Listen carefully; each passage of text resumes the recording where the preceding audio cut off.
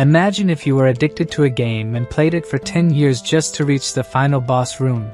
And now, upon arriving, you discover that it was a test. A test to determine if you are truly deserving of participating in that world. And now, you have become the barbarian you chose to complete this game. This is the story of our protagonist, a guy who has always been very weak and spent much of his time in the hospital. He has always been addicted to game, much like me. But he was getting frustrated because good games weren't being released as they used to. Finally, he stumbled upon a forum where a new game was being discussed. It was said that, unlike other games, this one forced the player to do 100% of all the work. Dungeon & Stone, an indie RPG with 2D graphics. Initially, the protagonist wasn't thrilled because the game was only available in English, but since it was free, he decided to give it a chance. When choosing a character, there were the classes human, dwarf, elf, barbarian, and furry. There was also a class with 3 question marks that the protagonist didn't know if it was an option to choose randomly or if it was a secret character. The protagonist ended up choosing anyone since he didn't expect to play this game much, and ended up picking the barbarian. Looking at the game, it seemed pretty crappy, but the protagonist got hooked to the point of not even realizing the hours passing.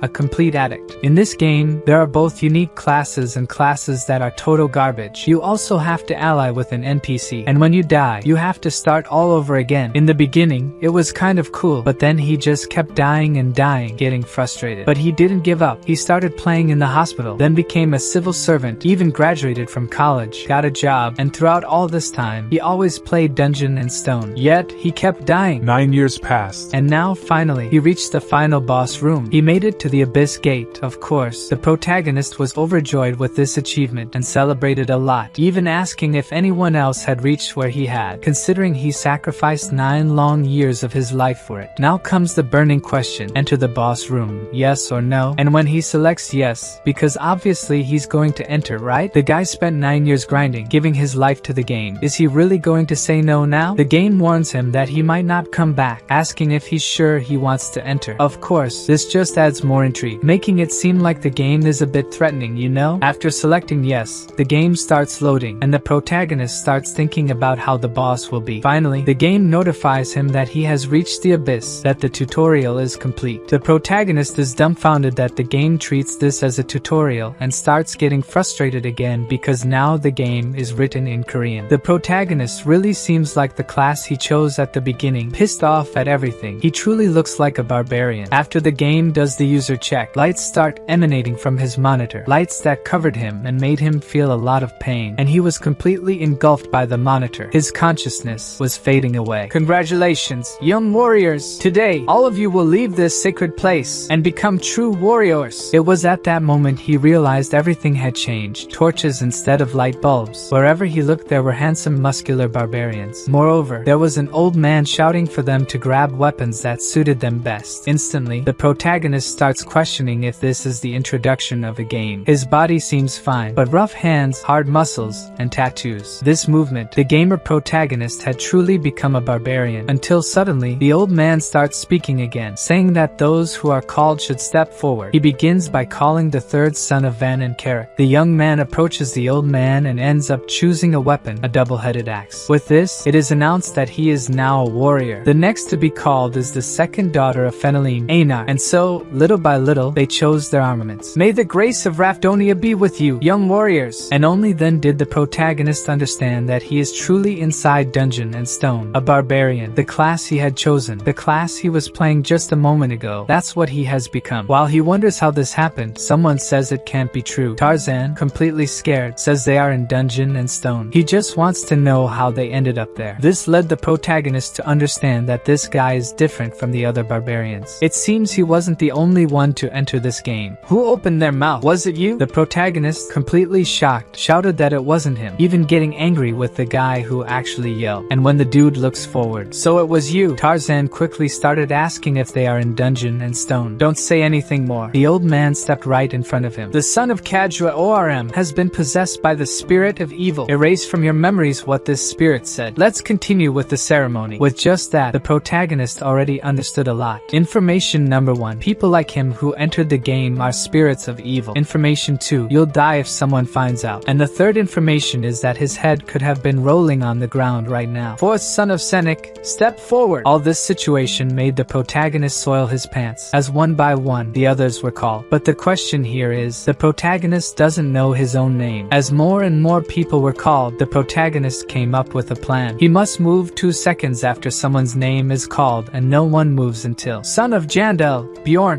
2 seconds had passed after the name was announced, until finally the protagonist decided to step forward. And we also discovered that his name is Bjorn, son of Jandel. And we have to agree, right folks? This game is on hard mode. The protagonist steps forward, faces the guy, both glaring at each other angrily. The old man instructs him to choose any weapon he wants. Man, this old guy here is really starting to look like the future villain. There are various weapons for him to choose from, and the chosen weapon. Even the old man looks a bit suspicious when he sees it because it's literally a shield. This is the best option according to the protagonist. Meanwhile, outside, the computer was updating itself, increasing the overall level of the object by +24. The information was sent to the administrator. These are your current statistics. And so, according to the protagonist, when he first picked Barbarian, he chose the Great Sword because it was insane. However, there was a big problem. He kept dying like a piece of crap. Even the monsters were confused, and he just kept dying and dying. So, he tried two-handed axes, maces, hammers, anything he could, but in the end, it was always the same. He entered Berserker mode regardless of the weapon and died again. Then, one day, he was walking through the city when he spotted a shield. The shield is something else. Barbarians are a class with great vitality and strength, excellent for being a tank. In the beginning, it was challenging since he spent time learning skills because of the shield, but later on, the stronger monsters fell before him, and he was literally unharmed. In other words, this was a completely overpowered class. That explains why he chose the shield before. Now that the ceremony is over, the gates have opened, and the barbarians must go straight into the labyrinth. The city where the labyrinth is located is called Lapdonia, and with the leader's order, they headed inside, everyone running desperately together. However, whether they know where they're going is another question, right? Until suddenly, the guy who was leading everyone turns around out of nowhere and says he got lost. Everyone gets pissed, which leads the poor guy to resign from the temporary leader position. So Einar, the second daughter of Fnelin, takes over leadership. If you just look at her face, she seems like a normal waifu, but if you look at her whole body, she looks like a wardrobe. The protagonist just observes the situation until she announces that she got lost too. She looks downcast, and the protagonist starts thinking that it can't stay like this, but he also can't stand out too much. Then he pulls her aside. Where do you think he's going armed at this time of night? It's only then that she understands what the protagonist meant, and she rushes to tell everyone that she now knows the way to the labyrinth. Sometime later, they indeed found the entrance to the labyrinth, but the protagonist began to wonder if it's the right decision to enter now. He was seriously thinking about leaving the barbarian group. He had been sick his whole life in the other world and never picked fights, so can he really go in and kill monsters in there? Well, at the very least, he has to pay the game taxes since Dungeon and Stone has that system. In fact, after the age of 20, those who don't pay the taxes are literally killed. One way to earn money is by entering the labyrinths and fighting monsters. Another way is to have a humble job, working in bars, markets, etc. However, there's a small problem. He is a barbarian, and barbarians have a reputation for being wild and destructive. This is due to a game setting, but in return, they receive weapons right from the start of the game. The problem here is that the labyrinth opens only once a month, and now, literally, there are only 10 minutes left before it closes. He's kind of trapped until this time. Then, it's she who pulls him, telling him that they have to enter now as the portal is getting smaller. He just tells her to go ahead, and he'll catch up. But before going, she thanks him. He says it's not necessary, but she says she wants to know how she can become as wise as him since she has never seen an intelligent barbarian like him and wants to be like him. Well, she pretty much has to be born again into another race, right? But as he doesn't want to be mean to her, he tells her to think and act normally. She happily thanks him, saying that if he comes back alive from the labyrinth, she will reward him. And hey, folks, could it be what I and you are thinking? Is there going to be some barbarity between them? However, what stuck in the protagonist's mind was coming back alive. Barbarians in this game are not afraid of death. They don't care about it. So, the protagonist asks if she's also afraid of dying. She thinks for a moment and asks if that isn't obvious. Of course,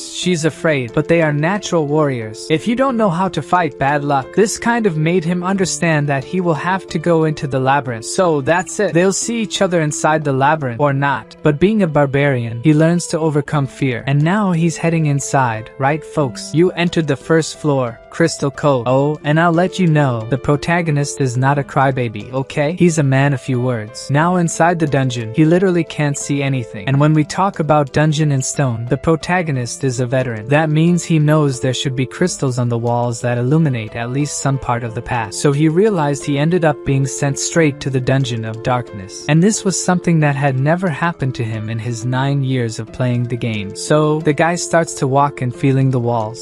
Slowly, he moves, leaning on them. And just when he thinks he's going too slow, the guy fell into one of those bear traps. Man, that must hurt just a little bit. The guy almost bit himself in pain, but he had to stay silent since the enemy could be nearby. And guess what? The protagonist was not wrong, right? Look at the little devil lurking there. The worst part is that they are sneaky. They only come at you when you're weakened enough. The protagonist starts removing the trap, complaining that they should provide leather shoes, not sandals. But then he gets mad at himself for complaining and at the same time starts shouting for them to come at him. That's what he wants. He stands up even though he can't feel his leg because of the trap's poison. He gets even more pissed, calling the goblin for a fight. In fact, he starts getting desperate, insulting the goblin. And the worst part is that at that moment, the protagonist heard the creature's footsteps. What led him to understand that insulting the creature really works. So, he decides to pretend he's fleeing. He walks, the creature walks, he stops, and the creature stops too. Seeing this, the protagonist decides to change plans. He falls, and falls literally with everything, just to trick the goblin. The creature stays there from a distance, just watching. Did he really die? I was thinking, what is the creature going to do, you know? And the rascal starts throwing stones at the protagonist's head to see if he's alive. And obviously, this already gets our barbarian completely nervous. And I think this goblin throwing stones is smarter than the other barbarians lost trying to find the labyrinth, until the goblin gets closer and the protagonist makes a big mistake. He misses the blow, and even worse, he sees the goblin laughing, mocking him. Then, his blood boils, and his body even starts moving on its own. He hits the goblin. That must have completely blown the poor goblin away. And folks, this is the true strength of a barbarian. He is completely insane. The goblin had been lifeless for a while, but with bloodshot eyes, he continued pounding the goblin. By defeating this goblin, he gained +1 XP, and slowly the little creature's corpse began to disappear, just like in a game, leaving behind only a small crystal. This is used as currency here in Dungeon and Stone. It's a 9th grade magical gem, and its price is exactly that of a piece of bread. Now it's clearer than ever. This is truly a world with dungeons and monsters, a world with familiar landscapes and different game races, all things he knows very well. This is the game he played for 9 years, but if this is his new reality, he will only know if he dies. And with this trail of blood, it doesn't seem too far from happening. And I have to admit that chapter 4 of this work was just that. The guy crawling around, losing ketchup everywhere. He must have dragged himself for about 10 miles. I know there was a moment when he even saw a light at the end of the cave and started going crazy alone, probably because of the ketchup loss, right folks? And when he was almost giving up, he spotted a group which actually spotted him back. At this point, the protagonist was almost dying from hemorrhage, and as he's left with less than 2% of life, he gained 1 permanent sanity point. So, the protagonist is there trying to speak but can't because he's all broken, and the guy wants to know if he's a beginner. But it doesn't make sense for a beginner to have arrived before them there. The protagonist starts getting pissed, even wanting to punch punch those who are helping him. But the guy remains calm, even giving a little smile. But in reality, he turns around and asks if Urshan can heal the barbarian. The protagonist thinks, do they have a priestess in the team? Now I'm saved, right? But the darn Urshan simply refuses out of the blue. The guy who seems to be the leader of the group says he was already expecting that. But then he asks another member for a potion since he has many. The guy just asks if he doesn't have any more divine power. But he says they can sell the use of that power outside and give a potion to the barbarian. And here is the potion. The guy just warns that since it's not divine power, it's going to hurt a bit. And the protagonist just wants that potion before he dies. So, the guy pours the potion on his rotten foot, and due to the healing effect, the body begins to regenerate quickly. But along with that came the pain. The protagonist starts screaming in pain, but not long after, the man's foot was as good as new. He even managed to stand up already. But obviously, all of this didn't come for free. The guy now wants information on how a beginner ended up here alone. Did he happen to find a secret passage or something? But according to the protagonist, he has no idea. He simply appeared in this dungeon. The paladin says he has read about it in some book, but it only happens once every 100 years. Then the protagonist realizes that he's kind of unlucky, right? And after gathering all the information, the guy says he doesn't need to pay for the potions, as time in this labyrinth is money. Of course, the protagonist finds it strange that they are investing so much time in him, and it's certainly good to have survived. The guys then proceed in the direction the protagonist came from. You can tell by the trail of blood, right? Until the potion guy says the barbarian is lucky, but the blonde guy says that he went through all of that at the beginning of the game and is lucky. The woman says that the red-haired guy didn't want to use the potion, so it was the little blonde leader who saved the protagonist. And he doesn't deny it, but he says that the priestess thought the same. Just with that, the atmosphere got tense, and after a while of exchanging not-so-kind words, they began to question how far the barbarian's bloodstains go. The archer starts wondering if it was really luck for the barbarian, but then they continue on their way until they finally stop, because what they've just found is the portal to the second floor of the labyrinth. This already cheered up their group, and when they were about to enter the portal, the woman tells them to wait a bit, and she points, asking if that there isn't the barbarian's sandal. The old man, completely excited, uses a light magic and casts it along the path they were coming from. You can see that the blood trail continues in that direction, guys. Everyone was in shock. The old man only asks the guide how far they've walked since they found the fallen barbarian, and the blonde guy says it was fucking 10 miles away. Only then did they understand that if the guy crawled alone for so long, he has the body of a monster. The redhead started trembling just thinking about it. If it were him in that place, could he endure all that? In fact, he remembers seeing that the barbarian was extending his right hand, and after that, he showed a magic gem. So, even while crawling for so long without knowing if he would survive, he never let go of his bargaining tool because he wanted to live. He had nothing else. The redhead immediately takes back what he said about the barbarian and even asks, what was that guy's name again? Everyone might think that barbarians are just dumb, crazy people who only think about killing. But that guy there is quite different. Back to the protagonist, you killed the goblin. He was tearing the creatures apart, using only the shield and his fist. He learned the goblin's patterns, spreading traps along the way, and even if they came from behind, the protagonist would turn around and defeat the goblins with the club. There was only one problem in all of this. He was hungry. The tribe leader had even given him a bag with food, but it was torn. In short, dragging himself around like that wasn't a good idea, as he lost 5 out of the 7 loaves of bread he had. He starts thinking that he'll have to ration what's left, and the boy is kind of rough in size, right? He eats all the bread and says it's very tasty, but now he's thirsty. Where is he going to find water in this dungeon? This damn game didn't need to drink water before, but now that it's real life, the game is even harder, right? So, he gets up and pissed off, starts searching. After a while, he realizes that if the leader didn't give him water, there must be a way to get it. Then he hears, right in front of him, the sound of water, and there's a dude drinking water in the corner. He gets a bit closer, but the guy stands up and takes off. Then he stops to count his crystals, and he's in the 40s. For someone who was dying like crap out there, now he's doing a bit better, right? But a new problem has arisen, and it's fatigue, sleep, and currently, there are 2 ways to sleep in a dungeon. The first is just to sleep and leave fate in God's hands. The second is a bit more effective. Hey guys, let's be companions. Yes, the protagonist didn't expect everyone to refuse, which pisses him off again, although anything makes this guy angry, until suddenly someone calls him, and it's a guy all smiling named Hans, asking if he's really looking for a nighttime companion. But then he explains that it's to watch over each other while sleeping. I accept working with you. I am Bjorn, son of Jandel. So, the guy all romantically shakes his hand while saying it would be better if there were 3, and all blushing, he asks if it's really just the 2 of them. The protagonist already wants wants to rip his head off, man, but he holds back since he needs this nighttime companion. After they play rock, paper, scissors and Hans wins, he's the one who will sleep first. The protagonist, as always, gets pissed off, but this time it's because he's unlucky. Take this, it's called a watch. When the pointer is here, wake me up. Do you understand, or do you want me to explain it again? Want a drawing? You really think I'm dumb, huh? Yes, it's normal for people to have that impression of barbarians. And yes, the guy really slept like a rock. The protagonist is there thinking whether he should ask to borrow the guy's sleeping bag. He also hopes no goblins show up. With that, time passed, and finally, he woke up Hans. He thanks him for the good work and says it's now his turn to sleep for 2 hours. But obviously, the protagonist won't be able to. How can he trust this guy he's never seen before? So, the protagonist starts snoring because he's very tired. Is the guy going to betray him? He even turns his back to pretend to be clueless, giving an opening for the guy and just waits for the crazy guy to come at him. But the guy didn't do anything, and it was his turn to stand guard again. The protagonist didn't sleep at all. He starts to lose sanity, wondering why the guy didn't do anything. Then, he begins to regret not sleeping and says he needs to gain trust in the guy until he slowly starts to sleep. Man, he wakes up with a loud shout from the guy, and they just stare at each other. I didn't sleep a wink, you know? Then why don't you clean your mouth before talking?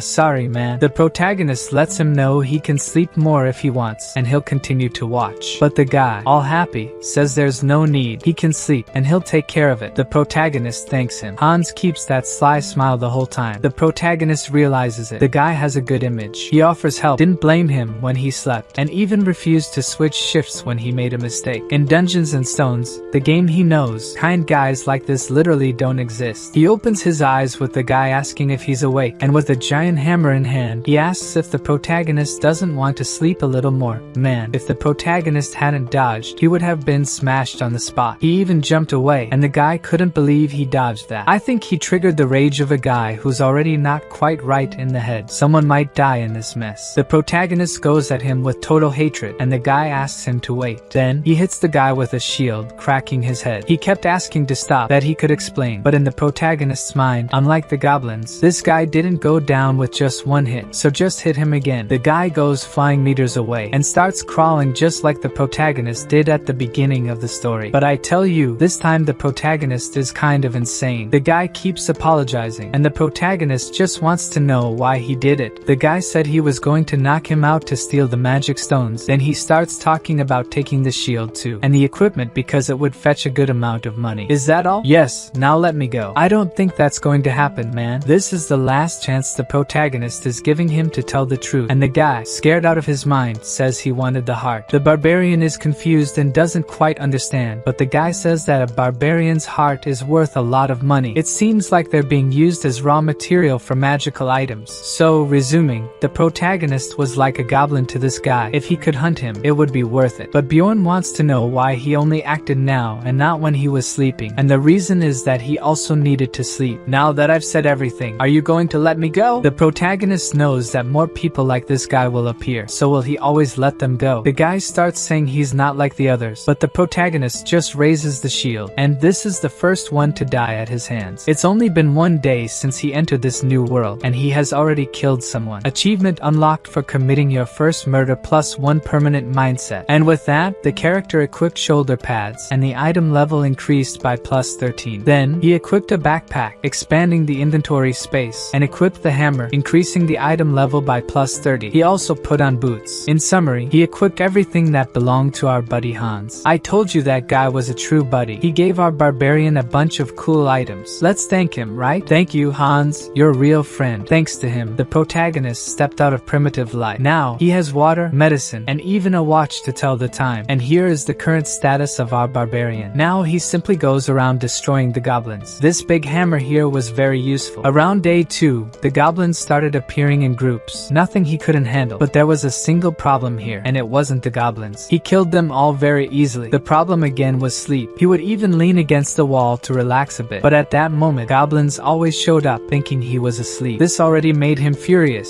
saying he didn't rest for even 10 minutes, and then he crushed them all. After cleaning up, he says he's going to take a nap, but out of nowhere, a system message appears, saying he was attacked by a goblin while sleeping. There was literally a chubby one stabbing his chest. Man, he gets startled and slaps the chubby one away. The other goblin, seeing his friend zooming past him at about 80 km/h and and noticing that the protagonist was kind of mad about the stabbing, ran away. Only a fool would stay. Now, dealing with the stab wound is the problem. The protagonist thought he would wake up before being stabbed, but now he has to take care of the wound, and the barbarian says the potion hurts more than the stab. That doesn't even make sense. 14 hours after killing Hans, he thinks about finding another nighttime companion like Hans used to say, now that he knows the value of his heart. And unlike the other day, everyone wants him on their team. Maybe because he's cleaner now, I don't know, but everyone who passed by invited him. However, today he's the one refusing, saying he would only join his own race, the barbarians. He no longer considers himself human. After a while of walking through the dungeon, he spots an elf sitting in a corner. She looks at him and gets scared, of course. According to the system, the protagonist has found an injured elf. The first thing he does is ask if she's hurt, which makes her even more alert. After taking a closer look, he realizes she has an arrow in her abdomen, and it wasn't done by goblins. Automatically, he asks if she was injured by humans while approaching. The girl just kneels and starts begging for forgiveness. The barbarian becomes completely confused by this, and she asks that just this once, he spares her. She has to take care of her little brother at home. Now, the protagonist starts getting totally confused because it's not normal for elves to be like this. Normally, they were cold in the game. All of this leads him to try to resolve this misunderstanding with a little smile. Don't worry, my dear elf, I have no intention of killing you. The elf was shocked. She keeps saying she knows he's a barbarian, but does he really have to do this? Could he just let her go this time? Now, the protagonist starts getting angry and questions why she's so scared. Then, he just tosses her some items to heal and says they'll talk later. And these items are the healing leaves, the ones the barbarian took from the old companion. Why are you giving me this? Do you need a reason for me to help you? I will protect you, so take care of your wounds. And of course, he has a reason to help her, as he needs a nighttime companion. And I have to say something, this wound here is big, right? Man, I think I've never seen a wound this big. But her situation is not good at all. Besides not having slept and being very wounded, she has a good appearance. It's much worse for her to find a nighttime companion than for him. I am the barbarian, son of someone, and I am Irvin. Now, the protagonist wants to know why she's so afraid of him, and she says it's because she's an elf and he's a barbarian. But what does that have to do with anything? She says they are mortal enemies, and this is different from the game since it didn't say anything about that. Quickly, she regrets it, saying that, in fact, this war ended 10 years ago, and she has nothing against barbarians. In short, she just doesn't want to fight with him. He understands that he actually doesn't know everything about this world, and hearing that he doesn't want trouble either, she becomes very happy. But what he actually wants from her is for her to be his nighttime companion. He is very tired, and she must be too, so why don't they cooperate? She thinks about it, and remembers that barbarians value their honor above all, so she asks him to swear on his warrior's honor that he won't do anything to her, and as always, this starts to make him angry. But she says she will swear too, so he accepts. But he has to make something clear first. He's not a lord, he's just Bjorn. Of course, she has no idea that this giant barbarian named Bjorn is only 20 years old. I, Bjorn, son of my father, whose name I already forgot, I swear on my warrior's honor, Erwin Fornaxai of Tertia, I swear by the name of my clan. And so, the oath of non-aggression towards each other for at least this night is finally made. He says he will sleep first, that she might feel safer that way. She says it's not exactly like that anymore, but it's okay. This time, he's the one who gives her the watch, just asking her to be careful because it's expensive. He lies down, thinking he'll pretend to snore and sleep for about 10 minutes just to make sure. But suddenly, he wakes up all startled, drooling. As always, he asks how much time has passed since he slept, and she says 2 hours. He claims it was because of the sleeping bag and the blanket that their friend Hans left. Now, he feels obliged to lend it to her as well, and she's very happy about it, eventually falling asleep. And heavy, she must have been as tired as our barbarian. For him, it feels like weeks have passed in this game, but it's only been 3 days since he arrived. This makes him wonder what happened to his body in the real world. Well, from what we remember, it was sucked into the monitor, but the protagonist has no idea. When he checks the watch, there were only 10 minutes left to wake up the sleeping beauty, and only then does he start to worry. What should he do with her? Join her and share all the loot obtained? From the third day, the game starts sending groups of goblins instead of single goblins. He says that he can easily handle up to 4 goblins, but the question here is,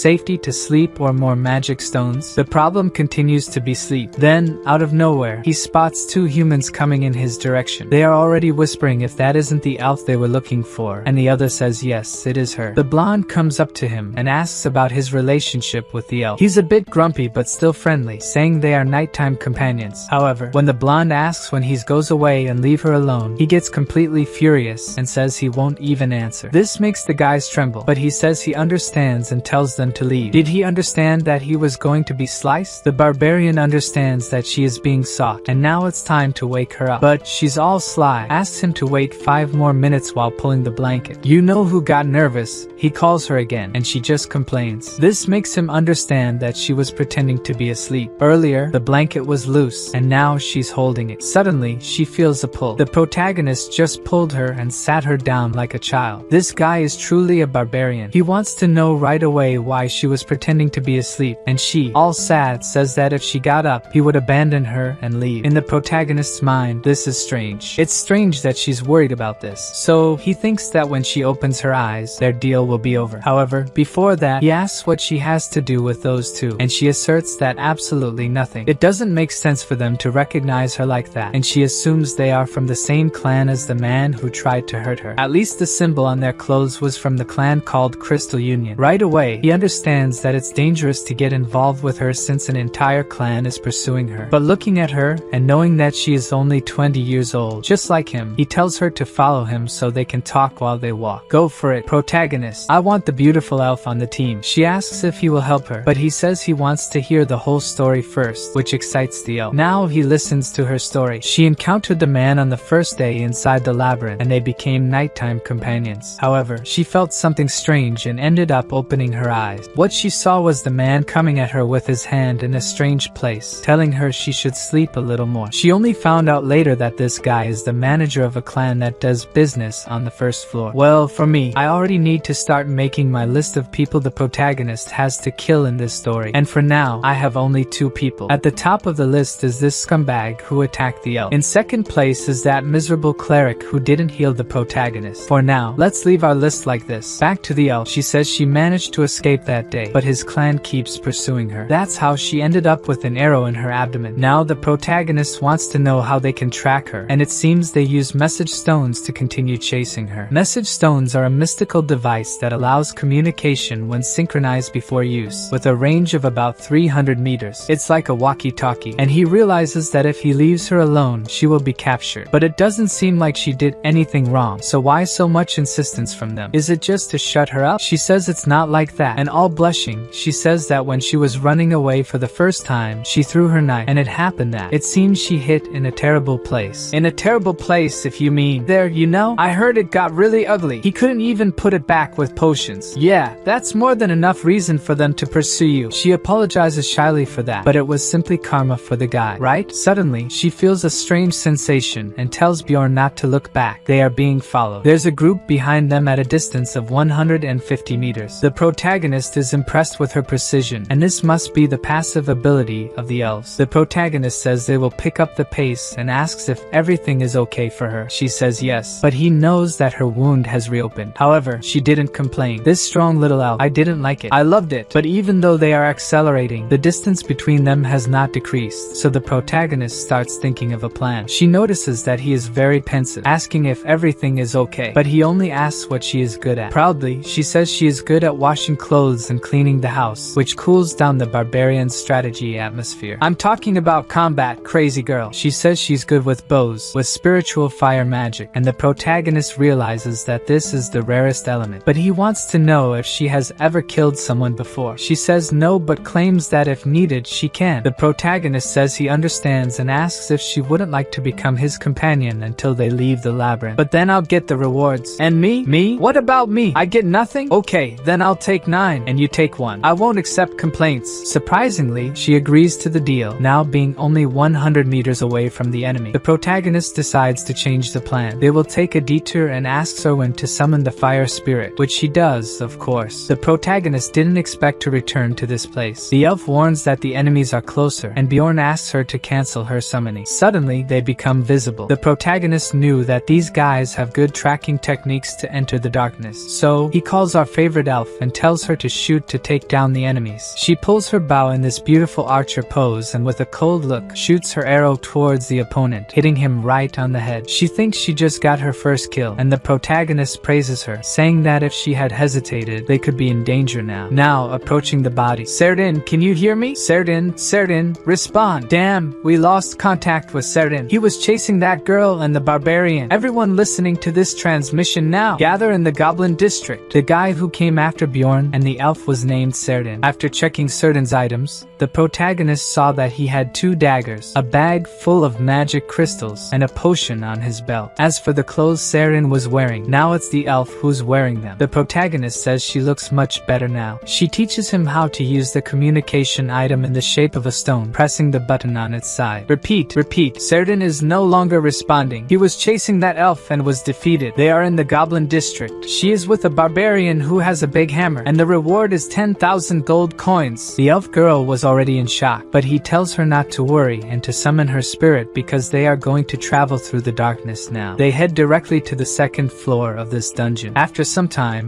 she calls him sir and asks if they are really going to the 2nd floor. He says yes, and she questions if he is aware that it is much more difficult than the 1st floor. He assures her that he is aware and that there won't be any problems since they are a good combination, which makes her a bit embarrassed. The truth is, a tank and a ranged damage dealer have always been a good combination. However, she was still hesitant to go until the radio starts playing again, with the voice saying that if they catch the elf, they will allow him to keep her instead of the 10,000 gold. Hearing this, she quickly agrees and says she will go to the 2nd floor with the big guy. Of course, the protagonist didn't want her to hear that, but he spared himself from convincing her to go. According to him, he always liked helping the needy, especially if he could mess with scum on the way. There would be no greater joy than helping while completely destroying the trash. In other words, there's no reason not to help. As they walked, she asked if he knew the way, and he said not exactly, but if they go north, they'll get there. Of course, he knows this because he played the game a lot, right? Then suddenly, she warns him to wait because there's a goblin trap ahead and she will take care of it. Obviously, the goblins took the opportunity to attack from behind. She dodges the first one and shoots with her bow, hitting one of the goblins right in the head. The other came charging, but she was already behind him at full speed and he went down too. This woman is impressive, folks. All cheerful, she asks how she did for the big guy, and he praises her very well, saying she is even better than he expected. Then she gives him the magic crystals, saying that as promised, he gets 9 and she gets 1, right? All cheerful, she happily mentions that if they keep progressing like this, she'll also be able to earn some and give a present to her younger brother. The protagonist, somewhat puzzled, agrees and tells her to work hard. Suddenly, the radio starts speaking again, announcing that they've increased the reward to 20,000 gold coins, dead or alive. However, as always, the protagonist reassures her, saying they won't be pursued in the darkness. Yet another issue arises. Ghouls this time, not exactly that, but more like undead. She asks if she should fight them, but he says they'll fight together this time. In Dungeon and Stone, you get more rewards the first time you defeat a monster of the same species. In other words, the more species of monsters you kill, the more you level up. This is a real opportunity for them. The protagonist goes ahead and smashes them, and those coming from behind are easily taken down by arrows. With a trustworthy companion on the team, this becomes child's play, and they defeat the ghouls, continuing north until they eventually reach the 3rd day. On the way, they spot something, find blood, and according to her, it's not from goblins. Whose blood could it be, folks? Who almost lost a foot here and even left a sandal behind? Here is where our barbarian appeared in the first place he stepped into the labyrinth, and just behind that place was the portal to the 2nd floor. Remembering that he almost died because of it, he gets angry, slamming his hammer on the ground and cursing a lot. Owen gets scared and starts apologizing, thinking it's because of something she did. He's upset, as usual, due to the bad luck he has. If he had just appeared and gone to the other side, he would already be on the 2nd floor. Meanwhile, the elf girl is crying, thinking it's her fault. He tells her not to worry, as it's not her fault, and only then does she understand the situation, expressing sympathy for what he must have been through. The surprise for him is that she really understood what happened here. However, she says she's sure they went to heaven, his friends, meaning she didn't understand anything. But okay, life goes on. So finally, the time has come to enter the portal to the 2nd floor. You have arrived at the 2nd floor, the Goblin Forest. They fall from the sky and crash onto the ground, and now they are in the northern area of the Goblin Forest. It seems there's no living being within a 50-meter radius, and it's well lit thanks to the stars. Erwin questions why she has never heard of a forest on the 2nd floor, and the protagonist explains that there are 4 portals on the 1st floor. One leads to the Goblin Forest in the north, another to the beast beast's lair in the east, another to the land of the dead in the west, and finally, the southern portal leads to the dark Rocky Mountain. Of all the places, this one they landed in was the least bad. The protagonist asks if she knows how to get back to the city afterward, how to exit the dungeon. She says that after a certain amount of time, everyone will be automatically pulled out of the dungeon directly to the city. To be precise, on the first floor, it's after 168 hours, and on the second floor, it's 240 hours. After that time, they will be pulled to the city. The protagonist decides that when it's close to the 168 hours on the first floor, they will go back there and teleport, so that the clan chasing her won't see them anymore. For now, let's explore the region near the portal. The elf girl goes ahead, leading the way and pointing out traps. The protagonist says he doesn't see anything there except leaves and stones, but then she throws a stone, and there it is. The elf asks if it was good, and the barbarian just says she did her job. After a while of scouting, they realize that even with many traps, there are no goblins nearby. They continue their exploration. The issue with the second floor is that goblins here tend to move in groups of 12, and there are also mutant goblins that are warriors and archers. So, the protagonist plans to clear the traps and expand the exploration area, always staying close to the portal, since they can run into it if something happens. Slowly, they keep doing this until she senses a presence again, this time a group of goblins. It seems there are more than 10, and they are at least 50 meters away. The protagonist asks how close they can get without being seen, and she, without the big hammer, can get up to about 30 meters alone. And it makes sense, right? Imagine Bjorn trying to hide in the middle of the bushes, you know? The man looks like a truck, whereas the elf girl can walk quietly without making noise. Finally, she spots the group of goblins and signals to the protagonist that she has seen them. After loading an arrow, she shoots with all her might. This time, the protagonist couldn't even see if she hit or not, so he rushes past her, telling her to stay behind him. He gets right in front of the green ones and starts to think that he's not getting intimidated even with this number of enemies. On the contrary, folks, he feels like his body wants to act on its own. The warrior's heart he possesses is going crazy for the battle. Then he delivers a big hammer hit to a goblin, and the creature almost took off like it was heading to Mars, reaching Elon Musk before the protagonist knew it. All I know is that the protagonist is going crazy, shielding, hammering, but suddenly he feels the danger. A goblin almost sliced his face. If he had taken just one more second, he would be without a head. Of course, the goblins don't give Bjorn time to breathe. If he were alone, he would certainly come out at least injured from here, but that's if he were alone. Our favorite elf is only in long-distance support, thanks to which the protagonist is free to play on the battlefield. You defeated Goblin Warrior +1 experience. Our protagonist earned 11 magic crystals after defeating the first group of goblins. Considering that it took him the whole day on the first floor to earn 44 of them, this was really good. The protagonist ends up giving her 2 crystals instead of 1, since he will keep the Goblin Warrior's crystal, which is worth more. They continued exploring, and as they started exploring in a radius larger than 3 kilometers, groups of goblins began to appear every 5 minutes, including now having archers with stealth abilities. Now things are going to get crazy, folks. The goblins started coming at them with everything, and of course, they were all hammered. The protagonist was hitting everyone, but he was already in the sights of the goblin archer. Did the protagonist let his guard down? The arrow was almost hitting him, but he dodged it at the last moment. Of course, he was attentive to it, and now he even knows the location of the archer. You defeated a goblin archer +1 experience. After approximately 15 hours of wandering around, they decide to take a break. The protagonist says she can sleep first this time. Of course, she already asked to borrow the sleeping bag and blanket, so after putting away their weapons, she falls asleep, probably feeling safer with the protagonist now. For having hunted for more than 15 hours, they have earned many rewards so far. They also encountered other groups as they expanded the exploration area, groups always with more than 3 people, and some even with species from another world. Of course, they just pass by each other, but the protagonist doesn't really like seeing other people. The explorers are scarier than the dungeon monsters themselves, especially now that he has a reason to be concerned. Now, on the 4th day inside the dungeon, they were battling again, resting on the 5th day, and on the 6th day, they encountered other people. Finally, the 7th day arrived, the day to leave this labyrinth, as there were 2 hours and 40 47 minutes left until the first floor closed. The protagonist's order is to start heading back to the portal so they won't be late. The elf warns that there are new traps on the way, probably because the goblins are respawning. She also mentions another goblin group 70 meters away. The protagonist immediately decides they will fight again, and there were 8 normal goblins, 2 archers, and 2 warriors, totaling 12 goblins. The protagonist is like a bulldozer running over the goblins. He kills the goblin warriors while telling Erwin to go after the archers. It seems he's hitting harder than before, according to him, due to the countless battles they've had so far. This also applies to Erwin. Now she knows when and where to shoot, as if she's accustomed to the scenario. She had mentioned 2 archers, but no arrows came her way so far. Of course, he compliments her, but he also wants to know if she took care of the 2 archers or not, so he doesn't have to worry about the arrows. She doesn't say anything because she wasn't sure if she killed the second one, and this is good because doubtful information can be even more dangerous. This leads him to feel proud of her. Suddenly, she notices something different about that goblin archer, and what they are seeing is nothing less than a goblin archer essence. The protagonist knows that this is extremely rare, as he researched about it before. He saw in forums that essences are part of the skill system in this game. Essences provide both a passive and an active skill with variable attributes. However, there is a limit to how many you can absorb, so you have to choose the right ones for a good future in the game. The drop rate for this is close to 0%. This already upsets the protagonist because he would never be so lucky to drop something like this for him. The elf asks if a person turns into a goblin after absorbing the essence, but he says no, they just gain some of the goblin's abilities. He gives the example of the guy who followed them on the first floor. He had consumed the essence of a wolf monster and could track them by scent. The protagonist lets the elf keep the essence because he already knows which essence he wants, so he can't just pick any, as it will cause trouble later. The protagonist says it's okay, but she has to promise something to him to keep it. This was something he was going to say on the first floor. Before he finishes speaking, a group of people arrives, telling them not to move. The guy immediately starts talking nonsense, asking what they are doing. The elf was already starting to explain that they were hunting, but our 5-meter-tall Bjorn warns her that she doesn't need to answer them. He grabs her by the shoulders and literally throws her into the essence, causing her to merge with it. The guy who was watching this started to get desperate and angry at the same time, shouting that the essence was theirs. After the elf returns to him, he challenges them to come forward if they want to fight, asking if they can hear him. He's ready to smash them with his hammer. After that, they ran full speed toward the portal, and of course, they are not running away from the guys. The protagonist literally made the guys run. The problem is that, according to the protagonist's analysis, they also intend to go through the portal and return to the city just like them. So, they will end up bumping into each other again, and it's better to avoid that, right? The elf warns that there is a group of goblins 50 meters away, where the Bjorn says to avoid them this time. Still, it seems it won't work since they have already detected them. He decides in last minute that they should go in the opposite direction, and she confirms this while an arrow was coming straight towards her face. Luckily, at the last second, Bjorn pulled her back with all his might, and it seems that this arrow is not from a goblin archer. Probably it's the guys from before, says Bjorn. According to the protagonist, the guys called the goblins, and they must be waiting on the other side. So, he tells her to use her powers because they will have to fight. She is a bit confused, but he says that all these essences have their special abilities, and the one she absorbed earlier was the essence of a goblin archer. This literally boosts all her status statistics, and adds a passive and active ability. The passive one is the poisoned arrow when using bows, which literally causes poison damage. The active ability is the thief steps that put the user in stealth mode. And of course, this impresses the protagonist. She can activate it, and even do so without even needing to say anything, just with her will. He only gives her the bag to carry because he will deal with the goblins alone while she takes care of the human archer behind them. Of course, she doesn't accept it much, but he says they don't have time and tells her to hide until he signals her to shoot the human archer. The protagonist starts running towards the goblins and begins to beat them, fighting several at the same time, defending and attacking at an insane speed, until finally, the archer started attacking again, and these seconds of carelessness were enough for a goblin to hit the protagonist from behind. He immediately turns and smashes this goblin with a blow, and now it's complicated for him to deal with the ones in front, and still without support from the elf. With that, the injuries accumulated, and the fatigue also came, until he felt that 2 arrows were coming at the same time towards him. One is from the goblin archer, and the other is from the guy with the crossbow. He realized that it would be impossible to block both, so at the last moment, he decided to block the crossbow arrow in a very stylish way, I would say. This led him to be hit by the goblin's arrow right in the elbow. At that moment, he felt it was poisoned, hand and started to lose movement in his arm. So he kind of had to choose between the shield or the hammer. And removing the arrow, he decided to stick with the shield for sure, as with the shield, he can still defend and attack while protecting himself from those humans. As always, he gets completely furious along the way, and the goblins even start running away from him in fear. He knows he doesn't need to go after them now, especially since he has another matter to deal with. The guys are already saying they're impressed that he dealt with the goblins alone, and of course, the protagonist always knew it was them. When the guys insult the elf, he goes crazy, challenging them to come at him, impressing them as he still has energy even after facing all the goblins alone. But even so, he tries to blackmail, saying that since the barbarian is injured, he'll let him go if he tells him where the elf is. This makes our Bjorn smile, and this makes the guys call him sick for laughing in such a situation. Then their leader orders them not to lower their guard and to think they're hunting a giant monster. However, now he has a useless arm, so it's time for him to give the signal, and the signal is something even people from this world will understand. He immediately goes after the leader of the guys out of nowhere, delivering a violent thrust with the shield against the guy's sword, which quickly made the guy call his buddy. The old samurai came slicing with great force, making the shield move aside, but the protagonist goes all out again. The problem is that now he's surrounded, and just as he was about to start wondering if Erwin lost to the crossbow guy, an arrow started coming with force, but no one there knew whose it was. All they knew was that it was coming straight at him with the leader, and since the tank of the guys defended it, this arrow must be from the elf. The tank quickly starts yelling for them to attack the barbarian, as he will take care of the arrows, and the guy was indeed defending, while the other two were attacking the protagonist from both sides. The leader hit the shield from the front, while the samurai came from the back. Quickly, the protagonist made the decision to offer his useless arm in exchange for landing a beautiful blow to the head of the leader of the guys. And what a blow it was, my friends. Even the toothless one there started complaining that he's a monster. Bjorn quickly looks back and manages to dodge the samurai's next attack. He creates some distance until something surprises the old samurai, an arrow that the tank ended up defending. However, this time, it's a fire arrow since it has the spirit of fire, which forces the tank to throw away the shield, and in the next scene, he already took an arrow to the shoulder. Now, the shield has a dent, and there's another injured by the arrow. The leader understands that if he stays there, the situation will get ugly for him, so he runs away, saying he will take care of the elf. The samurai starts attacking harder, telling the protagonist to give up. Our Bjorn gains some momentum and, using the shield to block the view, when he's very close, he lays the shield down to extend the reach and hit the samurai, but the rascal managed to dodge. However, he ended up hitting the tank behind him. The guy went flying, spitting blood. The old man gets angry and comes back slicing again, but the protagonist is calm. He just doesn't understand why this strong samurai is in a group like this, so they start exchanging blows again, but this time it's a fair 1v1, folks. The protagonist throws the shield at the old man's head, grabs him by the collar, pulls him close, and he gives the old man a little bite on the neck, completely lost in anger. That's how Bjorn stood tall, and the other two had already gone to heaven. This was a true barbarity, we have to admit. Suddenly, we see Erwin running towards the protagonist, calling him sir. She asks if he's okay and quickly tells him to take a potion, all concerned for the protagonist. After taking the potion, the protagonist says his insides are bubbling. He feels every vein in his body, and his skin is burning and itching. After a while, we see her encouraging him, saying he can do it, but he just wants to know what time it is now. She says it's 11:20, 10 minutes since he took the potion, which reminds him that there are 40 minutes left until the first floor closes. So, he quickly orders her to take off her clothes, making her completely shy. She was already undressing, thinking he must have some reason for it, but the protagonist says he wasn't telling her to undress herself but to remove the clothes from the bodies of the guys who died. After that, the protagonist tells her to forget about the clothes and just grab the items they are after. She quickly grabs the crossbow from the guy. At that moment, there were 26 minutes left for the portal to close. They ran as fast as they could, and with only 8 minutes remaining, they finally saw the portal. With just 50 seconds left, they entered it as fast as they could. Of course, the protagonist ended up falling headfirst on the other side, while she landed gracefully. While he was annoyed for falling headfirst, she was excited, saying that it was all very fun, and she thanks him for the good job. He reciprocates, and she mentions that now he can talk about the condition of the essence he mentioned earlier. Still, there's not much time to discuss it now, so they'll talk about it when they get out. With only 8 seconds left, he was trying to remember the name of the tavern, and with 4 seconds left, his head was almost exploding from thinking. In the last second, he says it's the Black Whale. He'll meet her there on the other side, and so, the labyrinth was closed, folks. The character was sent to Rafdonia, the starting city. Finally, the protagonist protagonist is back, and it can be seen that others returned as well. He just didn't expect there to be so many. No matter how much time passes in the labyrinth, when you leave, it will always be noon of the next day, and you have to adjust the clock. Suddenly, a gigantic guy starts calling for him. The protagonist remembers that this guy is Vanon's son, Carrick, and they greet each other. After that, Serum, Senik's son, arrives, and it was only a matter of time before many barbarians appeared. This makes the protagonist have a reaction similar to mine. Where did so many barbarians come from? Suddenly, the guys start going to the store to count the crystals, betting on who has more. Of course, they invite Bjorn to join the bet. The woman doing the counting said there were 41,498 crystals there, which impresses everyone. Then it's the protagonist's turn. The woman quickly starts counting, which impresses Bjorn, and when she reveals the result, it's an astonishing 182,413 crystals. Folks, making it 9-1 with the elf was easy. This causes all the barbarians to start praising him since he broke the record for the store's crystals, especially after seeing that, in addition to the crystals, he had shoes, a bag, and even a weapon. Quickly, everyone starts shouting his name, making him happy, even yelling that he is the best warrior of all. Then they started tossing him in the air while shouting his name, Bjorn, Bjorn, Bjorn! With that, time passed, and the protagonist began to mingle with the other barbarians, until he sees someone familiar from afar, our favorite elf. She's there all happy, talking with a group of elves, which makes the protagonist jealous as he is surrounded by muscular guys. When she looks at him, she gives a little wave. He tries to say quietly to meet at night, and she confirms it. But out of nowhere, the other elf who was with her asks if Erwin knows that barbarian, and she quickly says no. On the muscular side, the barbarian also claimed not to know her. The guy got angry, saying that there's no way the greatest warrior of all time would be on good terms with those cowardly pointy-eared ones. This upset the other elf. The protagonist understood that this wasn't going well. A war between the muscular and the beautiful pointy-eared ones was about to start right in front of him. After a while, when the dust settled and he was walking through the city, he started seeing families reuniting everywhere, whether brothers or sons, but there were also those who didn't return, and similarly, it was happening everywhere. It's different to see this in person than in the 2D game, but now it's time to celebrate. The muscular ones were downing mugs and mugs of beer. Even the women were doing it. Some guys were even downing 2 mugs at once, which made the protagonist rethink why he was with them. He just wanted to see if there was something he needed to learn from the barbarians, but they were just downing one mug after another without thinking about anything. So he stands up,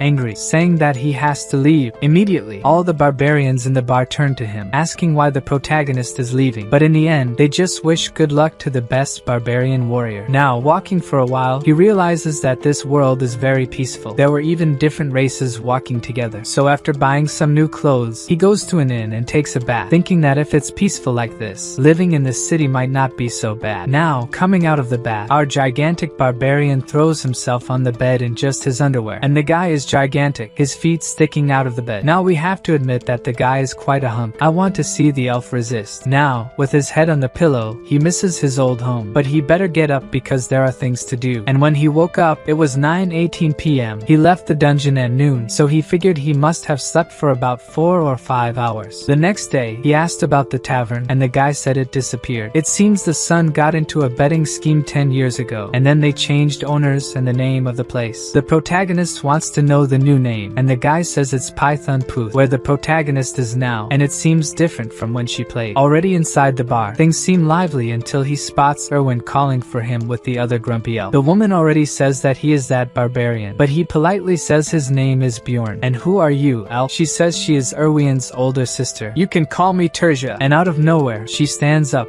saying that she has a question to ask him. Why did he ask to see a little girl so late in a tavern like this? Also, he called her last night and didn't show up. This makes her call him shameless. He's completely confused, asking how so, about last night? Are you going to play dumb now, you cheater? He quickly asks Erwin how long it's been since they left the dungeon, and she says about 30 hours. And only then does the protagonist understand that he didn't sleep for 4 or 5 hours as he thought, but rather slept for 30 hours straight. The guy is no longer the protagonist. He's a sleeping bag. He laid down and went into a coma. In his mind, it makes sense to feel so light after sleeping for an entire day. But Erwin is calm and cute, just observing the situation. Of course, he apologizes for his mistake and informs them that he slept until now, which leaves Terja completely stunned since she has never seen a barbarian apologizing before. Then she says that she didn't expect much from him, but wants to know what he wants with Erwin in this place. And he simply says that he's not obliged to tell her anything. She gets completely completely furious with him, and they start arguing like crazy in front of everyone until suddenly she puts a bag with 350,000 crystals on the table, saying that's the amount Erwin earned from the essences. Then she stands there, looking, asking why he's not taking the money. She even speculates that he has another motive, as she had thought. The protagonist just asks if our little elf agrees with her sister. The deal he was going to propose was for her to help him until he reached the amount he wanted, which surprises her, asking if that's all he wanted. He even says he would split it 50-50 with her this time, which makes her completely happy, but suddenly loses the excitement and immediately apologizes because from now on, she has to form a group with her sister. Then the sister starts saying that she would never let her go alone. It was only the first time because it was part of the ritual and everything, always the same excuse. Of course, this leaves the protagonist infuriated as usual, but she just pushes the bag and tells him to take the crystals if he understands. But the protagonist says that these 350,000 crystals are probably a half share according to the current price, right? And she says yes. But the protagonist says that if that's the case, 280,000 crystals are missing since the promised split was 90-10. She chuckles and says she almost forgot and literally grabs 280,000 crystals and puts them on the table. She really tried to deceive him. Now he understands why barbarians and elves hate each other, so he says that if she's done, she could leave. He needs to talk to Erwin. This leaves the sister somewhat confused, but suddenly, our elf pulls her sister by the arm, thanking her for coming and asking if she could leave since she needs to thank and say goodbye to the barbarian. The sister is impressed. It seems Erwin is growing up. Then she points to our warrior and tells him to swear, and it's to swear that he won't sleep with Erwin. If he swears, she will leave. Our elf, hearing this, blushes completely, while the protagonist wonders if he can't just sleep with her. Are the other options allowed? She keeps pointing her finger and telling him to swear, and he says he swears. I swear on my honor as a warrior! And so she was leaving the scene when she remembered something. Remembered to thank him for saving Erwin, and even called him by name. Our little elf fell with shyness, but the protagonist remained bold. When she gets up, she asks if she was too rude to her own sister. He tells her not to worry, everything will be fine. Then she thanks him for his earlier offer, but she had already decided to work with her sister a long time ago and apologizes. He just says it's okay. Then she quickly pulls out a bag with 63,000 crystals,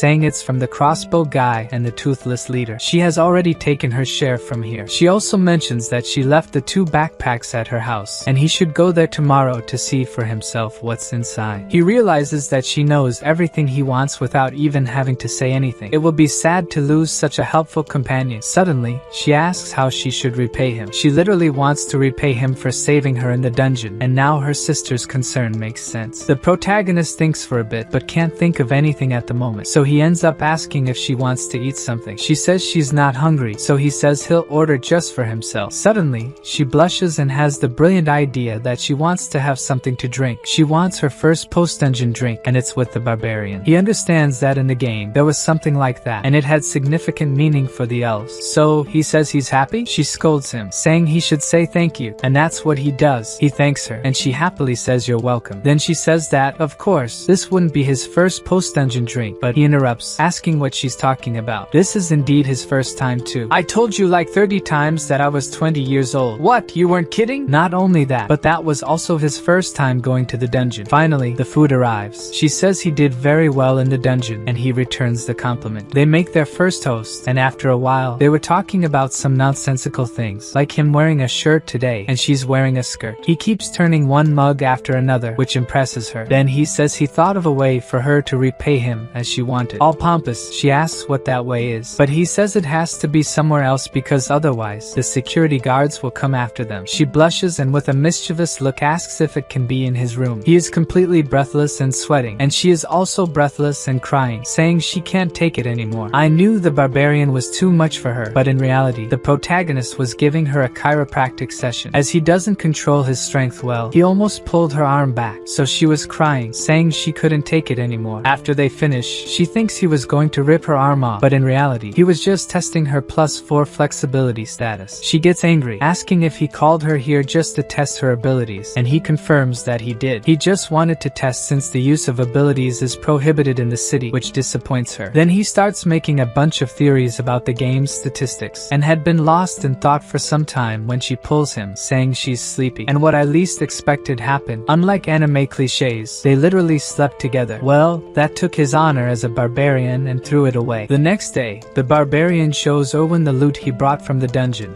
and she asks if he's going to sell all of it because she wants to keep the leather armor and the belt. He says she can have the pieces since it will be deducted from her share. They visit various shops in the city to sell the items, and Bjorn manages to get a total of 1,400,000 crystals, while Erwin is surprised by how little she earned, only 50,000 crystals. According to Bjorn, it's the first time he's made so much money right at the beginning of the game. He says it's time to part ways with Erwin, and she's upset, asking them to at least go to the central square together. Barbarian goes to a library and thinks that, in the game, it was still being built. People stare as he passes, and looking at a table ahead is Einar, sleeping with her face in a book. Bjorn tries to wake the girl, who's even drooling. She looks sleepily at the barbarian, but as soon as she wakes up, she starts shouting greetings to the barbarian, bothering the people around. He asks her to speak more quietly about what she's doing in a library. Einar says she's following his advice to think before acting, so she sought more knowledge, which already sets her apart from other barbarians, according to Bjorn. She also realized that there are other enemies besides monsters, but reading is still very difficult.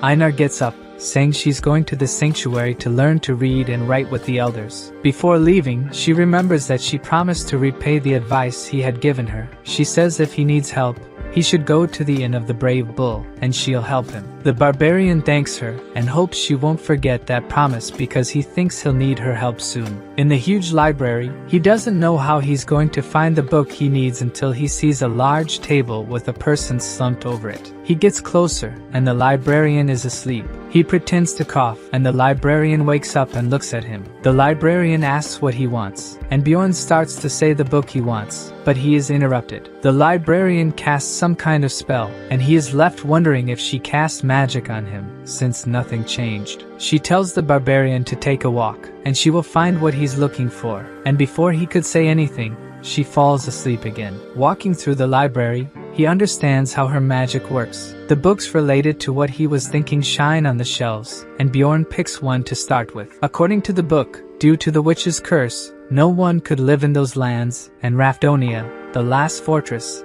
prevented a disaster from happening. So, the royal family created a pathway to another dimension, preventing people from starving, and this pathway is the labyrinth. Bjorn thinks this story is very similar to the beginning of the game. The second book he picks talks about magical crystals that can be transformed into bread and water, among other things. The third book will talk about the wars between elves and barbarians, and the fourth one is what really matters. The topic of the book is demonic spirits that came from another dimension and possessed the body of a person. It seems there's no reason for this to happen, but the royal family and time have been trying to prevent it. Bjorn thinks that as long as he doesn't say anything strange, he'll be fine, which would already classify him as one of those spirits. In the fifth book, which discusses the death of the mortal king, it is said that the king died 150 years ago, while in the game, the king had just died. The next book addresses the dimension's instability, and Bjorn thinks that the blonde he met earlier must have read this book. It still mentions a theory that entering the portal when it's almost closing may relate to stability. Thinking about these things makes the barbarian sad, and he decides to return to the inn. Lying down, he thinks about the time left until the labyrinth opens again, and decides he will look for a partner the next day. The barbarian wakes up to someone knocking on his door, and he thinks it must be Erwin. He opens the door, asking what she's doing there so early, and is hit by magic right in the face. Erwin celebrates that she got a contract after trying 10 times with spirit stones. She holds some kind of whirlwind that seems to be a wind spirit, and according to Erwin, it also works well with fire. Bjorn says she's lucky since a spirit stone only gives a 10% chance of getting a contract, besides being very expensive. He asks her to undo the magic, and she is upset because she wanted to show more. But according to the barbarian, she has already destroyed enough of his house, and it's only now that she notices the mess she caused and starts apologizing desperately. She leaves the room shining. Bjorn praises her for the contract, but says she doesn't need to spend time coming to him, and should use that time more wisely. Erwin agrees, but she's upset because she wanted to show him the spirit. Bjorn wonders if she thinks and has some kind of connection with him, and to stay just as a friend, he tells her that he intends to stay in the city, and if she has problems, she can come to him. The elf blushes at what he just said, and smiles at the barbarian. Surely she interpreted what he said differently. Bjorn goes to the inn that Einar indicated to him, and as soon as he arrives, he is recognized by another barbarian. Bjorn has barely arrived and is already annoyed by the shouting. One of the barbarians asks if he wants to stay at the inn too, since it costs only 300 crystals per night, probably because barbarians sleep piled on top of each other. Bjorn says he only came to talk to Einar before the conversation ends. She appears in the hallway where he is. Einar asks what he's doing there, and Bjorn asks for a favor, that she trains fighting with him. It seems like a favor, since he could just go to the field where there are several barbarians training and fighting together. But as he asked, Einar agreed to fight him at any time except in the morning, and he wants to fight immediately. They both prepare to start the fight, and Bjorn runs towards her because he doesn't plan on losing. Einar raises her sword to attack, and in just one blow, the barbarian is defeated. She asks if he's okay, and he asks to fight again, knowing she is really strong. They fight several more times, and Bjorn is already on his knees while holding the sword until Einar is tired too, and they decide to stop there. The barbarian asks if she will return to the labyrinth alone, and she says yes since she doesn't have money to form a group, so he invites her to be his companion. She looks a bit surprised as he explains that he will take 80% of the profits, but will pay all the fees. She says she doesn't need any more explanations, and the barbarian is worried that she will refuse the offer, but she takes his hand, agreeing. According to her, there's no point in explaining because she won't understand, so she will just trust him. The next day they go to the barbarian's sanctuary, and the elder asks Bjorn if he went there to learn to read and write too. Bjorn explains that he went there in search of the spiritual seal, more specifically the immortal seal, as he will need it if he wants to pass through the labyrinth. According to Bjorn, elves can make contracts with spirits and use their powers. Dwarves have the blessing of steel that enhances the power of items. Demi-humans can make contracts with ancestral beasts. And finally, barbarians have the spiritual seal. The elder starts asking how Bjorn knows about the seal because a young man like him wouldn't know about it. The young barbarian only learned about the seal because he read it in a book, and that's what he tells the elder, besides mentioning that the seal helped in the war against the elves. The elder laughs and slaps Bjorn on the back, saying there's no need to deny his spiritualism. When the barbarian was about to say something, the elder demanded 800,000 crystals for the seal. Bjorn was already expecting this, and says he will pay. During the game, he had already learned that the seal was expensive. He offers 500,000 crystals and 3 coins worth 100,000, and the elder becomes suspicious about how the barbarian got this amount. The question was already expected, and Bjorn says he found a wounded elf on the first floor, used her as a slave to get the crystals in exchange for an essence, and even took money from this elf's sister, not that it's a lie. The elder starts laughing at the story, and several other barbarians celebrate Bjorn's achievement. The elder offers a gift to the barbarian, and he sees that they are 2 coins of 100,000. He gets so excited about earning easy money that he even starts shouting that he will continue mistreating the elves. According to the barbarian, the seal is a type of enhancement technique that allows the body to absorb the essence of magical ingredients and create a special power. Barbarians tattoo their babies because their souls are pure, and thus the path of the soul will remain visible even when they are adults. Before handing over the seal, the wizard warns the barbarian that he won't be able to revert it, and from what our barbarian says, the seal is the essence of a tank. The wizard appears with a needle and says he will begin. He gives several pricks to Bjorn's back, and by his expression, it's extremely painful. He manages to activate the first level of the seal, and his natural regeneration increases significantly, with an additional 13 physical points. The barbarian thanks him and leaves the hut with a sore back, and the wizard laughs because it's the first time a barbarian has thanked him. Bjorn tries to leave quickly, thinking he said something strange. It dawns, and the barbarian goes to the city to buy equipment. He has already noticed that he is much better using shields than swords. He goes to a shop, and the vendor shows weapons that barbarians prefer, but none of them is what the barbarian is looking for until he finds a mace that seems perfect for him. With the new weapon,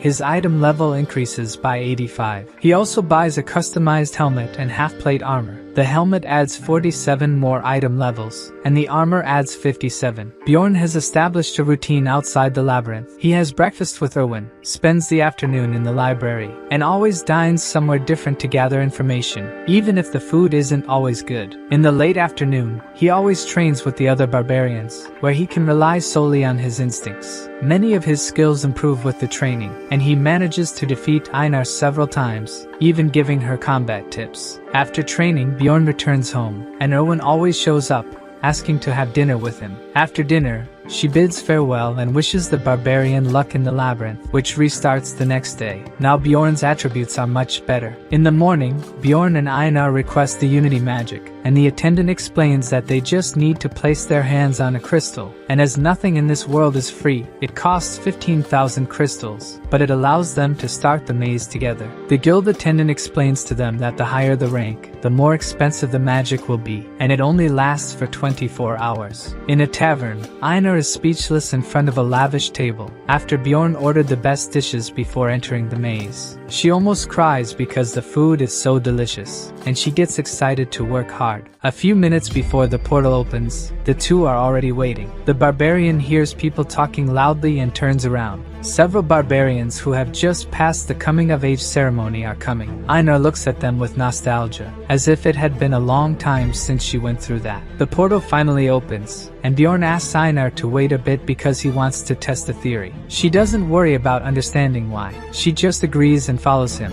But with 1 minute left to close, she's already desperate. Bjorn looks at the size of the portal until they shout that it's about to close, and they both run towards the portal. They enter the dark region just as Bjorn planned, and he lights a torch. Einar draws his attention to something. It's a monument. And just as he expected, the monument can take them directly to the second floor. Touching the monument, a light starts emanating from it, and the portal to the second floor opens before them. While Einar didn't even understand what was going on, the barbarian is ready to enter the portal. Bjorn gains 2 more XP for being the first to open the portal, levels up, and increases his essence capacity by 1. Einar is curious about how Bjorn took them to the second level, and according to him, he just read it in a book. From the looks of it, they probably went to the land of the dead. Bjorn asks if his partner is feeling something strange too. He feels like something is filling his body from the inside, and she explains that it must be his spirit status rising. The barbarian explains that there are levels like in the game. As the level increases, both the MP and the amount of essence that can be absorbed also increase. Einar finds it strange that his level has risen without killing any monsters. The barbarian explains to us that it is only possible to gain 1 experience point per type of slain monster,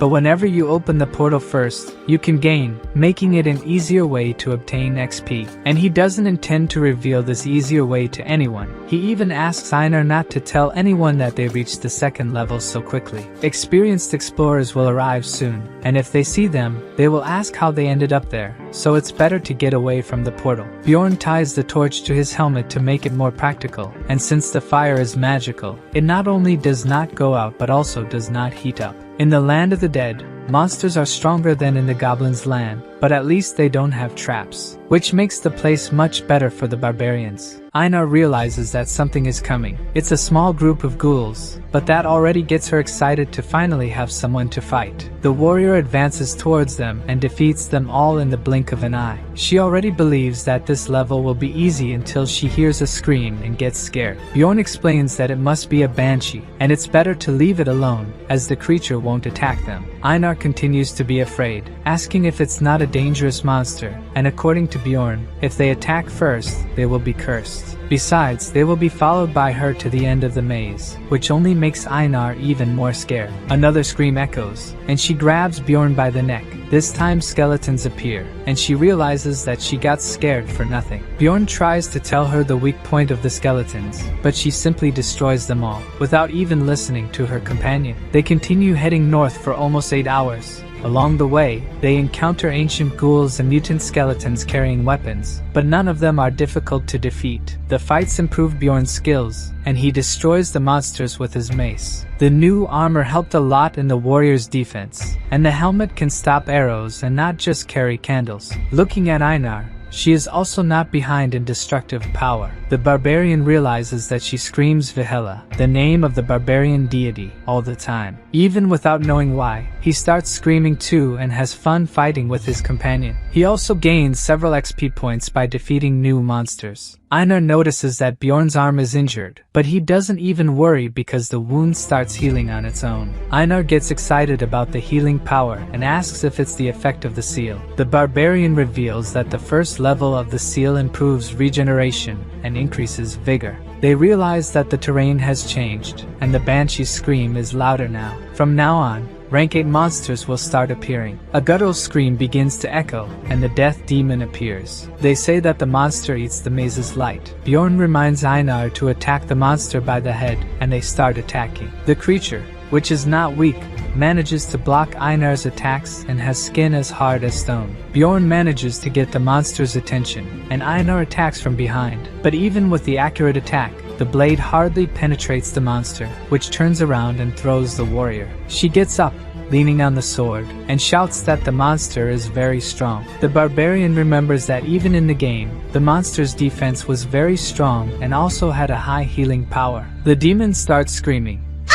And this time, even Bjorn gets scared because he knows what that means. The monster activated the ability to summon ghouls. Dozens of them appear to be heading towards the barbarians. Bjorn shouts for Einar to deal with the ghouls first while he goes to attack the death demon. The barbarian heads towards the monster holding his shield, but the monster attacks, forcing him to retreat. Bjorn advances towards the monster again and holds it with the shield. While Einar has already defeated all the ghouls, he asks her not to get distracted and attacks the monster once again with his mace. Now the two barbarians are attacking the monster together and finally manage to hit the creature in the head. Bjorn thinks that finally one of the attacks has taken effect, but the monster doesn't give up and throws the warrior backwards. Bjorn gets up injured, and looking at the monster, the wound on his head is already practically healed. Bjorn looks at the monster, thinking of a strategy to win, and Einar grabs the demon by the leg, exerting force while trying to unbalance the creature, and succeeds as the monster ends up falling backwards. The barbarians take advantage of the opportunity to finish off the demon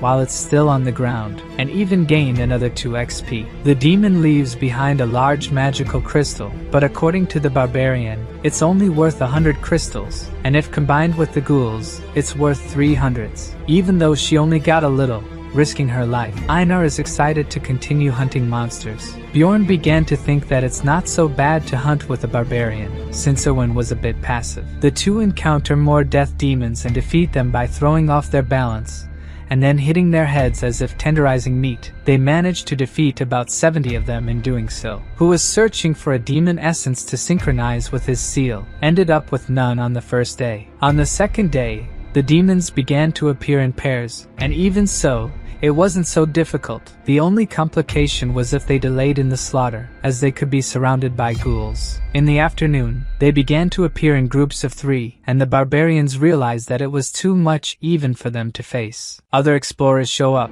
and before the barbarian could say anything, Einar interrupts and threatens the group. They are so scared that they run away from the warrior. She tells Bjorn that it's better to find another place to camp, since the humans know their location and are not trustworthy. They continue walking, and Bjorn thinks that she must not have had a good experience with humans either. They are discussing how they won't find any good place to camp until they hear a voice asking for help. Further ahead, there are several bodies of adventurers with traces of poison. The duo freezes, and preparing to take as little damage as possible, manages to move away before the knife enters too much. He can finally move and hits the plunderer in the face, surprising the rest of the group. The barbarian removes the knife from his neck and throws it towards Einar, who is hit near the chest. Even in a combat position,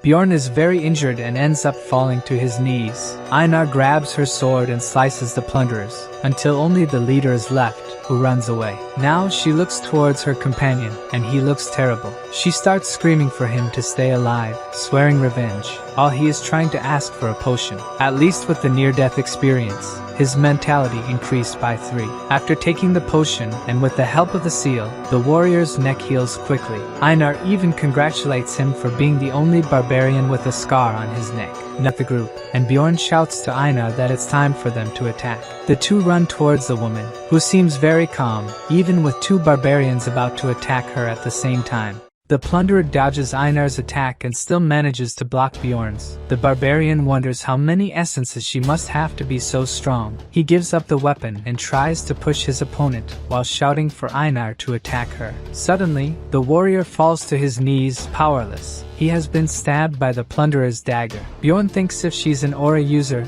they don't stand a chance. Meanwhile, Einar attacks from behind, but the plunderer retaliates so swiftly that she has no time to defend herself. The plunderer is using a paralyzing poison, rendering the barbarians immobile. Bjorn thinks she's much stronger, and they stand no chance. She points the dagger at the warrior's face and unexpectedly offers to spare his life if he swears not to tell anyone he saw her. She explains she never intended to kill the barbarians from the start because she owes a debt to their kind, and Bjorn realizes that's why she merely watched them get attacked. Einar pleads with the warrior not to trust the plunderer, believing she's merely toying with them. Bjorn asks what would happen if he refused the offer, and she says she would kill them, as that's the promise. Before Bjorn could inquire about which promise she's referring to, she dismisses it as none of his concern. Then the warrior swears by his honor, to which she claims he's different from the other barbarians, and pours some kind of potion on him. Now it's Einar's turn to respond, but she refuses, surprising her companion. The plunderer raises the dagger to end the barbarian, and Bjorn desperately urges his companion to swear. Einar tries to say something about the honor of barbarians, but Bjorn insists she said she would do as he commanded and should trust him. The barbarian still seems reluctant, but at least makes the oath. Before the plunderer leaves, Bjorn asks which floor she came from, and she came from the 8th. This means the barbarians only stayed alive because of the promise they made. As she departs, the barbarian thinks that next time they meet, it won't end like this. The duo returns to the 1st floor. This time, it's Einar who falls flat on the ground after exiting the portal. Bjorn asks if she's okay, and from the ground, she responds she's no longer a warrior. Bjorn says survival is for the strongest, for they'll have a second chance, and she tries to understand that, knowing one day they'll seek revenge. They pause to rest, and even though exhausted, the barbarian can't sleep. He's not as bad as Einar, but still feels humiliated, just like when the blonde guy saved him and the priestess refused to heal him. So the swordsman gave him a potion, which he drank like a dog. In that situation, the barbarian chose to save himself. He focused on what needed to be done at that moment. He remembers seeing someone being decapitated and the various other madness that has occurred since he entered that world. All he could do was try to stay alive. Bjorn is determined that's not how he wants to live his life. He wakes Einar up, asking if she would accept a means to become stronger, even if dangerous. And of course, she would. She knows they'll die if they don't get stronger. Bjorn begins to explain his plan to his companion. They'll enter the rupture and search for chaos. On the 1st floor, they gain more XP by defeating different monsters, reaching a darker part where 4 types of monsters appear at once. They arrive at a stone, and Bjorn explains it's a memorial for those who discovered the labyrinth, with a quote written on it, the same as in the game, meaning the hidden condition must also be the same. Bjorn will open the rupture, and from then on, it's a secret, and Einar vows not to tell anything. But she asks what this rupture is, and according to the barbarian, it's the labyrinth within the labyrinth. The rupture on the 1st floor requires magic crystals from 4 types of monsters on the memorial stone, and a magical crystal of 8th rank from the 2nd floor. The rupture opens an instance dungeon with a capacity for 5 people, and the difficulty depends on the number of members. In the game, a rupture would only open after 3 months in the city's time, and people found ways to force their opening. Out of the 4 ruptures on the 1st floor, they entered one with a red sky and crows flying towards the black castle. Even though Bjorn knows which rupture they are entering, he feels suffocated, but at least knows he can complete it. The rupture opens again behind them, and the barbarians look at who's coming. In another part of the labyrinth, Rowan is exploring and being criticized by her sister for using the bow and a spirit to defend herself. Rowan says that according to Bjorn, She should specialize in what she's good at, trust her team, and do her role the best way possible. But for her sister, a teammate is just a teammate and shouldn't be valued much. And Erwin ends up agreeing and asks if they can't go to the next floor.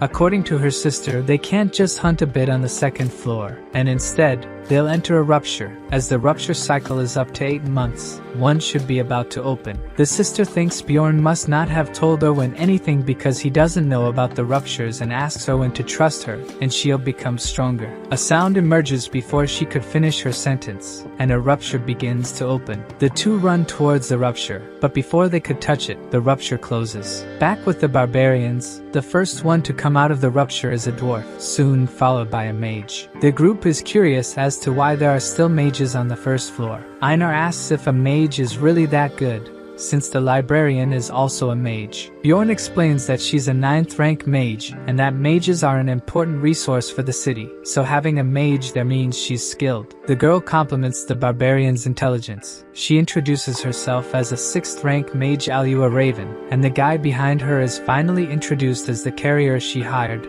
Tarjin. The dwarf also introduces himself as Hikarad Murad, claiming to be an explorer for 3 years. The barbarian duo also introduces themselves. Looking at them, Bjorn asks how they got there, as they don't seem like first floor explorers. The two simply say they heard the rupture was about to open. The mage says the loot will be divided among everyone except the carrier, and they agree, since it seems to be customary to follow the mage in the labyrinth. Bjorn was about to say he agrees with her, but Einar interrupts, saying she doesn't agree with that. Instead, she wants Bjorn to lead the group, since he's better than a normal barbarian. The other members don't know how to react. Einar remains determined that Bjorn should lead the group, pointing to him, saying the barbarian is the best warrior. The rest of the group is speechless with her fervor, and Bjorn is embarrassed by the situation. The dwarf even says he envies the respect she has for her husband, and she now says she's not his wife. While the two argue, the mage says it's better for them to go, as there's much to explore in that place. The dwarf asks if it wouldn't be better to know each other's abilities first, but according to the mage, the monsters are so weak that only she and her carrier would be able to defeat them,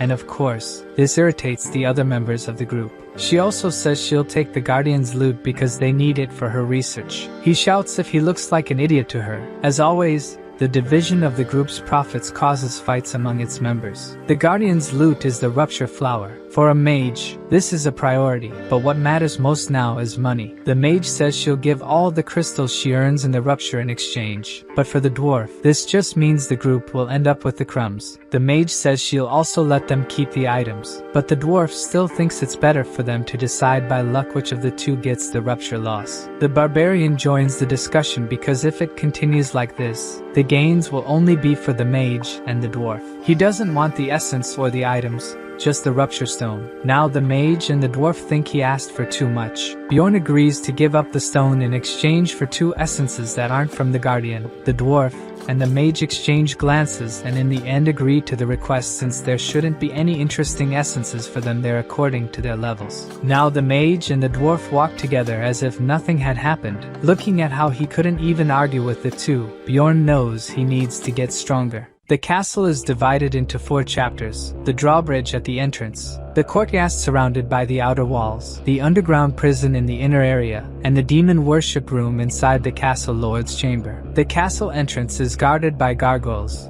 8th rank monsters. Once they sense an enemy, they attack using their petrification ability, and the most common way to defeat them is to sacrifice a group member while others attack. Einar tries to help the companion but is stopped by the mage. She casts a spell capable of canceling the gargoyle's curse. The gargoyle without abilities is just an easily defeated monster by anyone in the group. The dwarf praises the strength of the companions. Bjorn thinks the dwarf is also very skilled. Einar notices that the magic crystals are moving by themselves, and the mage explains she's using magic to collect them and will distribute the crystals along the way. The group continues advancing through the castle and reaches a darker area. Raven casts a spell to illuminate the place, revealing several monsters in a corner called Dead Men. They have no rank, give no XP or crystals. They conclude it would be a waste of mana to use magic on these creatures. So, the barbarians and the dwarf attack these monsters. When Bjorn attacks the last of them, he realizes the creature dropped a dead man commander's horn. They reach a steel door,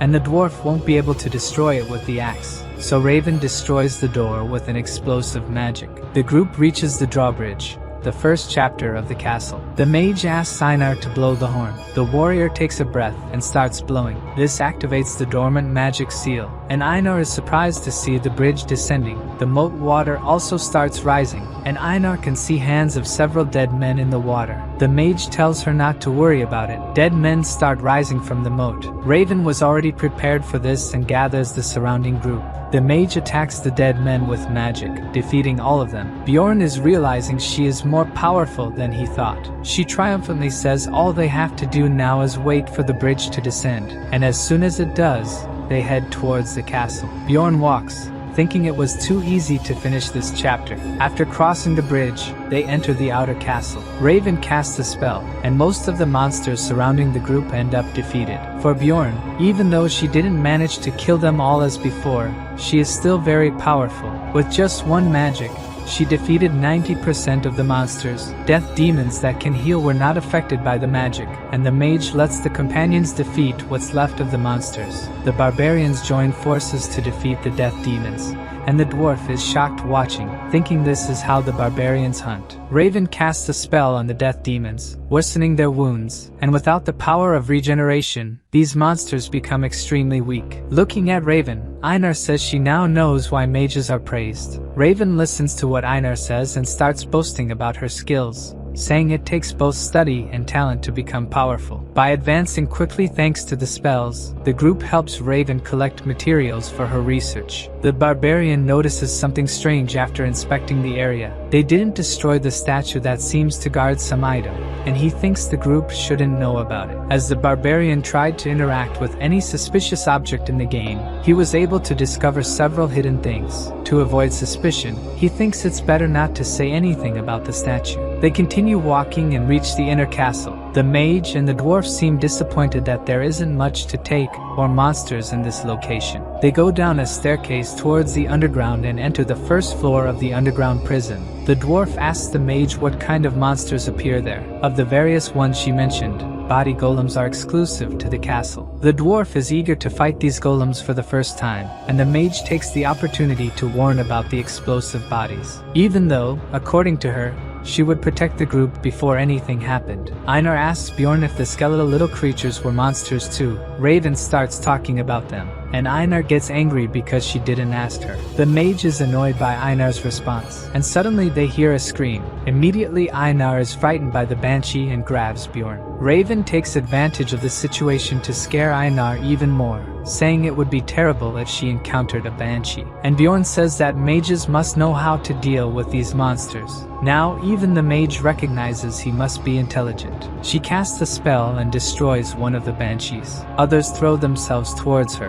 and she destroys all of them. Raven calls the companions to continue, and they are all amazed by her power. They enter the second floor of the underground prison, an area with several disgusting monsters and objects. The group stops in front of a wall. According to Raven, there is a hidden door behind this wall and a body golem waiting for them on the other side. They leave their backpacks before entering. Bjorn lights his torch. As soon as they open the door, they smell the horrible odor of several bodies thrown in front of them. They continue walking. The first to feel sick is the carrier, and soon after Raven. Even used to dissections, she couldn't stand the smell. The dwarf is relieved that at least the barbarians are fine. In front of them is a mountain of bodies, and a voice seems to come from them, and the whole group is scared. Looking closely at the mountain, it was actually a body golem. Bjorn shouts for the group to prepare for combat, but the dwarf is petrified. The voices of the various bodies that form the golem continue asking for help. In the rupture, more high-ranking monsters appear, and it becomes easier to gain XP. The Guardian's loot is also highly desired by explorers, but the main thing is that the essence drop increases a lot. Therefore, it's strange that they took so long to get one. Bjorn says it's their right to keep the essence since they defeated the monster, while the rest of the group was mostly unwell. Bjorn wanted the essences of the death demon with regeneration power, and the chimera wolf with strength power. He didn't expect to get the essence of the golem of bodies, which only appears once in the castle. Besides, the golem's attributes are perfect for a tanker. Even though it gets slower, other attributes would compensate for it, such as pain tolerance, strength, and poison resistance. The problem is the ability that comes with it. Even though it's very powerful, it consumes the user's life. The passive is also complicated because the acidic blood will ruin the equipment if it hits him. Bjorn thinks it's better to wait a bit, since the essence won't disappear for at least 30 minutes while he thinks about whether it's worth it. After taking a potion, the dwarf feels ashamed of his behavior in battle, and Bjorn says that if it weren't for Einar, he wouldn't have survived. The barbarian thinks that even though his group is strong, they don't have enough mental strength. Even the mage apologizes for her behavior, and Bjorn takes this opportunity to talk about the monster they defeated. She interrupts, saying that she still managed to use magic despite her condition. Realizing he'll end up with nothing if he doesn't do something, Bjorn says they saved the group, and the mage wants to know what he means by that. The barbarian is quite clear in saying he wants to keep the rupture stone, and that doesn't seem to sit well with the group. The dwarf breaks the silence, agreeing with the barbarian, as he would have died if it weren't for them. Raven doesn't approve and says that if they find another stone, they could give them a chance. The barbarian seems to be content with that, and takes the opportunity to say that the golem left an essence. Now the whole group is surprised. According to the mage, the golem's essence is even rarer than the guardian's. She already begins to think about how it would be to research such an essence, and this is the barbarian's chance to start the negotiation. He offers the golem's essence in exchange for the guardian's essence, leaving the mage in doubt about which essence would be more important to her. Raven asks the barbarian if he really wants to trade the golem essence for the guardians, even though it's not certain that the guardian will leave one, and the barbarian takes the risk. She agrees to the exchange, since she's much more interested in the golem essence. Bjorn got what he wanted, and the dwarf asks if the mage will give the essence to the carrier, since she can't absorb it. She says no, holding a test tube, an item that, according to the barbarian, is only worthwhile for a high-rank essence. As the dwarf himself notes, it's extremely expensive. She probably used her only tube because body golems are very rare. After taking the essence, they continue advancing excitedly. They enter a dark room. The dwarf asks what those creatures are, and according to the mage, they must be just statues. They must be near the lord of the castle's quarters. She touches the statue's face, and a book falls from a fissure in the ceiling, and she picks it up as if expecting it to happen. The dwarf even asks if she knew about it. According to Bjorn, that's a book about dark magic that's worth a lot on the black market. Since the barbarian missed his chance to grab the book, Raven says she'll keep it. Surely she knows how valuable it is. Seeing that she knew about the book, the barbarian wonders how she didn't know about the statue at the fountain. Passing through the demon worshipper's room, they fight gargoyles, wolves, chimeras, and the skeleton knight, the second mini-boss. Raven celebrates that they found the golem essence, and now a desire-type skeleton knight. The barbarian agrees and explains that this monster can have 3 types of attributes: sadness that uses a mist-inducing psychosis, hatred that can lower the opponent's level, and desire type, which can regenerate. Raven offers to neutralize the monster's ability with a magic injury intensification, and the barbarian duo attacks the knight. The skeleton knight leaves an essence. It seems the adventurers are luckier now. The dwarf congratulates the barbarians for getting another essence, and Bjorn tells Einar to keep it since the essence suits a swordsman. Since they entered the labyrinth, he felt that Einar was trustworthy. The warrior is thrilled to receive the essence, and begins to absorb it. Bjorn just forgot to tell her one detail about the essence. Her body would change drastically. Looking at the group, she asks why Bjorn seems bigger, and the rest of the group also seems to have grown. Bjorn explains that it wasn't them who grew but she who shrunk. As the mage confirms, the essence's effect provides denser bones in exchange for smaller bones. She tries to continue explaining, but Einar lets out a deafening scream. She panics because now she won't be recognized as a warrior, as if being a woman wasn't enough. Raven says she looks much prettier now, and could even be sold to nobles for her beauty. Bjorn tries to console his devastated companion for no longer looking like a warrior. The mage asks if she could examine her when they return to the city. Bjorn tells her not to be sad, at least to try the essence, as a death demon has just appeared. This is a great opportunity. She agrees to face the monster dejectedly. The demon prepares to attack, and with just one blow, she splits it in half. Even Raven is speechless at her companion's increased power. Bjorn tries to cheer her up again, saying how she has become stronger, and with tears in her eyes, she says she's still a warrior, not just a warrior, a powerful warrior. They reach the door leading to the Guardian's room and chat casually because the rift is ending. The barbarian thinks they were lucky since they got most of the loot. He wonders if he's ever been this lucky in his life, and what could be worse if the worst happened. The dwarf is about to open the door when Bjorn notices that the doorknob's color is odd and shouts for him not to open it. It's too late, and he's already started opening it. The door swings open completely, and the castle's master is now awake. Even the mage says something's wrong because a death knight should have appeared. The creature says it's been a long time since it saw anyone, and the mage realizes it's a vampire, a monster that appears above the 6th floor and is rarely a mutation. The vampire duke asks in a frightening manner where they came from.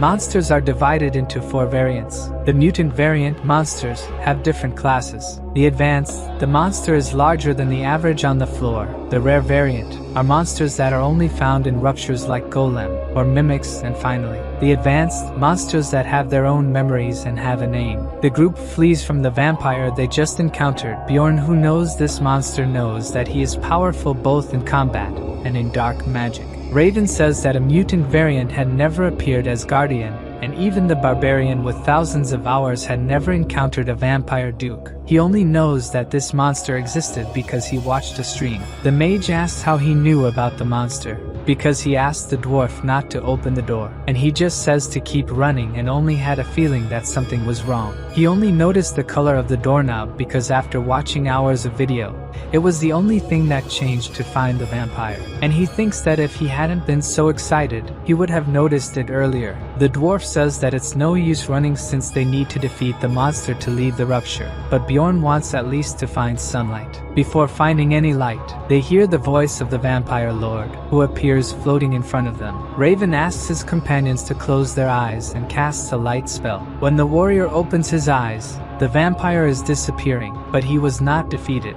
He used magic to escape, and with that the group gained at least a few minutes. The dwarf shouts to the barbarian that the mage has fainted. She is injured inside, and according to Bjorn, the essence of the vampire doesn't have this effect unless it's from another monster. Even in the video he watched, the player just died without doing anything. Bjorn shouts for the group to get out of there immediately, and the dwarf says that only the mage knows the way. But according to the barbarian, he also knows because he managed to memorize it. They run trying to stay as far away as possible from that monster. Finally, they manage to see the exit. When Bjorn looks back, the vampire is coming after them. They run to climb the stairs and leave the underground. Fortunately, they all manage to get out. Looking back, they only see the shadow of the vampire that cannot climb due to sunlight. The group is out of breath. The dwarf says that the barbarian really managed to memorize the way and asks if he really left the coming-of-age ceremony just a month ago. Einar says that his companion is a great warrior, and according to the dwarf, he can become one. The sun will set soon, and Bjorn says they need to reach the walls for shelter, even if they have to carry the mage. The carrier tries to say she needs to rest, but according to the barbarian, it's better for him to start walking if he wants to stay alive. They need to protect the mage even if it risks their lives, and the carrier ends up agreeing. Bjorn takes advantage while the group is preparing and goes to retrieve the item he left behind. He cuts off the head of the statue.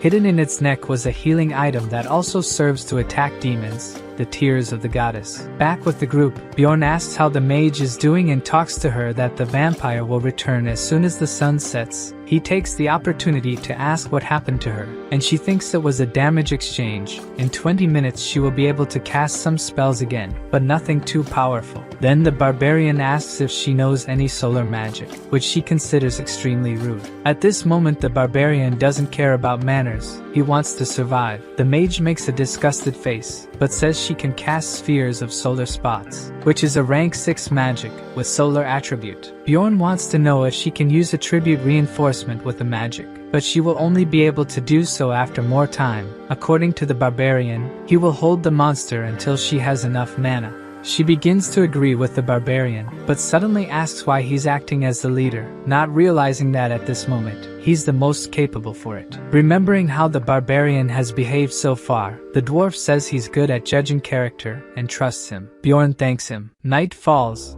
and the vampire monster returns, literally thirsty for blood, and the group needs to hold it off until the magic is ready. The vampire prepares to attack the group. Bjorn asks the carrier to take the mage away and thinks that just like in the game, even with intellect, the most players can do is exchange a few words with the enemy. The vampire shows its claws and heads towards the group. The dwarf manages to block the attack and says the enemy is powerful. Even a powerful creature like that can't move the dwarf. This is thanks to the essence of a rank 7 monster that the dwarf possesses, balance of weight. It enables impact absorption and resistance to pushes while the feet are on the ground. While the dwarf holds the vampire, Bjorn and Einar run to attack. They split up and Einar tries to attack from behind, but the vampire dodges and retreats. That's what they were expecting, as Bjorn is right behind him. The warrior attacks and manages to hit the vampire, who immediately retreats. At this moment Bjorn feels intense pain in his hand. It must be the vampire's pain exchange ability. He didn't seem to suffer practically any damage from the attack.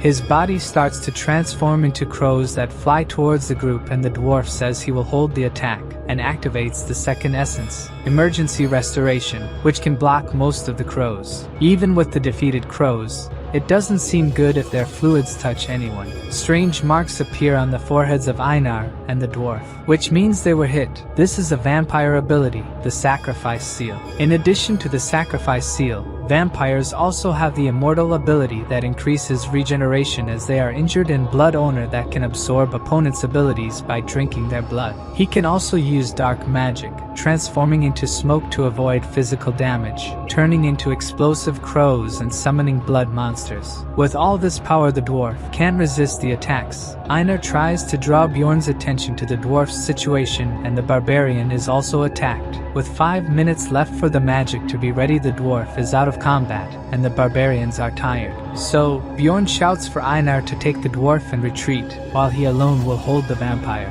She runs carrying the dwarf, and the barbarian is holding off the vampire's attacks only with the shield. He seems to have a plan since he doesn't plan to fight. This time he doesn't block and takes the attack. The vampire seems to have not understood this attitude, and the barbarian takes a potion to regenerate. Even the barbarian's group can't understand what he's planning. He continues to be attacked by the vampire, while taking several potions to heal, and feels terrible pain with each one he takes. After drinking several potions, smoke starts to come out of the warrior's body. The attacks don't stop, but this time the barbarian blocks. Even receiving several attacks, Bjorn still manages to dodge those coming towards his vital points. Watching the fight, the mage remembers something she had read, which said that a barbarian's strength is in his mentality and not in his physique. Now she seems to understand what the phrase meant. The carrier suggests they flee, but there's nowhere for them to go. Leaving there is defeating the vampire. Raven wonders what she's doing at that moment. Even the barbarian, who has just undergone the coming-of-age ceremony, is making more rational decisions than she is.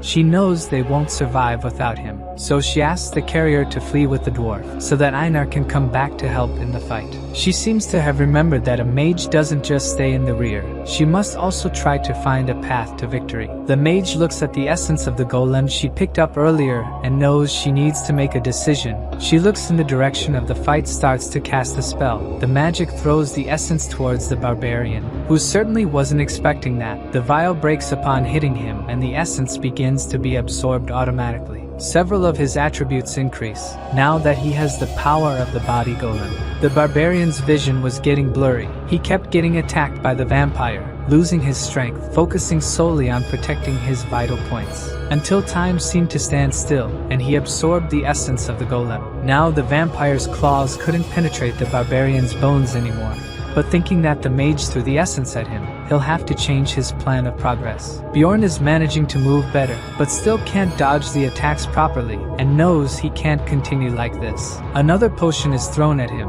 and this time it's a healing one. The mage seems to be getting better. If I keep it up, a barbarian will have a chance of winning. Bjorn runs towards the vampire and grabs the monster, who obviously starts tearing him apart. And this time it's not bad, since the power of acidic blood will cause pain to the creature. Another potion is thrown at the barbarian. who besides causing damage to the vampire is also being healed by the essence and the potion. The vampire finds a way to get away from the barbarian, and Einar is coming to help in the battle. She strikes the vampire duke with the sword, and he barely has time to dodge and is already being attacked by Bjorn, but retaliates by hitting the barbarian in the stomach. The warrior can only think about how much time is left for the potion to be ready, and it's precisely at that moment that he hears the mage shouting that she can finally attack.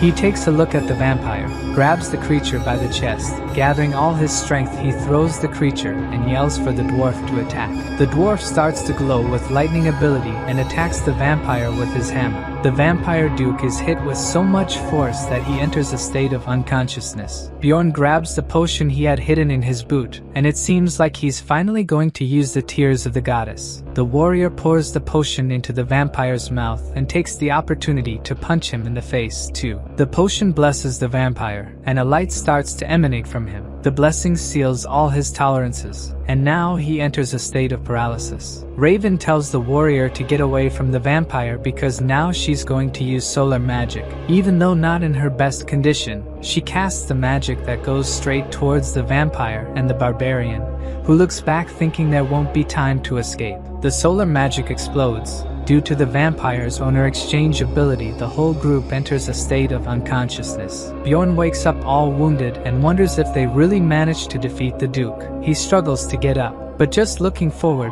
he sees that the vampire was not destroyed, instead activated the immortal ability that greatly increases regeneration. As if that weren't enough, also has the ability source of darkness that makes resist death as long as the heart is whole. The vampire begins to heal rapidly, and Bjorn thinks that if it continues like this, soon he will be fully healed. The rest of the group is unconscious, and the only thing the barbarian can think of is that he needs to kill this creature before it finishes regenerating. Bjorn walks up to the vampire. Looking at him, the only thing intact is the heart.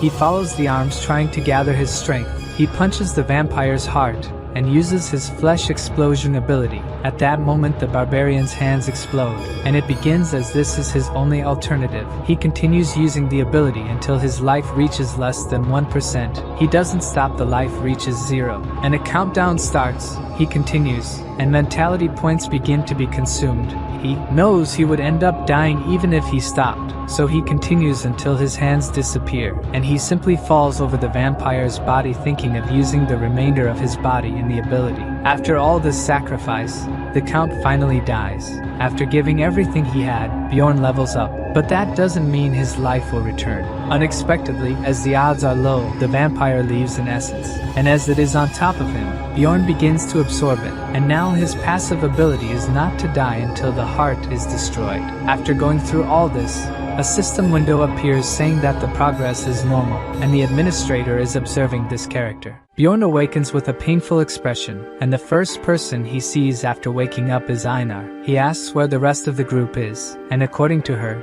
they left 3 days ago. In other words, the barbarian was unconscious all this time. Bjorn thinks the maze is already on the 7th day. He moves his hands and realizes that his body is no longer injured. He also notices something else: he is without clothes. Einar says they were worn out, so she threw them away. She reassures him that he doesn't need to worry. She's seen his great warrior. Jokes aside, Bjorn asks what happened while he was unconscious, and Einar says the dwarf took some items, and the mage took the stones. Bjorn thinks that since he's alive, it means he absorbed the vampire's essence, and Einar says they were going to split the stones by luck, but the mage refused and took everything. The dwarf didn't do anything, so he didn't care. The mage said Bjorn took the best item, so he can't complain. Bjorn now knows that she also noticed that he absorbed the vampire's essence. Einar says the mage took the items and left without even waiting for Bjorn to wake up. The two barbarians thank each other for trusting one another, and Einar asks if they're going to leave now too. Bjorn says there's still something he needs to do. He's going to retrieve something. Sometime later, he returns to the city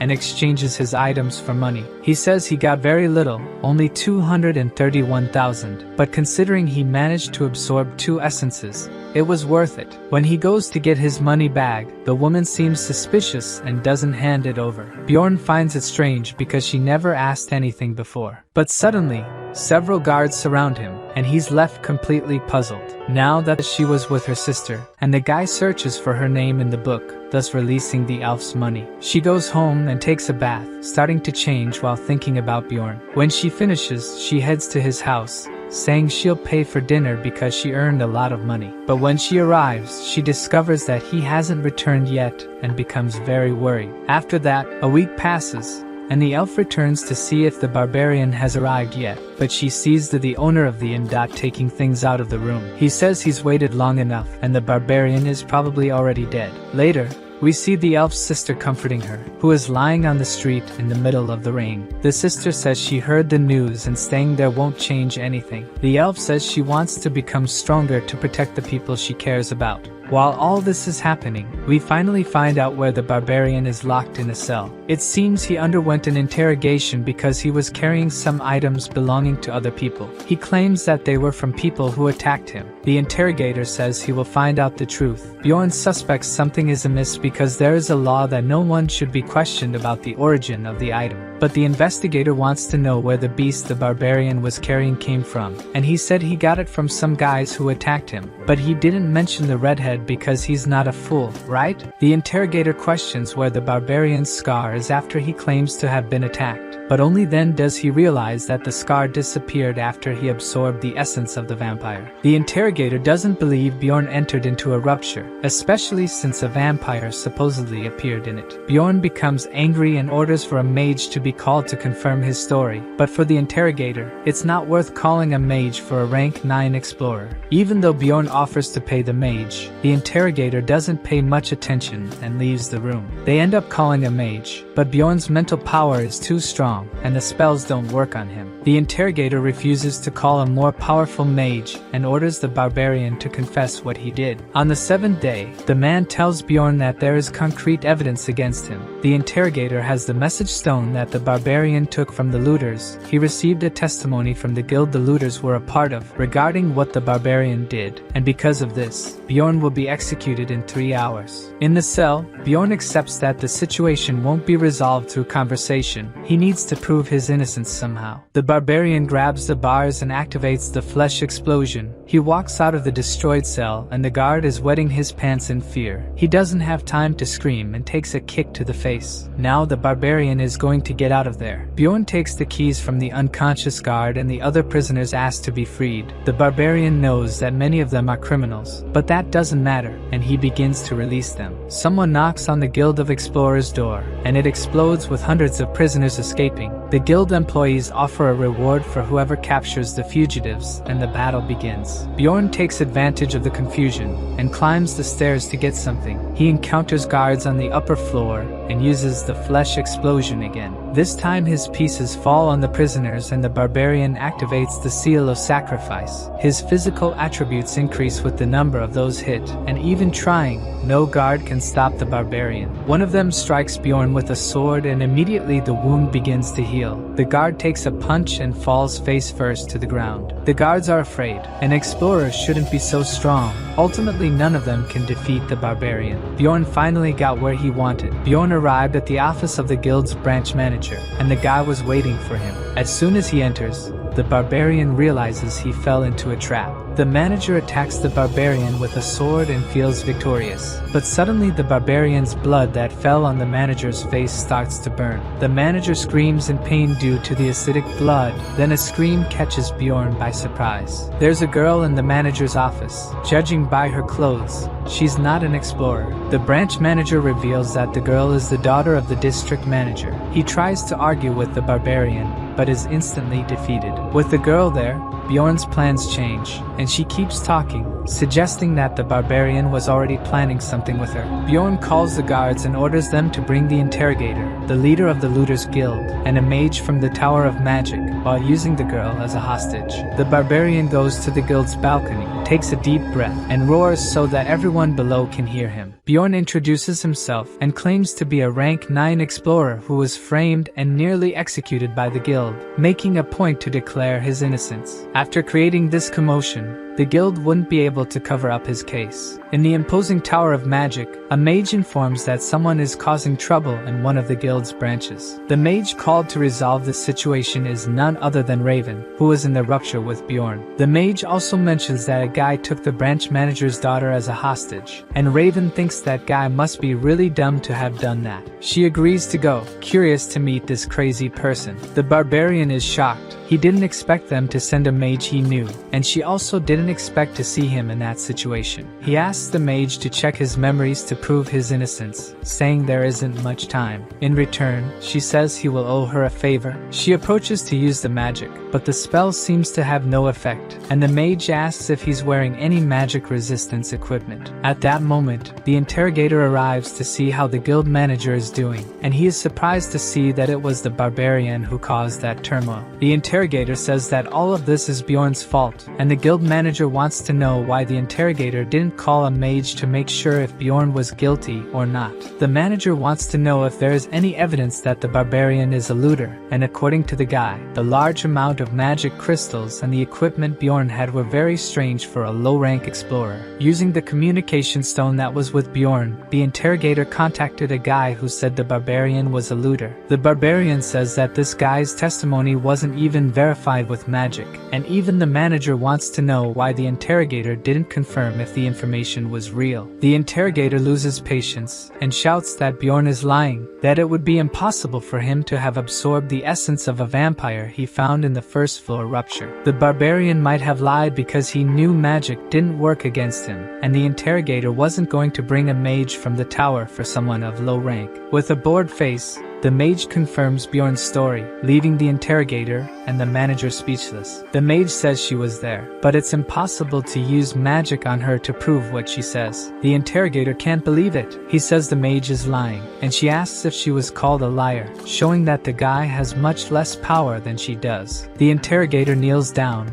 apologizing. The mages are as powerful as the aristocrats and protect themselves through their own organization. Now the guild manager starts to interfere because the story seems very strange. The mage agrees that a vampire never appeared on the first floor, but as the guild manager, he shouldn't be so incredulous because the mysteries of the labyrinth have not yet been completely unraveled, and it's impossible to predict what happens there. So he shouldn't be sure that a vampire wouldn't appear on the first floor. Bjorn sees that even in front of someone powerful, the mage is ruthless. Someone else enters the room. The guy introduces himself as Niall. He is the father of the barbarian's hostage, the district manager. Each branch of the Explorers Guild has a manager, and above them is a district manager, who is only below the guild master. A guy is thrown into the room, and the guild manager says they were looking for this explorer. Seeing who the person is, the interrogator is shocked. Bjorn takes a look at the scared guy, saying that it was him who gave the false testimony. The mage uses a spell on the guy and confirms that he was lying. Then the guild manager says that the barbarian is innocent. Bjorn releases the manager's daughter and wants to know what will happen to the liar. According to the manager, he and his clan will be investigated. The interrogator is fired and starts to complain,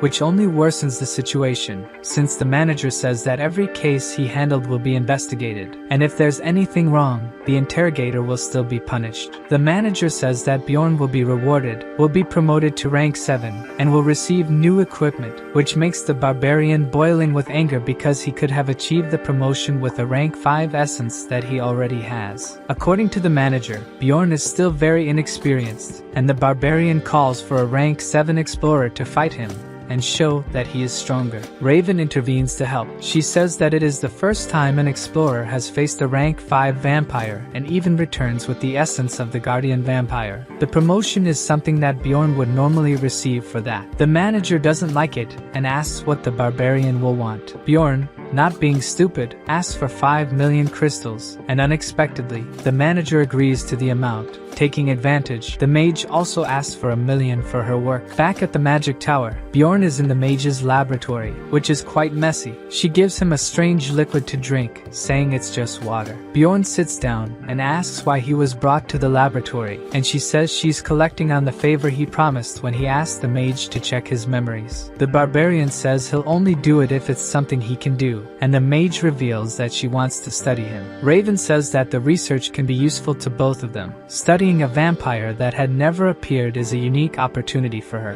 Bjorn remembers they signed some papers, not to talk about the guild incident, and the mage said she would sign if they didn't tell that Bjorn absorbed the essence of the vampire. She just wanted no one to know to be able to research the barbarian. The mage asks him to come to the laboratory once a week for 6 months. The barbarian disagrees, and the mage retorts that he is only alive and got 5 million because of her, so he should be grateful. This only makes the barbarian say that she owes him, which leaves Raven confused. Bjorn stares at the mage and says he absorbed the essence of the body golem against his will because of her. To Raven, he should be grateful for getting the essence, but the barbarian says he was forced to consume the essence so that the mage would survive. Even though she did it to save Bjorn, he says he didn't want the essence, and the mage owes him. The mage thinks the barbarian has gone mad. Bjorn continues to insist that he was harmed by the essence, even with the mage explaining that the essence was very rare and explorers would pay dearly for it. Bjorn tells her to consult other explorers because they would agree with him. The mage thinks Bjorn said that because he thought she didn't know other explorers. She touches a crystal ball and contacts another explorer, after explaining the whole situation.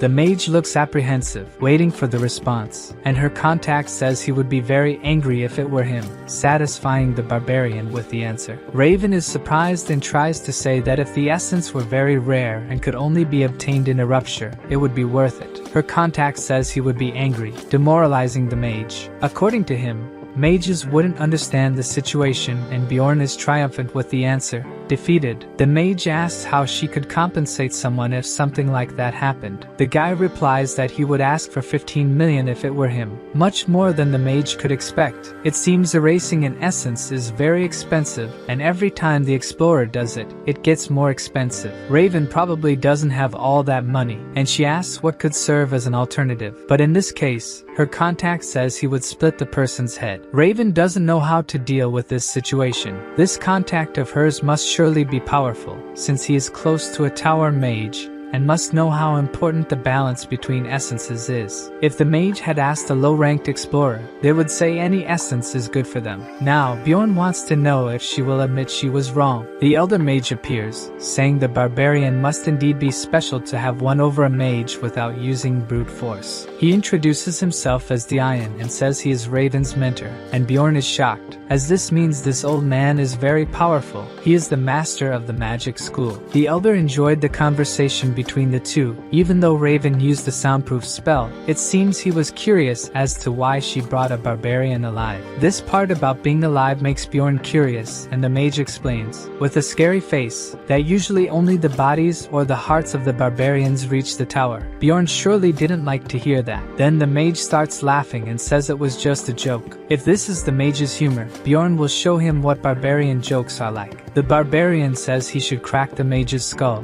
catching him off guard with the joke. Bjorn tells the old man to accept that he fell for the barbarian's joke, but it seems calling the guy an old man was a mistake. The barbarian starts messing with the mage's head, saying it was another joke to call him an old man, and since the mage doesn't respond, Bjorn thinks he went too far with the joke. The mage starts laughing, saying Bjorn is a true barbarian, while saying he doesn't mind being teased. His expression says otherwise. He seems to be boiling with anger. To fix the situation, Bjorn jokingly says the mage takes jokes very well, as if he has a bit of barbarian blood. Back to business, the mage has something to offer Bjorn instead of money. He offers the frozen spirit ring number 9425. By the barbarian's reaction, this numbered item means it is very rare. It can only be obtained by defeating rupture guardians, and has a unique ability. It's strange they offered such an item so easily. Bjorn wants to know what makes the ring special, and according to the mage, the item can seal one of the essences the user has absorbed. The mage says the ring could seal the essence of the body golem that the barbarian consumed against his will. It seems Bjorn knows some hidden ability of this item,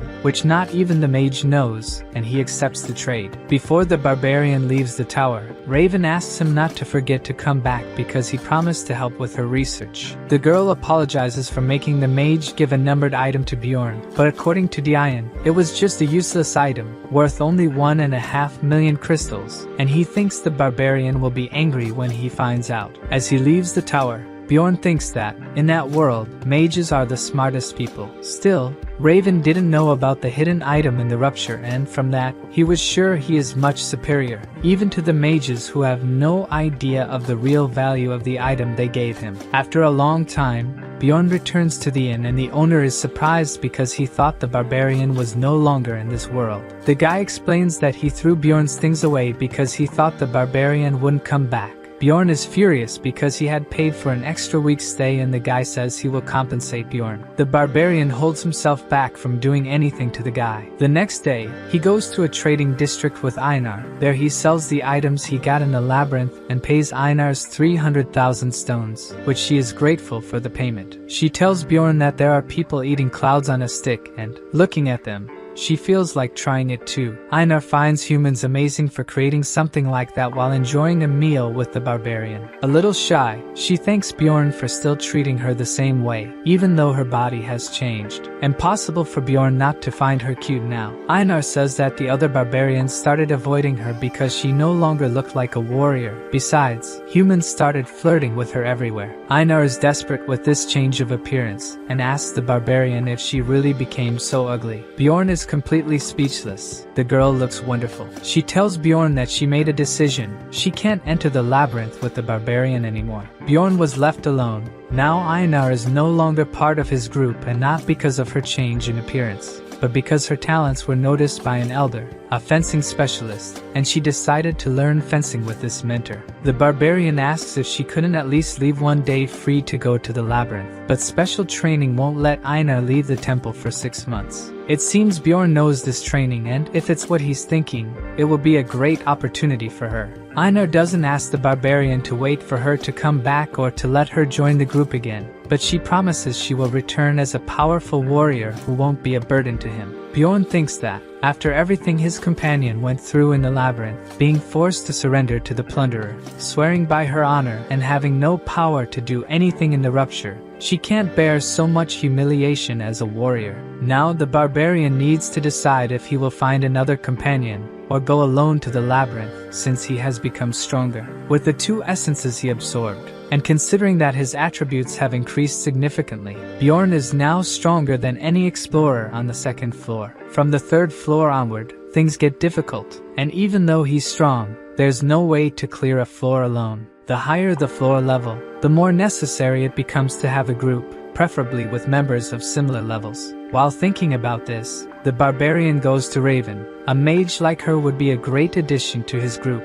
When the barbarian is about to invite her to the group, she shows him a scary chair for her research in Bjorn. It doesn't seem like anyone has survived it. The mage declines Bjorn's offer without thinking twice. She would only consider accepting if the barbarian recruited other rank 6 members, including a priest. She knows it would be very complicated for the barbarian to recruit these members now. Changing the subject, the mage hands him the result of the vampire essence analysis. Her results are not very detailed, but that doesn't matter to the barbarian who knows exactly what the essence does. And being a guardian essence, it comes with a passive ability that, in this case, makes him resistant to death. Adding the immortal seal in the essence, Bjorn can heal from any wound. Before Bjorn leaves, the mage asks him one thing. She wants to know what Bjorn put in the vampire's mouth while they were fighting. Bjorn knows she's talking about the tear of the goddess, but he decides to play dumb and not say anything about it. To avoid more questions from the mage, he says he's hungry and leaves. Raven is sure he knows something and won't stop until she finds out what it is. In the tower's library, she picks up a book about ruptures, which contains information about the blood-dyed castle.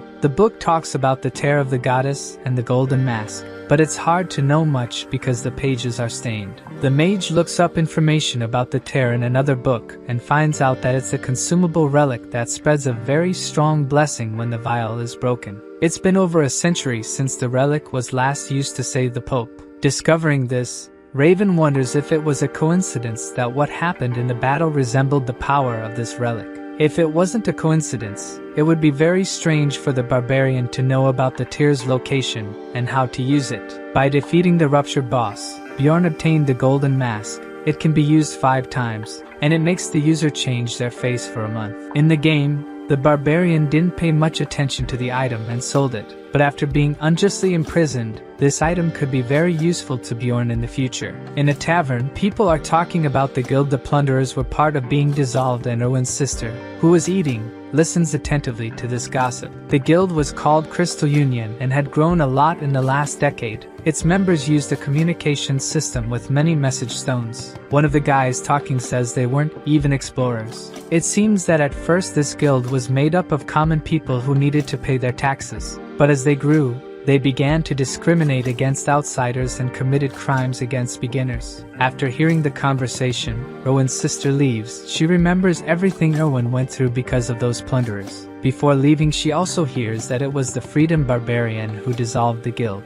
People are talking about a barbarian who escaped from prison to prove his innocence. And the most incredible thing about it is that this barbarian was only a rank 9 explorer. By the information, it would be too much of a coincidence for this barbarian to be Bjorn, but it would explain why Bjorn disappeared for a week. The elf goes to Owen's room and calls for her sister. The girl doesn't seem well surrounded by her spirits, and her sister isn't sure if she should tell Owen about what she heard earlier. In the Explorers Guild, Bjorn is looking for members for a group. The barbarian wants at least 4 people who work from the 3rd floor up, and the attendant asks for the barbarian's information. As soon as he starts reading, the guy gets scared and says something about 5 stars, but when Bjorn asks, he plays dumb and hands over a list of teams for the barbarian. Bjorn realizes the guy changed the subject, but he didn't pay much attention. Analyzing the list, he finds an interesting name. It was Murad's name, the dwarf who entered the rupture with Bjorn. The dwarf says he invited one more person to join them, and the barbarian is surprised when he hears that a mage would join them. The dwarf starts waving. The new member of the group is arriving. The mage seems young and excited. He introduces himself as Ryal and says he wants to join the barbarian's group. Murad introduces himself as a 6th rank explorer, and the mage is an 8th rank from the royal family. This surprises the dwarf, and Bjorn explains that this means the mage doesn't work for the guild. Ryal thinks Bjorn seems clever for his kind and asks the barbarian's name. Bjorn is getting annoyed with the mage but introduces himself and asks Ryal to sit with him. Bjorn asks why the mage wants to explore the labyrinth. It seems rare for an 8th rank mage to go on explorations. Due to the mage's rank, he must not be very strong and would only be able to explore the lower floors, so it would be much more profitable to work in the city. The mage says he wants to become a renowned explorer to bring glory to Baron Martoin's family. The dwarf is surprised that the mage is a noble, but apparently, he is just a distant relative. Ryal also says he won't mistreat anyone for having an inferior position, but he's not a real noble either. Despite being cute, this mage only knows a few curse and ice spells that could be useful to the group, meaning he's quite weak. But Bjorn accepts him into the group. Just the fact of having a mage will attract more powerful explorers. As the barbarian expected, after the mage joined, they received proposals from several strong explorers, and Bjorn and the dwarf started analyzing them. From the dwarf's expression, they found another member, and now their team is complete. Bjorn upgrades his equipment before entering the labyrinth and shows the new armor to the librarian, who shows no reaction. She just asks what it is, and Bjorn excitedly says he bought lithium armor and shield and an expanding backpack that allows him to carry much more stuff. The librarian only says they received complaints, and it's better for the barbarian to take off the armor. She really doesn't like Bjorn's antics. Walking down the street, Bjorn spots a barbarian huddled in a corner. The guy is without any weapon, which is very strange because no matter how poor or hungry a barbarian is, they always have a weapon as if it were part of their body. Bjorn tries to talk to the guy, and the other barbarian seems very scared. Bjorn tells him not to be afraid and asks where his weapon is. The guy says, still frightened, that he was broke and so sold his weapon. Bjorn gives a big smile to the guy, thinking about how strange it was for a barbarian to sell their own weapon. Bjorn introduces himself, and the guy says his name is Terrakin. Bjorn takes Terrakin to eat. Bjorn is sure that this barbarian is what they call an evil spirit in this world, someone who didn't come from this world. Terrakin is very grateful to Bjorn. He says he went through the coming-of-age ceremony a month before Bjorn did. Terrakin tells that he got lost and couldn't enter the labyrinth, but Bjorn thinks he got scared of the monsters and ran away. It wouldn't be difficult for the guy to have escaped from the barbarians. His problem would start afterward because no one in the city would want to employ a barbarian. Bjorn wonders if this guy wasn't playing and had also reached the boss's room in the game. But if that were the case, he would know how barbarians are treated in this world. So he asks what Terrakin did after the labyrinth opened the other month, and the guy says he didn't go back in. Bjorn gets annoyed. How could the guy miss the chance again? But Terrakin tries to explain that this time he didn't even have a weapon because he had sold his. The guy didn't think about the future, and Bjorn is confused if the guy really played the game. After that, the guy went hungry, cold, and was rejected by the barbarians when he tried to get close. Bjorn wonders how he survived for so long. If he had fled when he came to this world, just like Terrakin did, he could have ended up the same way. Terrakin asks if Bjorn doesn't feel bad and wants to help him. He excitedly says he knows the labyrinth and could help, but Bjorn interrupts him, saying he won't go to the labyrinth with him. This takes all the excitement out of Terrakin, but Bjorn says he will help the guy in another way. Bjorn offers 150,000 stones and tells Terrakin to buy a weapon and enter the labyrinth. The guy takes the coins trembling, and Bjorn tells him to leave because he's tired. Terrakin tries to say he'll repay, but Bjorn interrupts, saying he should leave. No matter what happens from now on, Bjorn doesn't want to see the guy ever again and asks if the guy understood what he said. The barbarian seems like a different person, scary. At home, the barbarian thinks he acted horribly with the guy. But thinking about what he lived in the labyrinth, he thinks he acted the best way he could with Terrakin and hopes the guy survives exploring that place. The day to enter the labyrinth arrives, and the mage is excited. It's his first time entering, and he's curious about every detail of the place. The other group member appears. His name is Braun, and he's 7th rank with 8 years as an explorer. The guy knows what he's doing. Murad is also excited because he hasn't explored with the group in a long time. And finally, the last one to join the group, the semi-human explorer, 7th rank Nisha, who has 5 years of experience. She is eager to destroy some monsters. The dwarf jokes, calling her a princess, and she gets mad. It seems she's royalty from some tribe. With this lineup, Bjorn's new group enters the labyrinth. With Braun's help, the group reaches the 2nd floor in a few hours. But the navigator isn't satisfied since they weren't the first to reach the 2nd floor. Braun has the orientation skill, which shows the direction to reach the portal, which is very useful for the team. Bjorn just doesn't like that this way. He doesn't gain by opening the portal. With Einar or Erwin, he could have opened the portal and gained experience points. But until he has a trustworthy team, it's better not to show everything he knows. On the 2nd floor, they enter the beast den. The dwarf asks how the wizard is feeling, and due to the bad smell of the place, Ryal is almost vomiting. Bjorn remembers that Braun has a scent-type essence and asks how he's feeling, but unlike the wizard, the explorer is not affected by the smell. Braun warns the group to be careful not to step on the waste puddles, and they continue through the valley. The beast den doesn't have traps, but due to its layout,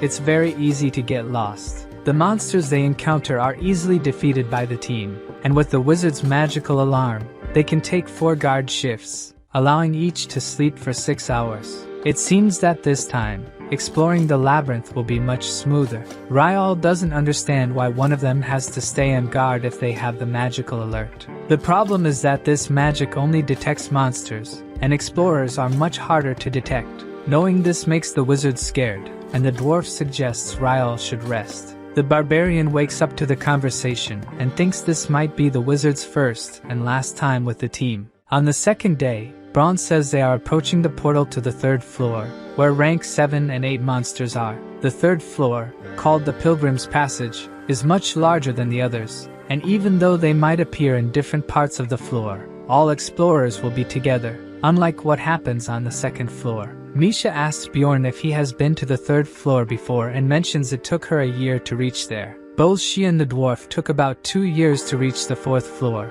Misha makes fun of the dwarf because she is more experienced than him. If that's the case, the barbarian is ascending the floors very quickly. Suddenly, Braun tells them to stop joking around, and Bjorn thinks he looks even more annoyed, which could be understandable since he's doing all the work, but he continues to be annoying. They enter the 3rd floor, barely stepping onto it when they hear a loud noise. Bjorn shouts for Braun to move away, and several monsters start running toward the group. The barbarian holds off the attack with his shield, finding it very odd to have monsters waiting right in front of the portal. Even using his shield, Bjorn realizes these monsters are very strong. On the other side, the dwarf is struggling to hold off the creatures. His shield starts to break, and he has to use his skill to repair it. Murad mentions the monsters are called Iantro, resembling boars, and are rank 7. The balance of weight ability the dwarf has was acquired by absorbing the essence of one of these monsters. The wizard casts a curse on one of them. Taking advantage of the opening, the dwarf lunges at the monster and hits its head. To finish off the other one, Misha uses Bjorn as a springboard and leaps onto the other creature, eager for a chance to get an essence. These monsters don't usually appear in this location, so Bjorn asks Braun if there are humans nearby. He activates his heat body sensor ability but doesn't detect any human presence nearby. However, he notes that by the smell, there were humans there not long ago, and Bjorn thinks they must have fled after seeing the group fighting. The dwarf is shocked that someone might have been waiting for them, and Braun clarifies that they weren't specifically waiting for them. Many plunderers attract monsters near portals, knowing that this is a vulnerable moment for explorers. Misha suggests they should find and defeat these plunderers. She heard there's a reward if they do. The team discusses that it would be difficult to find the plunderers now, and Ryal seems quite shaken by the plunderer's story. The dwarf thinks the best they can do is put a warning on the second floor portal, and the wizard is trembling. A pity he's so weak. The group comments that it's incredible that Braun knows about plunderers' strategies, since it's not common to encounter them. Curious, Bjorn asks how many times Misha has encountered plunderers, and according to her, it's only about 8 times in 5 years, which is almost nothing, considering Bjorn has encountered plunderers 5 times in 3 months. She and the dwarf laugh at the barbarian's bad luck. According to the dwarf, it used to be common to encounter so many plunderers over a century ago. Maybe it's Bjorn's bad luck that they keep encountering plunderers. Braun defends the barbarian, mentioning he encounters plunderers every 3 months. Bjorn is still upset. He's the only one who encounters plunderers so frequently. After defeating a few more monsters, they find a quieter place to camp. Murad, who noticed the wizard isn't well, asks if something happened. The wizard seems very disheartened. Ryal explains that his idea of being an explorer was shattered. He knows he may seem naive and spoiled to others, but knowing there are explorers who attack other explorers, who want to eliminate each other for money, is very difficult for him. If he continues on this path, he knows he'll end up killing someone, and that's why he was preparing himself. Bjorn wants to know if he's prepared now, and the wizard confidently says yes, even though he doesn't know if he'll really be able to when the time comes. The barbarian knows Ryal didn't have enough confidence, but it's better to lie and pretend to be strong. Braun tells the wizard that it's important not to be arrogant. It's much better to be like that, and asks the group if he can show them something. The group is impressed with the view that Braun showed them, a beautiful and bright landscape that can only be seen at this time of day and only on the 3rd floor. The wizard is enchanted by what he's seeing, and perhaps that gave him a little more courage to continue exploring the labyrinth. After night falls, everyone goes to sleep except for Bjorn, who stays on guard, and the barbarian notices that the wizard takes a while to fall asleep. The view must have really changed his impression of the labyrinth. The group resumes exploration, and according to Bjorn's calculations, he still needs another 100 experience points to reach level 4. On level 3, he can absorb up to 3 essences. Since there's still space for one more, he's not in a hurry to level up but wants to absorb a good essence. Braun warns that the group has reached the orc's habitat, the area with the highest number of monsters on the 3rd floor, where only rank 8 or higher monsters appear. If they don't go to the 4th floor, this is the best place they have for hunting. The dwarf thinks it's best for them to fight together, and depending on how they progress, they will decide what to do next. He barely finishes speaking when a band of orcs appears, coming toward them, and Bjorn's group prepares for the battle. Ryal casts a spell of ice spears that precisely hits an orc's forehead, while Bjorn and the dwarf hold off attacks at close range. Misha takes care of the orcs that manage to pass through them, and the wizard and Braun attack from a distance. The teams seem to be doing well until an orc sorcerer appears. He casts the berserk magic on his comrades, increasing the resistance of the warrior orcs by 300% for 10 seconds, which doesn't seem like much. But the orc becomes incredibly strong and manages to break through Bjorn and Murad's shields. The barbarian shouts to Braun that one of the orcs got through, and Braun tries to protect the wizard with his shield, receiving a massive blow from the orc. The group needs to organize to protect the physically weaker wizard. The 10 seconds of strength for the orc end, and Misha appears behind him for a sneak attack, defeating the monster. Seizing the opportunity, Bjorn attacks their sorcerer, who falls without even being able to react. The group is satisfied. They manage to defeat the orcs without getting injured. Reflecting on the battle, Bjorn thinks they are taking a bit longer to win, but they are still balanced. He believes they make a good team the way they are. The team advances toward the center of the orcs' habitat, and the closer they get, the more orcs appear in their path. They encounter a large rank 7 orc warrior, and even this monster is easily defeated by them. But things don't continue to be easy. Something explodes, and the group narrowly avoids it. A guy appears in front of them, hopefully not another raider. The guy says that orc habitat is the territory of the Zawi clan, and the group should go explore somewhere else. In the game, there were some ways to restrict an area, but since it was very difficult, it would only be worth it if it were a boss or rare monster habitat. The dwarf asks what this clan is doing there, since they usually hunt on the 6th floor, and the clan chief refuses to answer. Murad gets angry. He has never heard that this habitat is the Zawi clan's territory, and accuses them of not even being part of the clan for real. The guy looks at Murad, nervous. It seems neither of them wants to resolve the situation peacefully. Bjorn notices that Misha has shrunk behind him and asks what happened. Then someone calls the girl a black sheep. She seems terrified.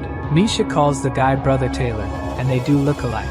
He gets annoyed and says she shouldn't call him that in public. It's embarrassing, and the elder asks if they are really siblings. It's impossible not to be with such resemblance. It seems the elder owes something to this clan. But Taylor doesn't care if he has to fight her or not. The elder thinks it's best to tell the group why the clan is there. They are looking for the essence of the great orc warrior, and after finding it, they will leave. This isn't a rare essence, but Bjorn seems to know something that would make it very special. The elder emphasizes that it's better for them to leave. With the clan there won't be monsters for the group to hunt. Since they are weaker, Bjorn thinks it's pointless to force their way into the habitat. The barbarian is about to say they will leave, but out of nowhere, the wizard says he will handle the situation. Ryal takes the lead and introduces himself, but the elder says he's just trash, leaving the wizard speechless. The guy didn't need to be so cruel. The guy didn't like being called a senior wizard and humiliates Ryal, telling him never to be called that again. And Ryal still hasn't found words to reply. He was destroyed by the elder. Murad gets involved in the conversation, calling the guy rude. The elder says he only spoke the truth, and the dwarf can't stay quiet. He activates his lightning ability, ready to fight with a 6th floor clan. Everything the barbarian tried to avoid happened. Now the group will have to fight against the 6th floor clan, thanks to Murad, who couldn't let the mage be humiliated. The elder glares angrily at the dwarf, and Bjorn shouts Murad's name while punching the dwarf's head to the ground. The whole group is taken aback by the barbarian's actions, who continues holding the dwarf, telling him to calm down. Bjorn looks at the clan, hoping to have avoided worse, and the elder says the dwarf should be grateful for having a companion like the barbarian. It seems Bjorn managed to prevent the group from being destroyed. Near the exit of the orc habitat, the dwarf apologizes for his actions, saying he acted without thinking. Braun says the dwarf's actions could have ended them, but since nothing happened, it's best to forget it. As bad as Murad acted, he was defending his companion. The barbarian thinks Braun should have been tougher on him, and is too kind to be a leader. In Braun's place, Bjorn would still be cursing the dwarf. Misha thinks it was her fault that things didn't go well, but for the mage, she was the reason nothing worse happened, as she is the sister of one of the clan members. This cheers the girl up, and Bjorn is puzzled by how quickly the group's atmosphere improved. Misha reveals she doesn't talk much about her family because she's ashamed of being the only one who couldn't form a bond with a spirit beast. Demi-humans like her can make contracts with ancient beasts, the spirit beasts. There are several types of contracts that allow summoning beasts, being possessed by them, or using their abilities, and not all demi-humans can make these contracts. In Misha's case, because she descends from the Karlstein family, it's shameful that she doesn't have a contract. When she was a child, she got along well with her siblings, but as she grew up and wasn't chosen by any beast, she was rejected by them and called a half-breed. To her siblings, she is the result of an affair, and since her mother died early, she couldn't confirm, so she left the clan and learned to fight, thus becoming an explorer. The dwarf is moved by her story and how difficult her life must have been. The barbarian doesn't understand how the dwarf could be so moved. And now the dwarf also wants to tell his story. Murad's dream was to be a blacksmith. Every dwarf must want that. But even trying for 10 years, he couldn't graduate because he had no talent. So, at 30 years old and needing to survive, he became an explorer. Now it's the mage's turn to say he's the least talented. He only had contact with magic due to his social position, but wasn't good enough to enter the magic tower. Ryal thinks that if he were a true mage, he would have been a little more respected by the elder. The dwarf is moved again, saying Ryal is a great mage. The elder was wrong about him. Beside the barbarian, Braun says it's the first time he's seen something like this. And Bjorn thinks he agrees that all that emotion is unnecessary. But instead, Braun says he also needs to apologize. Braun says he got angry when Murad and Misha were talking about their experiences because he envied them. He thought that since they weren't human, they were lucky and didn't suffer. To cheer Braun up, the dwarf and Misha say that only humans can become mages or even saints, only not mentioning that only a small part of humans can have these talents. The dwarf laughs, saying the team is formed only by black sheep, and everyone feels better after talking about their problems and being comforted, except for one. Everyone looks at the barbarian, waiting for him to also tell his story. Bjorn is in panic. He doesn't know what to say in this situation. So the barbarian takes a deep breath and shouts with all his might that he has no mother. The dwarf and the mage stare at him, still surprised by the outburst. And Bjorn continues shouting that his mother didn't survive after childbirth, and his father never returned from the labyrinth, so he can't meet them even if he wants to. The group falls silent after the confession. Since Einar told this story to Bjorn, he didn't lie about his parents. Braun and Misha are deeply moved. The mage starts crying, and the dwarf even says he can be a father figure to Bjorn, but he doesn't want any emotions and says he's fine. Still, now the group is in tears over the barbarian's story. Misha is worried and asks if Bjorn is okay. He started thinking about how many times he almost died since he ended up in this world, and that really upset him. While the barbarian is downcast, Murad tells Braun that they should go to the witch's forest. This catches Bjorn's attention. They discuss where they should go, and for Murad, it's better to continue on the 3rd floor and improve their teamwork a little more before going up. Since the witch's forest is a very difficult place, Bjorn thinks the dwarf wants to go there to test how they work as a team in a much more dangerous place. On the 4th floor, monsters of rank 7 and 8 appear, like on the 3rd, but also rank 6 monsters rarely, which means that, being on that floor, monsters of this rank can appear at any time. Bjorn has lost the game several times on this floor and understands why the dwarf is cautious, but still thinks it's better for the group to move to the 4th floor. Bjorn argues that he and Murad are strong enough squires to handle rank 6 monsters. Even though the team lacks much damage, their composition should be enough to survive on the 4th floor. Misha and Ryal whisper if they should really trust the barbarian's idea, which angers him as he overhears their conversation. Murad remains unconvinced and suggests a vote, so the team decides to proceed to the 4th floor. The group has been in the maze for 3 days, and at dusk, Braun suggests it's best to stop and camp. Looking at the clock, Bjorn realizes the group has set up camp at the same time every day. Braun must have planned the camping spots in advance, considering the team's distance and speed, which is impressive. The barbarian asks the guide about the plans for the next day, and Braun says they will be in the witch's forest before noon, showing his reliability as an experienced adventurer who knows exactly how to lead the group. The adventurers sleep until their shift changes, but suddenly, Bjorn is awakened by Braun shouting his name. The barbarian thinks it's his turn to shift, but it seems that's not the case, so he asks if a monster is coming, and according to Braun, it's not just monsters. Bjorn hears screams as if someone is being chased by a monster, and Braun asks if he remembers when they encountered the Iantro near the portal. Bjorn remembers the guide saying someone had set a trap for them, but they escaped. The guide says he smells the same people where they are, and Murad asks if they are the looters from before. Braun confirms they are the same ones and thinks they are trying to infiltrate, pretending they need help. Misha wants to know what they are going to do since the looters are approaching. Bjorn puts on his helmet and decides to use this opportunity to their advantage, saying if the group isn't confident, it's best not to do anything. Meanwhile, the infiltrators appear. The barbarian shouts for them not to come closer, threatening to crush their skulls if they do. The group asks for help, saying the rest of their members have already been caught by the monsters and offer a reward for assistance. Bjorn orders them to drop their weapons,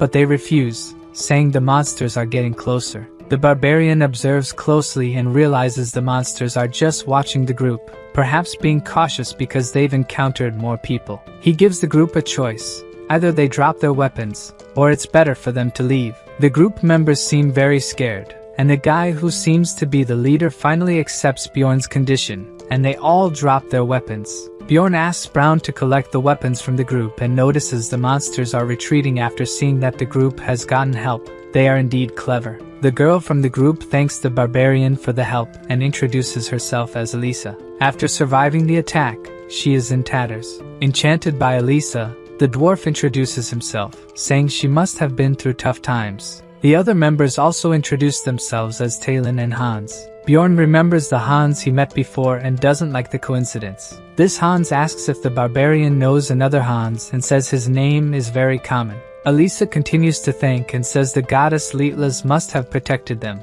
Brown is surprised to hear the goddess's name and asks if the girl is a priestess, which she is. Elisa serves the goddess of light who oversees exploration and relationships. Still, Bjorn doesn't believe it. He's sure they're all looters, and she's not even a priestess. Suddenly, the barbarian is surprised. The girl is using her ability to heal the wounded companion, so she can't be a fake. Now the group is confused, and Misha asks if Brown might have been mistaken about these people. The guide is incredulous. He was sure he had smelled them before. Elisa thinks her group has already proven they are not dangerous and asks for their weapons back. But to her surprise, she hears a no. Bjorn doesn't care what she is. For barbarians, unlike humans, that means nothing, and he demands payment for the reward they owe his group.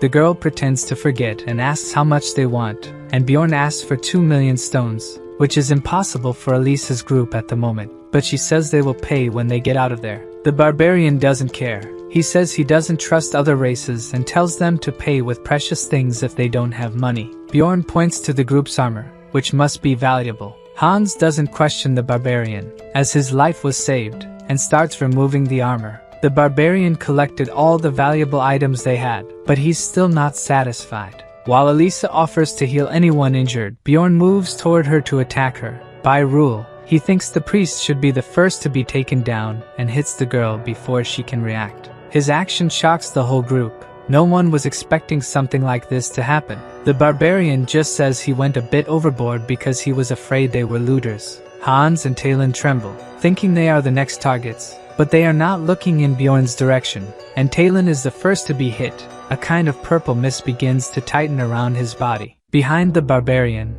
Elisa starts moving again, and even Bjorn turns to see the girl, incredulous. Elisa, all twisted, asks how he knew she was the monster. She says it's too late for them, and the barbarian thinks nothing goes right for him. His companions are petrified with fear, and Bjorn shouts for them to calm down as he'll take care of her. The barbarian hits the priestess's head again, and the dwarf yells that he's only attacking a body. Bjorn says he attacked her because he was afraid, but if she moves again, she's definitely a carry priest, a hidden class that can only be chosen by priests after reaching the 5th floor. It allows the user to use both divine and dark magic, but comes with penalties. Carry is an evil god, and when the class is revealed, the person is punished with beheading. To maintain the class, the user needs to make sacrifices regularly, and the easiest way to do that is by being a looter. This time, she attacks her other companion, Hans. Elisa is regenerating and remorselessly says she lost her 2 companions because of the barbarian.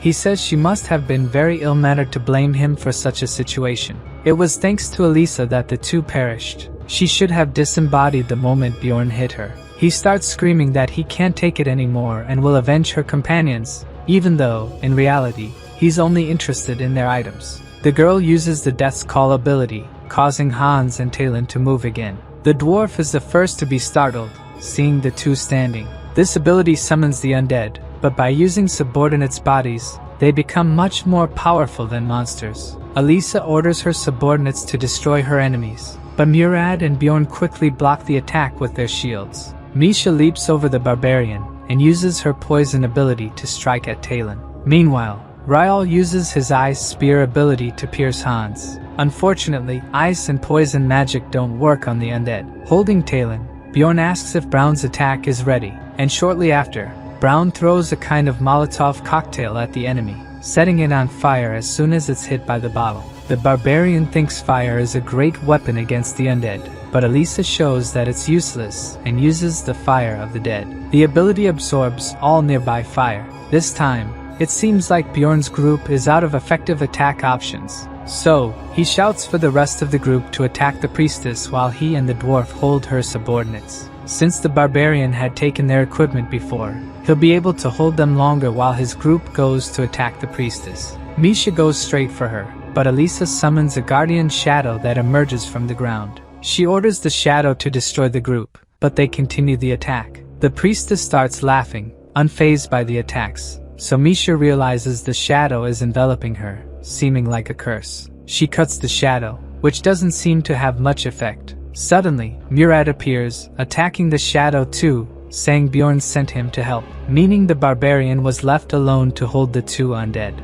Elisa gets increasingly angry, as even though she orders, her subordinates can't protect her. Holding the two with a satisfied expression, the barbarian says they're too busy dealing with him. Elisa is furious as she realizes she won't win. She starts floating while screaming she won't forget this humiliation. She uses the spirit form's ability, and the barbarian realizes she's trying to escape. Before disappearing, Elisa says none of them will be able to leave the maze. Bjorn thinks they almost didn't defeat her. Suddenly, the system warns about several curses. It seems she cast more than 15 on Bjorn before fleeing. He remembers Dwaki saying he knew about curses and asking the mage to remove them, but he seems to have no idea how to remove these curses. In fact, he knows curse magic but doesn't know how to remove one. The barbarian is more than furious with the mage, and the system warns that his attributes may be permanently affected if not cured with divine power or magic. Bjorn seems exhausted. Murad asks if he's okay, and the barbarian says he'll survive but feels like he won't make it. The barbarian has been running from curses for over 5 hours. If it weren't for the essence he absorbed, he would have fallen powerless. His group companions are also running because they've been cursed too. The only difference is that they received a lesser number of curses. Elisa made sure to cast more than 15 curses on the protagonist. Bjorn was also hit by the energy depletion ability, which reduces stamina recovery, even though regenerative powers don't help increase his stamina. In the game, the character would stop moving if stamina dropped below 10%, and he calculates he still has about 30% left. Brown tries to reassure Bjorn by saying they're almost there. The barbarian is almost out of breath when he sees where they finally arrived. The group managed to reach the witch's forest. A few hours ago, Brown was commenting that he couldn't believe they were being hunted by a Karui priestess. According to Bjorn, her abilities would be equivalent to those on the 5th floor. If they had been directly attacked by her, they wouldn't have survived. If they hadn't attacked after taking their weapons, some group members would have perished in the blink of an eye. Misha is excited to have a reliable barbarian in the group, showing how incredible it was for him to hit the priestess. Bjorn asks if Brown can track Elisa, but the guide can't find any trace of her presence in the air. The barbarian is sure she'll attack again because they know her identity, and the mage thinks he did a good job before. This only serves to make Bjorn irritated. If they were ambushed while fighting monsters, they wouldn't stand a chance. And that's exactly why Bjorn proposes they head to the witch's forest immediately. As the forest surrounds the portal to the 4th floor, rank 7 and 8 monsters appear, many of them with spiritual bodies immune to physical attacks. But at the moment, the place is their best option. As they enter the forest, the group feels lighter. As it's a special area, all status effects have been deactivated. Brown confesses he didn't expect Bjorn to use the terrain to his advantage, and asks if it's really his first time on this floor. The barbarian disguises it, and says he just studied a lot about the maze, which makes Misha and the mage laugh. They've never heard of a barbarian who reads books. Suddenly, an abnormal status effect hits the group. Some tree-like monsters start hurling insults at them. Although Bjorn wasn't affected by the mental attack, the same can't be said for his companions. Misha is crying and asks how he can withstand these attacks. The dwarf and Brown also seem unaffected by the attack, but the mage reacts even worse than Misha. Bjorn finds the effects of the attacks fascinating, as if he's seeing everything through a convex mirror. He asks if Ryal can use magic in this state, and he assures he can. Murad thinks it's best to take a break and offers to take the first watch. Bjorn collapses on the ground, exhausted after everything he's been through. The dwarf goes to him to talk about Elisa. When he was recruiting members for the group at the guild, a girl always bombarded him with questions, and thinking about it now, that girl was Elisa. He says that the first time they met in the Citadel, he got a numbered item, the Guardian's bracelet, and suspects she may have heard about it. He got bracelet number 3112, usually found in ruptures above level 4. Hearing this, all Bjorn can think is that, even though he didn't do anything, the dwarf got an item worth 50 million stones. The barbarian wants to know why Murad didn't recognize her before, but according to the dwarf, the first time she wasn't dressed as a priestess, with tattered clothes. Bjorn remembers the group having a meeting at a bar, so she might have heard and planned to attack the group in advance. Murad quotes a dwarf saying that danger always accompanies treasures, but Bjorn tells him not to change the subject because the dwarf was careless not to recognize the girl. The dwarf doesn't seem to care and asks Bjorn to rest a bit. Once again, Bjorn is awakened by someone shouting his name. Brown is surprised by the barbarian's ability to sleep soundly in such a place. He asks where the monster is, and Brown says it's close. Looking closely, there are several fairies flying near the group. They are rank 9 monsters and don't seem friendly at all. They release poisonous dust mixed with stimulant substances, but they don't attack unless threatened. Seeing these creatures gathered means that monster is nearby. Bjorn asks if they should fight it, and the dwarf agrees. Since the mage is feeling better, Murad will make the monster show itself. He uses the lightning ability, followed by the cutting ability that hits the fairies as if they were struck by an electric shock. The monster, which was just observing, decides to appear by breaking the trees in its path. It's a giant half-troll monster of rank 7. This monster appears only in the witch's forest, and usually follows groups of fairies. The half-troll attacks with a club and hits Murad's shield with all its strength. Even though it's sturdy, holding off the attack was difficult for him. Bjorn remembers that the dwarf doesn't have as much pain tolerance as he does. One of the main reasons this place is avoided is that, thanks to the pain enhancement, warriors feel the pain of the attack multiplied. Most monsters there are immune to physical attacks and use mental abilities, so it's a place where warriors will suffer. First, Ryal casts an ice enhancer, which drastically increases the intensity of the next ice magic, and then uses the much more powerful ice spear magic, hitting the half-troll in the chest and defeating the monster. Unfortunately, it doesn't leave any essence when defeated, so Brown thinks it's best for the group to move on. This forest is not a good place to rest. Right ahead, he sees something unpleasant. It seems that explorers are approaching them. A voice tells the explorers that it's them. Elisa appears again, playing the victim, saying that Bjorn's group slaughtered her companions. The apparent leader of the group, who also appears to be a priest, asks Elisa to stay behind. Bjorn knows it won't help to explain the situation to the other group and asks Murad to use that item. The dwarf seems uncertain about using this ability but activates the Guardian bracelet, which temporarily repels enemies and grants immunity to allies, giving the group a chance to escape. Fleeing, Misha asks how that woman managed to find them in the forest. Bjorn imagines that she couldn't track the group after they entered the forest, so she must have encountered a group of explorers who would be useful and played the victim, as if she had been attacked by looters. After making the groups fight, she probably planned to capture all of them. The barbarian tells Misha to focus on running. The effect of the ability only lasts 5 minutes and must be ending soon. Indeed, shortly after, the ability's effect ends. In a group, the scout is the first to detect enemies, guiding companions through the best path using previously gathered information and labyrinth experiences, at least up to the 3rd floor. In the witch's forest, the last gate before the 4th floor, the true abilities of a scout are revealed. Brown's main ability is smell. In a place where even the trees move, this ability is incredible for finding the way to the 4th floor. At a certain level, it's possible to sense the scent of mana and use it to find the way. Unfortunately, the scout from the other group is also good. They are approaching, and Brown increases the speed. Now the question is who reaches the 4th floor first, and Bjorn's group is very tired. Misha keeps running, but is almost out of breath. Accidentally, she stumbles over a stone and falls to the ground. Bjorn asks if she's okay. The girl says she twisted her ankle but will keep running. The barbarian knows it's not just a twist, she broke her ankle, so he picks her up and carries her on his back.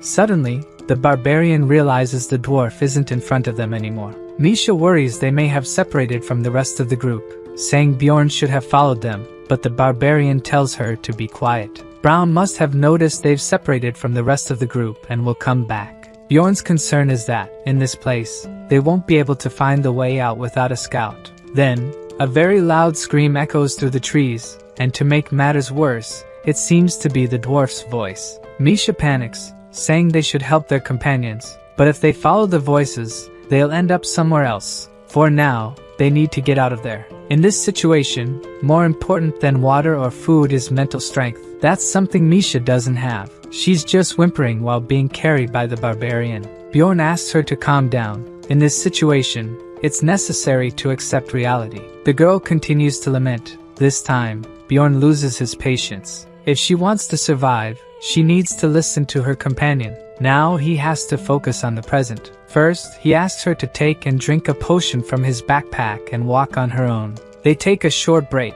Misha can walk now but thought she was going to die. The barbarian wants to know if she can fight now, and the girl confirms she can. It's been 4 days since they entered the labyrinth, and Bjorn needs to survive for another 11 days with only a short-range warrior by his side. The worst part is that most monsters there don't have physical bodies, making it impossible to attack them. They urgently need elemental abilities. The barbarian has made a decision and suddenly asks Misha if she's married. She reveals she's not, so the barbarian wants to know if she has any belief that prevents her from showing her naked body to a stranger. She finds the question strange but says no. Bjorn says that's great, and he takes off his helmet. He begins to approach the girl, who finds it all very strange and asks him to back off, protecting her body, saying she's not ready yet. So, Bjorn stops approaching and offers her a ring, saying he was waiting for someone worthwhile to give the ring to, which only confuses the girl. Bjorn asks her to swear to her guardian spirit that,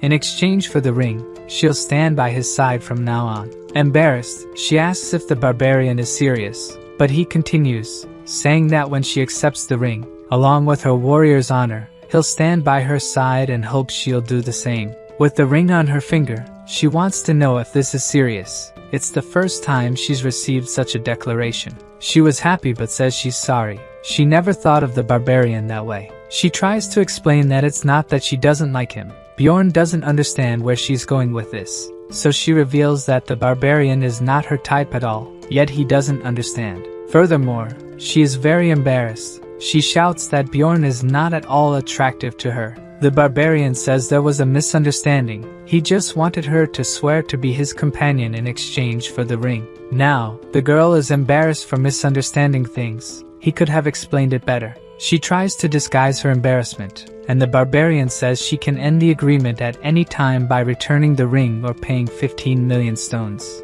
Misha finds it extremely expensive. What could be in this ring to be worth so much? And Bjorn says the ring can grant her greatest wish. He only made this choice because he knows the game. Holding her hand, the barbarian reveals that he's going to awaken Misha. The item numbered 9425, the Frozen Spirit Ring, is the item Bjorn received from the Raven Master. At first glance, it seems useless, but it has an unusual effect when destroyed. After spending a lot of time playing, the protagonist discovered that if the ring is worn by a beast man without a contract with a spirit beast, when it's destroyed, an event occurs. A magical beast named Skadia awakens from its seal, offering a contract to Misha. Obviously, she wouldn't miss this chance and accepts the contract with the beast. The creature transforms into a freezing mist that envelopes Misha's body, and the contract is sealed. Misha can't believe she got a contract so easily and asks how Bjorn got such an item, but more importantly, why her father never told her about it. The barbarian says her father probably didn't know about the ring's powers. It seems this power was recently discovered by a wizard. She's curious how the barbarian knew this and acquired the ring. Before answering the girl, Bjorn thinks it's better for her to put something on first, and only then does she realize her situation.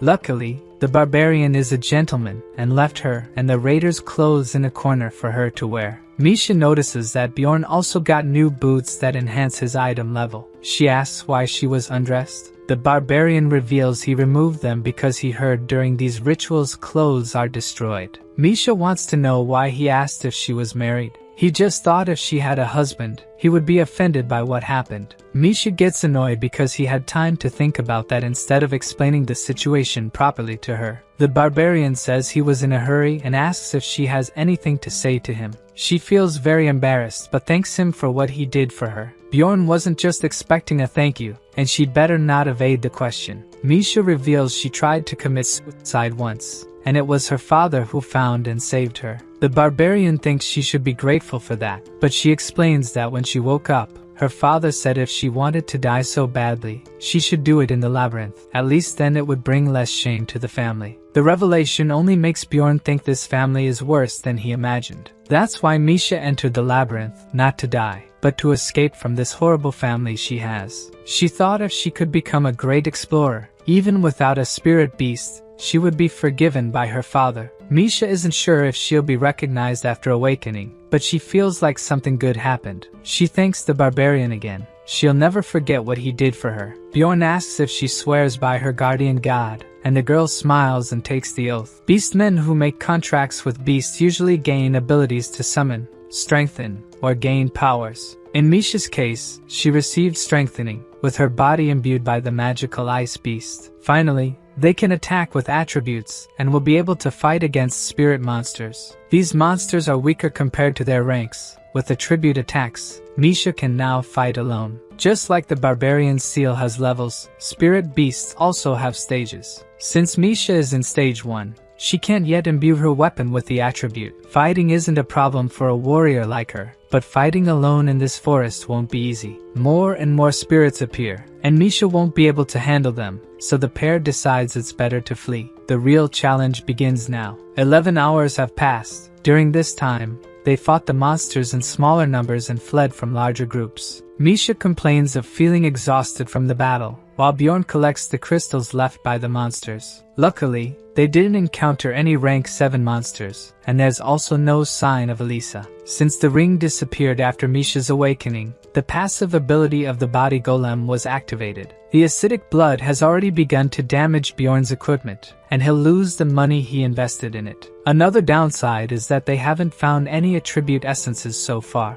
Additionally, Misha is reaching her limit. At this rate, the barbarian's chances of survival are only 30%. After 12 hours in the witch's forest, its field effects are strengthening. Bjorn asks Misha to tie a rope around their bodies so that even if they fall, they won't separate. Now they can't afford to stop for even a second. The real reason the witch's forest is considered a place not to stay in is the witch's eye. Its effect is simple. If you stay still for some time, the rank 7 monster Kanabaro will appear. This time decreases as the level increases, and after over 60 hours in the forest, Bjorn and Misha are still lost. Once the witch's eye activates, they haven't stopped walking. Kanabaro would appear after 10 minutes if they stopped. It would take about 15 minutes to kill one, and as soon as they stop, they'd be attacked. Misha asks Bjorn to walk slower. She's exhausted, and Bjorn notices she's much more tired. Even when slowing down, Misha is still being pulled by the barbarian. Seeing she can't keep up, Bjorn tells her to climb on his back so she can rest a bit. She tries to say that the barbarian is also tired, but he grabs her waist and throws her onto his back.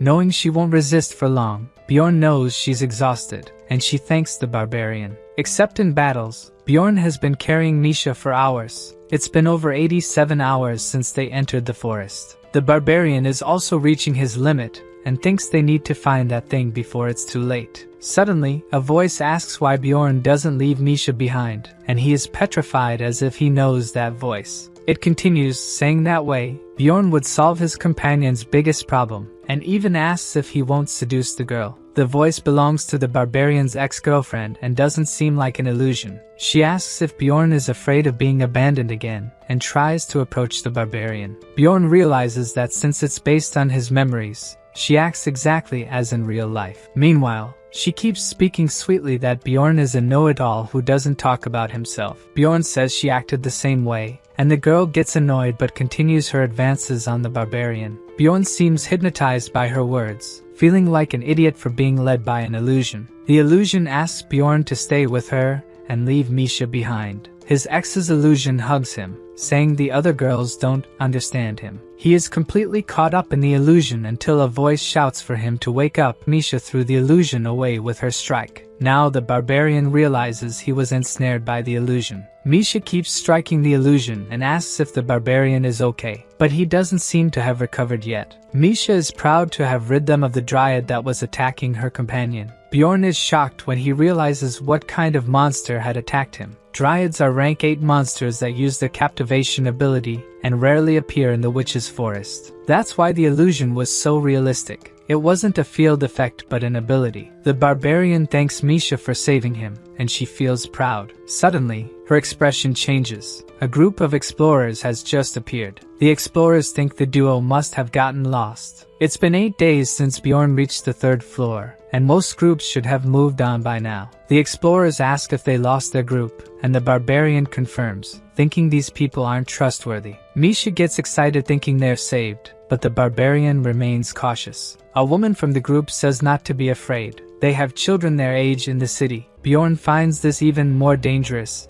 and refuses to go with them. If this group really has children to feed, it means they have even more motivation to earn money. Misha doesn't understand why Bjorn is being cautious. Whenever the barbarian thought about what he would do if he met other explorers, the answer was to ask for help. Offering a reward in exchange for the group guiding them to the exit would be beneficial for both parties. Before proposing an agreement, Bjorn wants to know more about them, so he introduces himself. The scout of the group introduces himself as Hans, another Hans. Based on his experience with people with that name, the barbarian becomes more apprehensive. It's one more reason not to trust them. The group also has 2 warriors and 2 archers. If they don't have good intentions, they are a dangerous group. The barbarian whispers to Misha, asking if she trusts his judgment, and she confirms. He thinks he might be paranoid, but this group is suspicious. Bjorn thinks it's best they leave, and Hans asks if the pair wouldn't want help. The barbarian really wanted to,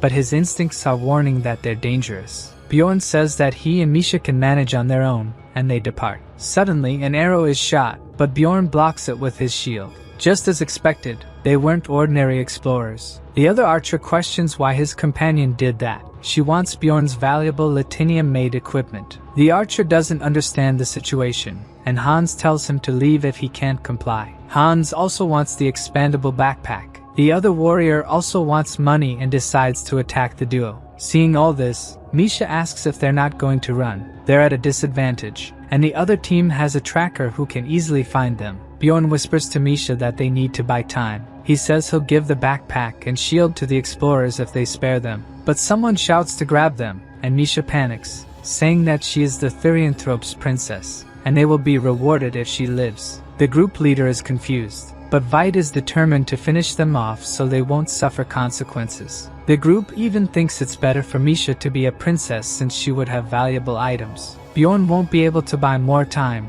but it should be enough. Kanabaro, the rank 7 monsters, has just appeared. The group is taken by surprise. The monster appeared because Bjorn and Misha have been lost for days. Bjorn asks Misha to cling to him. He knows Kanabaros pursue their prey, and there's no way to escape. So the barbarian runs towards the explorers. The idea is to use them as bait to escape. Bjorn jumps on Hans, who doesn't understand. Then the monster uses the mana mines ability. The group is surrounded by Kanabaros mines. Hans shifts the group's focus to defeating the monster and then capturing the duo. Bjorn knows he won't be able to avoid the mines either, so he decides to step on them while running. On the other side, Kanabaros summons dogs. The animals run hungry towards the group, who can't dodge, or they'll step on the scattered mines. Additionally, the monster also attacks them with its weapon. Bjorn is bitten by the dogs and uses his flesh explosion ability to get rid of them. Suddenly, the barbarian doesn't feel his ankle anymore. This time, he has a serious injury and needs immediate treatment. Now Misha has to attack,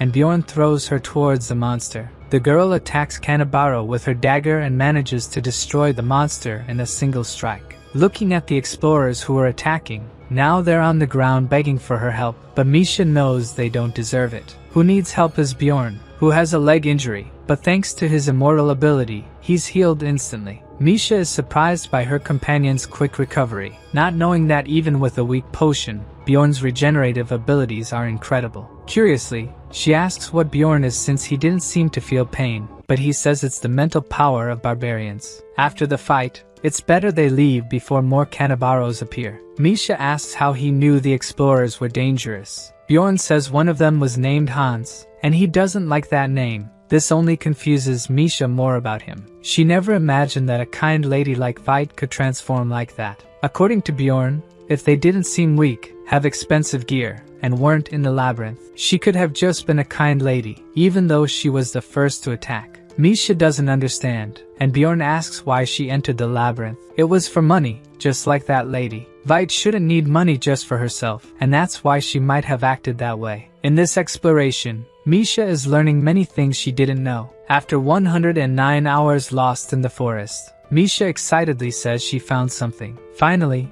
they've reached the witch's cabin, the only safe place in the forest. Bjorn hopes nothing bad happens this time as they enter the cabin. The cabin stays in a random location in the forest for 8 hours before appearing elsewhere. Inside it, the field effects are undone, making it the only safe place in the forest. The first cabin was hard to find, but with Misha's keen eyesight, the second one was easier. There are 53 hours left before the labyrinth closes, and after 5 people enter the cabin, it locks itself. Misha is excited to finally be in a safe place. However, Bjorn asks her to stay quiet because they are not alone there. He explains that after 5 people enter, the cabin's entrance seals shut. On the ground, the barbarian finds a familiar helmet and axe. Bjorn realizes they belong to the priest who was with Elisa. Shortly after, they find the man lying on the ground like a beggar. Misha warns that his companions are inside the cabin, and before going in, Bjorn knocks the man out. They tie up the group inside. Misha thinks the priest won't last long in his condition. Bjorn then pours a healing potion over the man's head. He screams in pain because the potions heal but are painful. He asks if Bjorn is the barbarian he encountered before. The priest yells that it was all a misunderstanding.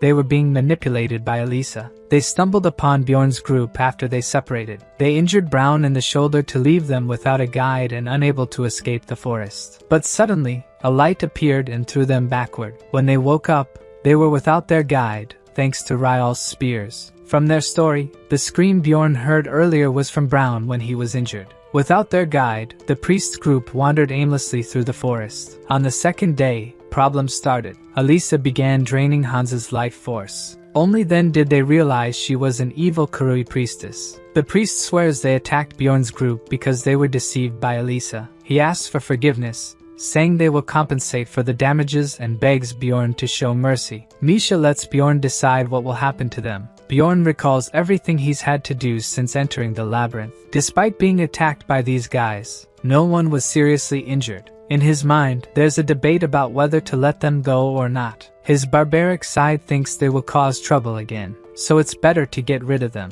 However, his human side believes they made a mistake but deserve another chance. They might have deserved it in the world he lived in before. Bjorn asks Misha for her opinion, and she doesn't trust them. Whether it was a mistake or not, they attack to kill, and she's learned that shouldn't be forgiven. This makes the barbarian think more clearly, and he decides to get rid of them once and for all. With this decision, Bjorn gains another point of mentality. He knows that after coming to this world, he has to live with the weight of being a barbarian. Bjorn asks Misha to take their equipment. He then offers a sacrifice to the cabin, so it remains open for another 8 hours. With their supplies, they can rest there for up to 24 hours. The barbarian decides to rest first and flops onto the bed, which is much softer than he's used to. He thinks that the more he lives as a barbarian, the better he behaves as a human. After dreaming about his ex-girlfriend, he wakes up startled, finding Misha sleeping soundly beside him. He reflects on everything he's experiencing and realizes he slept for 7 hours straight. He also notices Misha is still asleep and gets annoyed that she doesn't want to get up. There's 1 day left before the labyrinth closes and 1 hour before the cabin shuts. If they hold out a little longer, they can return to civilization. When they return to the forest, things are very different. Misha asks Bjorn if he knows what's happening. He remembers that in the game, after making 7 sacrifices in the cabin, a special condition is fulfilled. It releases the Chaos Lord Ryakis, who starts roaming the floor. In the game, they were called floor masters, and each floor had its own. Misha is in a panic, She didn't know there was a lord on the 3rd floor. The method to summon him was kept secret because it wouldn't be enough with just a few explorers. Even the floor monsters hide from Ryakis, who kills anything in his path. The portal to other floors closes when he is summoned, so it's better for whoever is on the floor to prepare. Misha starts asking why he appeared, and it was probably because of them. Bjorn explains that when they burned the sacrifices, they fulfilled one of the conditions to summon him. He didn't imagine that others were doing the same. Misha becomes desperate and blames Bjorn, thinking everyone will die. To make matters worse, Bjorn says it's better if no one knows it was them, or it may not end well. At least the status effects were undone, and they can leave the forest now. Bjorn decides the best course of action is to head toward the orc habitat. According to the dwarf, the Jarwi clan operates above the 6th floor and has hundreds of members. If the duo stays close to the Jarwi clan, they might have a chance of survival. The barbarian imagines that at least 10 teams like theirs are on the 3rd floor. When they arrive at the clan, one of its members is trying to organize the explorers. There are dozens of them desperate, not knowing what to do. Bjorn realizes the place is in complete chaos. The clan's priestess casts a spell of evil destruction. The man who seems to be the leader asks everyone to calm down. They are in a safe place. In a day, the 3rd floor labyrinth will close, and according to their contract with the royal family, they will ensure that most explorers return. But if anyone breaks their rules or causes conflicts, they will be expelled. Bjorn sees that the speech calms the explorers, and thanks to the priestess's magic, they will be able to rest a little. The proclamation, Destruction of Evil, allows only humans to enter and exit a location. Even so, Bjorn doesn't think they can let their guard down. He knows they will have a problem soon. Bjorn asks Misha if she trusts her ears, and she says she doesn't know but has received compliments. He doesn't understand what she meant and asks if her hearing is good. Misha confirms, and he asks her to listen to the conversations around them and tell him if she hears anything useful. Bjorn overhears a group saying it's been 10 years since the floor lord appeared. They wonder what kind of idiot could have summoned him. At least they have a 6th floor clan to protect them. The barbarian also thinks that with this clan by their side, they can survive. Meanwhile, Misha sleeps peacefully, leaning on the barbarian, until he wakes her up, saying something is about to happen soon. She asks what he meant, and Bjorn tells her to look around. There are too many people there, at least 500. By Bjorn's count, there are only 50 clan members there, so first, they will observe how they control this crowd. The clan leader asks again for the explorers to calm down. Thanks to the priestess's magic, that is the only safe place on the floor, and therefore, she would like them to show respect to her god. Everyone must immediately give 1 million stones or the equivalent of what they have. Bjorn knows no one carries that amount, so this is how the clan maintains order by taking equipment. The leader continues, saying the payment is also a fee for their protection. Even if they lose potions or equipment, at least they will be safe. Bjorn remains concerned. Even though this magic is strong, it doesn't compare to the power of the floor master. He knows that not even this clan will be able to defeat the master, but it's better to do what they ask.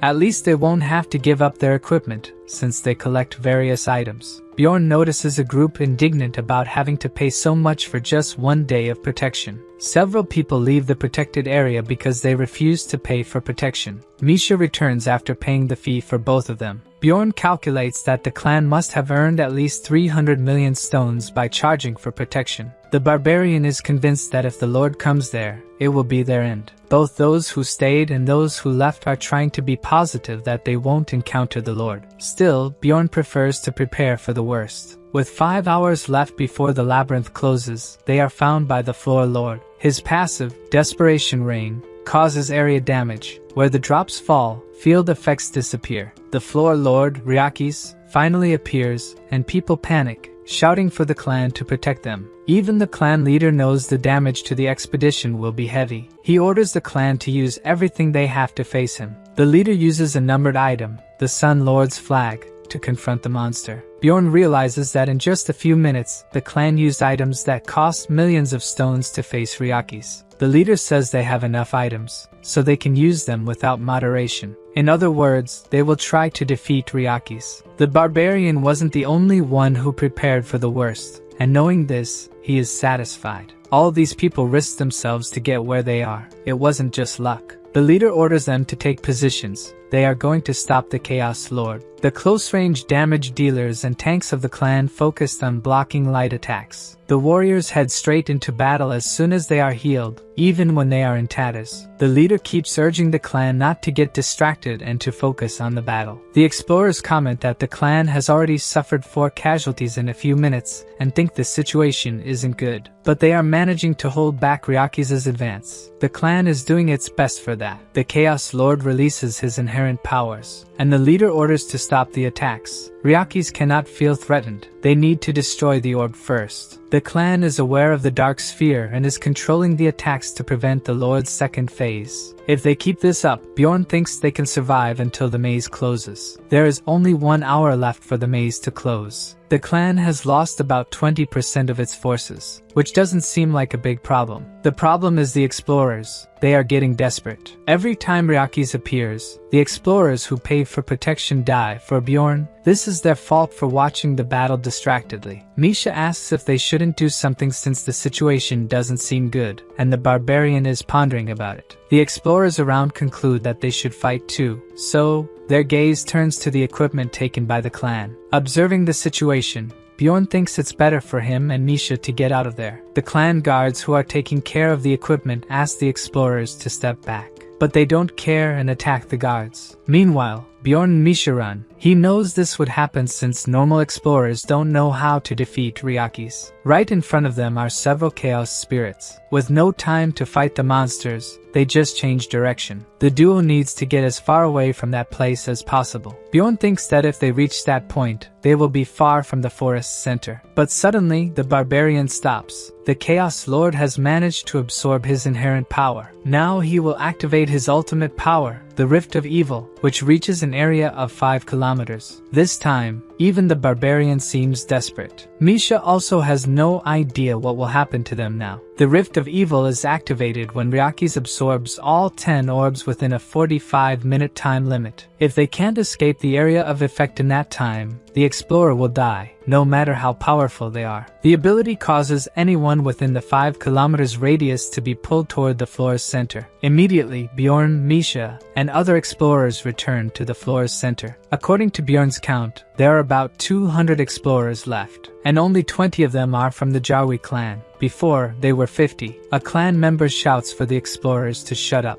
He says they lost several of their members because of them, and it's better not to come near. This only makes the explorers more irritated. They paid for protection and still might not survive. The clan guy also says he won't help anymore, and they should be grateful for not being killed. One of the explorers raises their hand amidst the crowd. He read in an ancient text that if they don't leave within the time limit, they will all die, except if they run 5 kilometers in any direction. The problem is that Ryaki's clones and chaos spirits will pursue them if they try to leave. The explorers agree that if they work together, they might survive. More than half of them leave, and Misha asks what they are going to do. Bjorn wants to bet on something with a higher chance of success and goes to the clan. Misha's brother recognizes them and wants to know what they are doing there. Bjorn greets him and asks if they managed to get the hero Orc's essence. The guy who wasn't taking Bjorn seriously until now is disturbed and asks how the barbarian knows about that. The barbarian is pleased. The bet was a success. The clan now has only 23 members, and they have only 2 short-range damage dealers left. After the explorers revolted,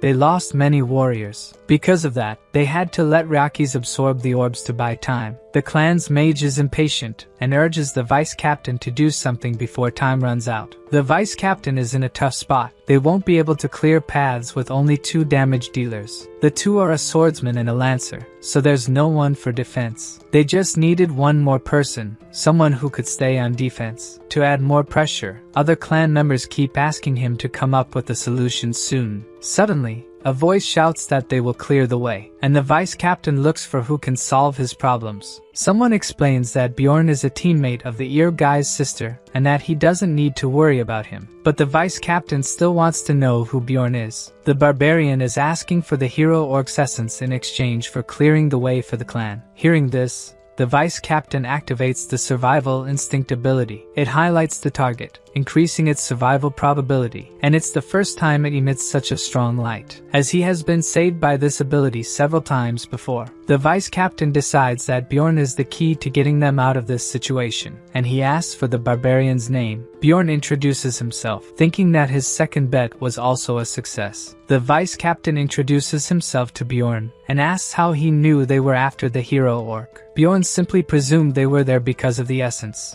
A powerful clan like theirs wouldn't be there just for the orc warrior. They must have had some other reason. The hero orc is a hidden boss, summoned when offering 777 magic crystals to the orc warrior on an altar in the middle of the orc habitat. The clan brought many supplies in case they had the rare chance to encounter the orc lord. Since they still have many, they must not have found the lord yet. After hearing the explanation, the vice commander asks why they need the barbarian. Bjorn explains that he has the immortal seal, the vampiric essence of a rupture guardian, and also the essence of a body golem, with the characteristic of pain tolerance. The vice commander doesn't need to hear more. For a third floor explorer, Bjorn is not bad at all, even when compared to the clan's warriors. The vice captain thinks the barbarian is amazing and will invest in him. Misha's brother tries to intervene about giving the essence to Bjorn, but the vice captain has already decided. Investing in Bjorn pays off if they can save at least one more clan member at the cost of the essence. Meanwhile, Bjorn thinks he has passed the first obstacle. There are 3 types of hero orcs, each one a named monster, which means they are advanced mutants with difficult essences to handle. That's why an entire squad is needed to defeat one, even though they are 5th rank monsters. One orc drops the red essence, imbued with the scream of passion. The other drops the blue essence, imbued with the spirit of combat. And the last one drops the green essence,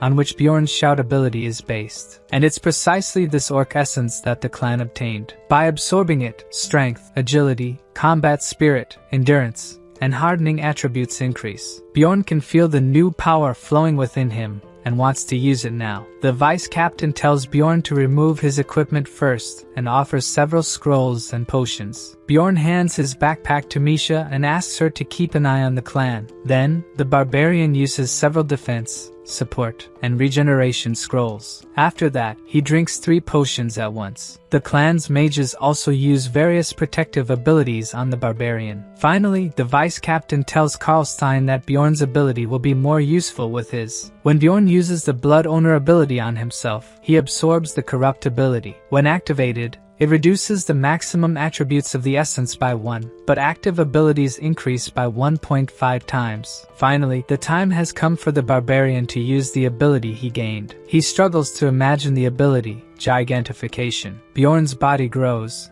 as well as his attraction value and physical attributes. He looks like a giant compared to the others. Misha blushes, as the barbarian's clothes tear due to the size increase. So, the vice captain asks for some cloaks to cover Bjorn. After being covered, Bjorn is ready to move forward. They have only 30 minutes to defeat the Lord, but Bjorn is confident he will succeed. The barbarian lets out a war cry and runs toward Ryakis. The other clan members follow behind him. In addition to them, Misha and 40 more explorers follow, in exchange for having their equipment returned. Bjorn uses the sacrifice seal on the explorers, further increasing their physical attributes. At this moment, the barbarian is overflowing with power. First, miniature clones of Ryakis appear, each 2 meters tall, but they are small compared to Bjorn. When these monsters are destroyed, they cause damage to the opponent, even with tolerance. Bjorn still feels pain when destroying them. Thanks to the vampiric essence, he knows he won't die unless his heart is destroyed. But the vice captain warns that he's being careless and doesn't need to attack so many at once. The problem is that with active gigantification, more monsters are attracted to Bjorn. This makes the explorers behind him safe, since most monsters focus on Bjorn. Misha's brother also attacks the monster clones but receives damage reflection and asks the priests to heal him. Seeing this,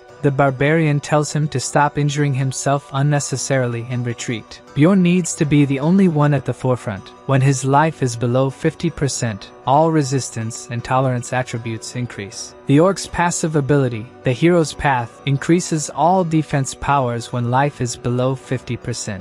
And when it reaches 20%, it maximizes these effects. To use this in the best way, Bjorn asks everyone to stay behind him. He will take care of everything alone. In the rear, Misha's brother meets the elder mage, who thinks it was a good choice for them to stay in the rear. But Karlstein feels useless having to be in that position. In the short time he spent at the forefront, he realized that was no place for a human being. He had thought Bjorn was just an ordinary third-floor explorer with good pain tolerance. But now, he wonders how the barbarian can continue advancing without hesitation. The explorers start talking about Bjorn's courage and ask if Misha knows him, but she pretends not to understand. The mage comments that if Valken, the hero of the barbarians, returned, he would probably be similar to Bjorn. Karlstein doesn't need to be curious about the barbarian's name. If they continue like this, soon everyone will know his name. On a computer screen, Bjorn's attributes are shown, including the new essence he obtained. Bjorn manages to step out of the evil rift, and as soon as he does, the effect of gigantification also wears off. People celebrate that they managed to escape, while the barbarian looks up. The people who didn't manage to escape are being sucked in by Ryakis. The entire orc habitat was destroyed in a matter of seconds, and Bjorn reflects that it was a miracle they managed to escape. The vice captain appears, saying they barely made it. Still, they can't let their guard down. He's right. After Ryakis' first supreme strike, one of the survivors will be chosen as prey. There's a 1 in 15 chance of Bjorn or Misha being chosen as prey, and Bjorn tries to think that neither of them will be chosen. But suddenly, Misha is on the ground and calls for Bjorn. She has been chosen as prey and has fallen into a state of paralysis. The barbarian can hardly believe their bad luck. Unaware that she's the prey, Misha asks what's happening to her, until she notices that everyone's gaze has turned to her, including Karlstein's, her brother. The prey is the only target chosen by Ryakis and will be unable to move, meaning she will be pursued until caught. The vice captain offers protection and asks if Bjorn wants to join the clan, but the barbarian has no intention of working for them. Thus, their agreement comes to an end, and the vice captain wishes him good luck if they survive. But the vice captain believes they won't lose to the Lord. As a farewell gift, the vice captain asks the mages and priests to start. They cast spells to increase Bjorn's speed and regeneration. He thanks them for the help. At least if they survive, the Lord won't go after the clan. There are 15 minutes left before the labyrinth closes, and in that time, Bjorn and Misha cannot be caught. On Bjorn's back, Misha asks him to stop running. She knows the monster is only after her. She thinks that if they continue like this, Bjorn will end up dying too. The girl has already realized her childhood dream and says that's enough for her. But Bjorn knows she doesn't want to die, so it doesn't make sense to say that. In truth, she's just afraid of being abandoned, and she reveals that she doesn't want to be a burden to the barbarian. So, Bjorn tells her that if she wants to live, all she has to do is ask him for help, then at least they'll have a chance. After everything they've been through together, Misha knows she shouldn't be talking about giving up. So Misha says that if Bjorn saves her, she'll help him forever, but that's something she's said before. Thus, she says she'll give him all the money she earns from this exploration. Now she's given the barbarian a good reason to strive. The blessings from the clan come to an end, and as the rain of despair falls, Ryakis must be close. The chaos spirits are everywhere, and this forces Bjorn to use gigantification again. Now the barbarian can go further, taking just one step, but he'll only be able to maintain this ability for another 2 or 3 minutes. There are exactly 196 seconds left before the labyrinth closes, and since Misha must be bored on his back, Bjorn asks her to start counting the time. The barbarian has no choice but to fight the chaos spirits that keep appearing. Suddenly, a light almost knocks the barbarian to the ground. With 90 seconds left before the labyrinth closes, Ryakis is very close. With Ryakis' attack, even the chaos spirits were affected. Several of them were taken down. Bjorn can now run more freely without being chased by the spirits. However, they are within Ryakis' attack range. He just appeared, and the barbarian barely manages to dodge him. Misha tries once again to tell Bjorn to leave her behind, but he tells her to stop whining. If he's made it this far, he's not going to abandon the girl now. Besides, the barbarian wouldn't risk losing the money he invested in her, giving her the ice spirit ring. Bjorn says they will survive confidently until, out of nowhere, his arm is ripped off by the Lord, and Misha becomes even more desperate. Bjorn then asks her how much time is left until the maze closes. In tears, Misha says there are still 60 seconds. Bjorn's only choice now is to endure. Fleeing is no longer an option with the Lord so close. The barbarian decides to run towards the Lord, which makes no sense to Misha. But Bjorn thinks it will be harder to be attacked from below the Lord. They still have 50 seconds left until the maze closes. After observing the clan fighting the Lord, Bjorn learned his attack pattern. There are still 30 seconds left, and at least Bjorn is managing to dodge the attacks. But with 25 seconds left, the barbarian is hit again and falls to the ground. This time, he thinks it's the end. He won't be able to dodge the next attack. At that moment, his mana runs out, and Bjorn returns to normal size, evading the Lord's attack. Bjorn runs and grabs onto one of the Lord's fingers. He just has to hold on for another 10 seconds. Ryaki starts shaking his paw as if trying to get rid of a bug. Only 3 seconds left, and the duo is about to be devoured by the Lord. In the last second, Bjorn knows it's too late for the Lord. They manage to buy enough time. The portal opens, teleporting them to Rafdonia Square. Hundreds of explorers are literally thrown to the ground by the portal. People panic as they see many of them severely injured. Someone looks at the unconscious Bjorn and comments that with injuries like that, there's no way he could survive. Misha also wakes up in the square and begins searching for the barbarian. She enters the crowd that has gathered around him to see how he's doing. Bjorn remains on the ground, unconscious and badly injured from the battle with the Lord. She checks if he still has a pulse while people comment that the temple needs to come help the injured soon. Misha realizes Bjorn's heart is still beating. He's just sleeping and feels relieved. Around the city, people talk about the third floor lord who appeared after a long time, about the Jarwi clan losing 30 members, and about one explorer being practically responsible for so many surviving. His name is Bjorn Yandel, a barbarian who reached the third floor just 3 months after his first maze exploration. Someone remarks that Bjorn is still young but will surely become a hero. Thus, one day Bjorn could be called the Little Valken in honor of the barbarian hero. Bjorn's fame attribute rises, which could increase the chances of special events happening. A man sitting in an office finds Bjorn's Little Valken fame interesting. Since he started, it's the first time he's seen an explorer achieve so much in such a short time. He also knows about the essences Bjorn possesses and doesn't believe he obtained such special essences just by luck. In history, there were others like him, known as heroes. The man wonders what Bjorn is, a hero or an evil spirit. In a tent, we see the day dawning in Rafdonia. The sunlight wakes our barbarian. He puts his thoughts in order, remembering that he came out of the labyrinth, along with his companion Misha. 2 days later, in a tavern, people are talking about the Lord who appeared on the third floor and the barbarian who saved everyone, calling him Little Valken. While discussing how no one discovered who summoned Ryaki's, Bjorn's fame rises. In the same place, Bjorn and Misha meet their companions who were separated in the labyrinth. Before talking about everything that happened, the MC wants to ask for something to eat. He must be starving. Then the dwarf explains that after Rotmiller was injured, he used the wrist guards again to buy time. Misha is surprised that he could use the item again. For Bjorn, they must have used a combination. And the dwarf explains that by using emergency restoration, it's possible to reset an item's count. After treating Rotmiller,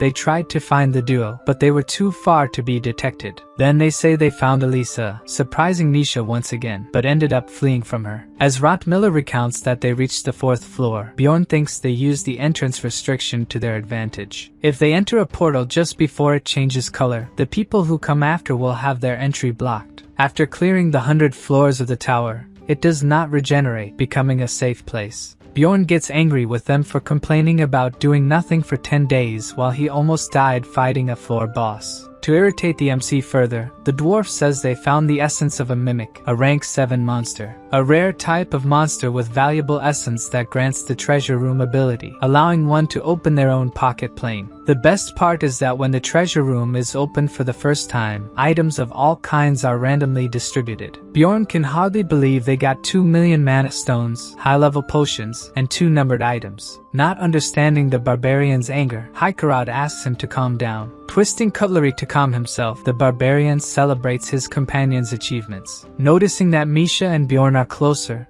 the dwarf wants to know what happened to them during that time. Before Misha could say more, Bjorn steps forward to tell what happened, commenting that he will summarize the story. He skips several parts, such as giving the ring that allowed Misha to make a contract with a spirit beast. Even so, the rest of the group is surprised by the part they hear, and Rotmiller congratulates the girl for securing the contract. The dwarf decides to reimburse the amount the duo paid to the clan, even knowing they earn the hero's essence. To Ryal, the duo's story was incredible, and according to the dwarf, no one will question the nickname Little Valken. The barbarian doesn't understand this nickname story, and Haikarad explains that People are calling him Little Valken in comparison to the barbarian hero of the past. To Bjorn, this came too quickly, although in the game a nickname is a good thing. In this world, it means he will receive unwanted attention if he becomes famous too quickly. Changing the subject, Misha wants to discuss more important things, like how they will distribute the group's earnings. Despite some losses, they reach nearly 8 million stones as profit. At this moment, the MC is very happy, remembering that Misha promised to give her earnings to him. A few days later, Misha is commenting that the labyrinth is painful, but the real world is not easy either. At this point, the barbarian has already resolved most of the things he needed. He repaired his equipment and got some items, and all this time Misha stayed with him. Even without understanding why she keeps sticking with him, his main concern is to make her stronger, because she is the main member of his team, but staring at the girl made her embarrassed. While she says she will visit her family, people around comment about the MC being Little Valken. Misha says she will stay with them for 2 or 3 days and seems scared. Despite worrying if the girl will be well treated by them, Bjorn will not intervene in this matter. Bjorn wishes her luck, but she seems even more disheartened. Then the barbarian wishes her luck in a more barbaric way, irritating her. Misha says she will return soon and asks him not to skip meals. As she leaves, Bjorn remembers she said she would treat him as her savior, but it seems she is treating him like a son, just like his ex-girlfriend did. What he needs to do first is to increase her level. With improved attributes he can join better groups, but Misha cannot accompany him at her current level. After arriving in the 8th district, he decides he will stay with this group for now and is caught by surprise with a new execution. People around are euphoric as if it were a happy event, thinking the person about to fulfill the sentence was an evil spirit. Looking out of curiosity, the barbarian realizes it's Tarakan in that situation. Bjorn was worried about the guy, who must not have followed his advice to buy a weapon, or had the courage to enter the labyrinth. At this moment, Tarakan recognizes the barbarian, and tries to shout for help from the acquaintance, but it is too late. The barbarian turns away not to witness Tarakan's end, thinking that could have happened to him. Now he will stop helping these people out of pity. Suddenly, someone who knows the MC's name appears, saying they are in the same position as him. Listing several real countries, the blonde asks where Bjorn came from. To the barbarian's displeasure, there are more people like him in this world, and the guy seems quite excited to meet the MC. Extremely irritated with this situation, the barbarian uses the Einar method and tells the guy to say what he wants to get at with the conversation. A little scared, the guy says he thought Bjorn would stay there for only 3 months, after being pressured again. He hears the guy say he ended up in that place thanks to the damned Gwaim too, and makes more compliments about earning a title in such a short time, and Bjorn thinks this must be a scam. In the end, the blonde no longer wants to know where Bjorn came from, as both are outsiders. The MC stays silent while the other keeps talking, until he interrupts, wanting to know something. Pointing at the blonde, he wants to know if the guy is an evil spirit. The blonde confirms that yes, he is an evil spirit. Then Bjorn lets out a furious scream, scaring everyone around. He says that the chief of the barbarians ordered to kill all the evil spirits. The protagonist punches the blonde guy, knocking him out. A short time later, we are in a house that belongs to the security agency. A guard thanks Bjorn for saving his brother, who was in the labyrinth. Bjorn asks how long he will have to wait because he is already getting hungry. Then it is shown that the guards have calmed the situation, but the evil spirit got the worst of it. Another worried guard appears, calling for the captain. He says that the guy who got punched by Bjorn had an evil spirit hunter token. They go to the place where he is hospitalized, and another guy says he is not an evil spirit. Bjorn shouts that he himself said he was one and won't be fooled like that. Obviously, he is just playing dumb. The guy explains that this is part of a system that tests those who achieve a lot in a short time. Basically, they thought Bjorn was an evil spirit and wanted to trick him to see if he would fall into the trap. Really, Bjorn was very smart. With his performance, he will no longer be suspected, and the one who got hurt in this story was the blonde guy who got all beat up. Later, as the barbarian was leaving, he comments that he didn't expect them to know so much about the real world. He asks if he was from America or Europe. Bjorn only realized it was a trap when the blonde guy pronounced the word game. He said it in the wrong way, so Bjorn realized it was a trap and put on that whole act. And that was probably how Tarakan, the barbarian Bjorn helped, was executed. He must have fallen into this trap. Bjorn finally arrives home to take a nap, but he notices something strange on the floor, a white envelope. When he opens the envelope, a red pill falls out. There is also a letter that Bjorn begins to read. It says that if you take the pill, you will be able to join a community of players who came to this world. It is completely anonymous, with a message at the bottom of the letter saying that the king of Rafdonia is a son of a bitch.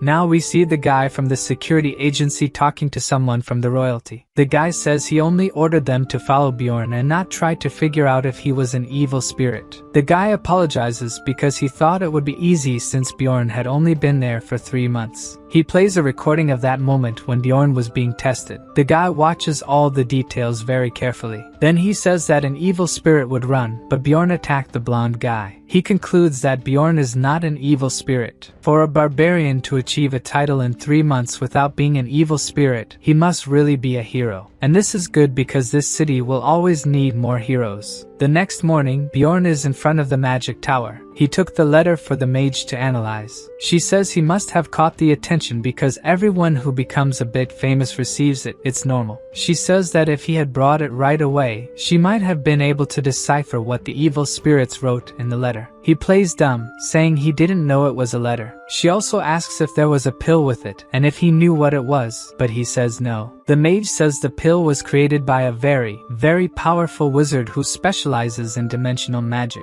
If he takes the pill, he will be able to enter a specific spiritual realm. Knowing this makes the MC curious. Raven explains that it is only his mind that enters this other dimension. If you did, you would enter the spiritual realm every 15 days, where evil spirits are probably exchanging information. Bjorn keeps wondering who might have sent it to him. Since the infiltrators died, the MC thinks there must be some kind of poison in the pill, but the mage explains there isn't. Probably they discover the infiltrator isn't an evil spirit, and sever the connection of his soul with his body. Raven also says that they look like their souls in this realm, so there's no way to know their appearance in the city. Then Bjorn asks if there is any way to recognize who took the pill with magic, but the mage assures him there isn't. Otherwise, they would have caught all the evil spirits by now. Changing the subject, Raven wants to start the day's tests, first draining the barbarian's blood. Meanwhile, he thinks that he will have guaranteed anonymity in the realm. Maybe this is a good opportunity to get information, and even find a way to return to reality in the meantime. As he thinks about what he should do, the mage conducts the tests on his body. After calculating the risks, the barbarian decides to take the pill. If it were so dangerous, this community wouldn't even exist. And even though the entry is anonymous, it's better not to take it now, or they would know who the newcomer is. If his letter was the only one sent recently, they would know it was him who entered the community. So, it's better to wait another 3 to 5 months before taking it. And he doesn't urgently need information right now. 15 days after returning from the labyrinth in the magic tower, in a laboratory on its upper floors, a wizard is having some secret conversations. The wizard asks about the newcomer, but the voice in the crystal ball replies that he didn't come, which makes the wizard assume that the guy shouldn't be one of the players. Talking to the crystal ball, he says they should stop delaying the other letters and start sending them. He had expectations for this letter, but things didn't go as he wanted. At the guild branch, one of the workers informs that Bjorn was promoted to the 6th rank. Every day, he took care of the things he needed, and during this time, he spent a lot of money. But this doesn't sadden him because he spent it on things he needed. He bought a new weapon and reinforced his shield and breastplate with acid-resistant magic,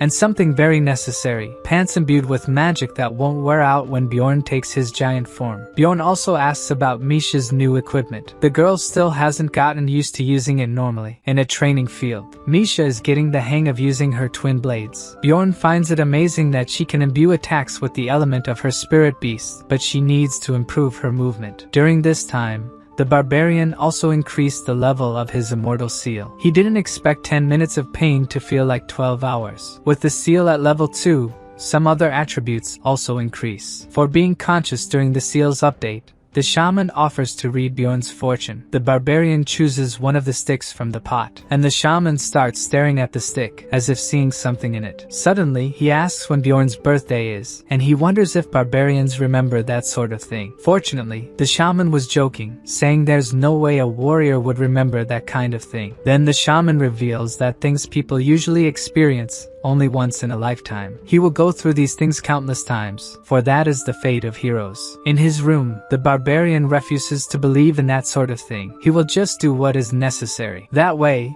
he can get through any problem he encounters. Speaking of problems, Misha seems cheerful, inviting him to have breakfast with her. The next day, Bjorn returns to the shaman to raise the seal to level 3. He asks the barbarian to choose between one of the 3 roots: the Spirit of Flames, Rigid Steel, or the Wild Region. Since none differ much from the game, Bjorn chooses the Spirit of the Wild Region. As soon as the ritual begins, the cabin shakes with the barbarian's screams of pain. At level 3, his threat level increases, and he receives the Wild Outburst, which increases his threat level threefold and enhances his physical stats. By wounding monsters, his physical stats increase, which is perfect for a tank. With Gigantification, he increases his threat level even more. Bjorn certainly didn't expect so many advances in just 3 months. Suddenly, the shaman whispers in his ear that he can go now. But before that, there is something he didn't say about the barbarian's destiny. The shaman says he attracts people with hatred in their hearts and must stay alert to them, or he might get hurt. After that, he withdraws while the shaman remains silent. Outside, Bjorn is thinking about what's left to do now that he has achieved level 3 of the seal. Then Einar appears in the bushes, calling for him in a low voice. In the thicket, she congratulates him on the title of Little Valkan and is curious to know about everything that happened. The girl's eyes even sparkle when she hears the story about his last trip to the labyrinth. Feeling a bit more at ease that he was with Hikarat and the team,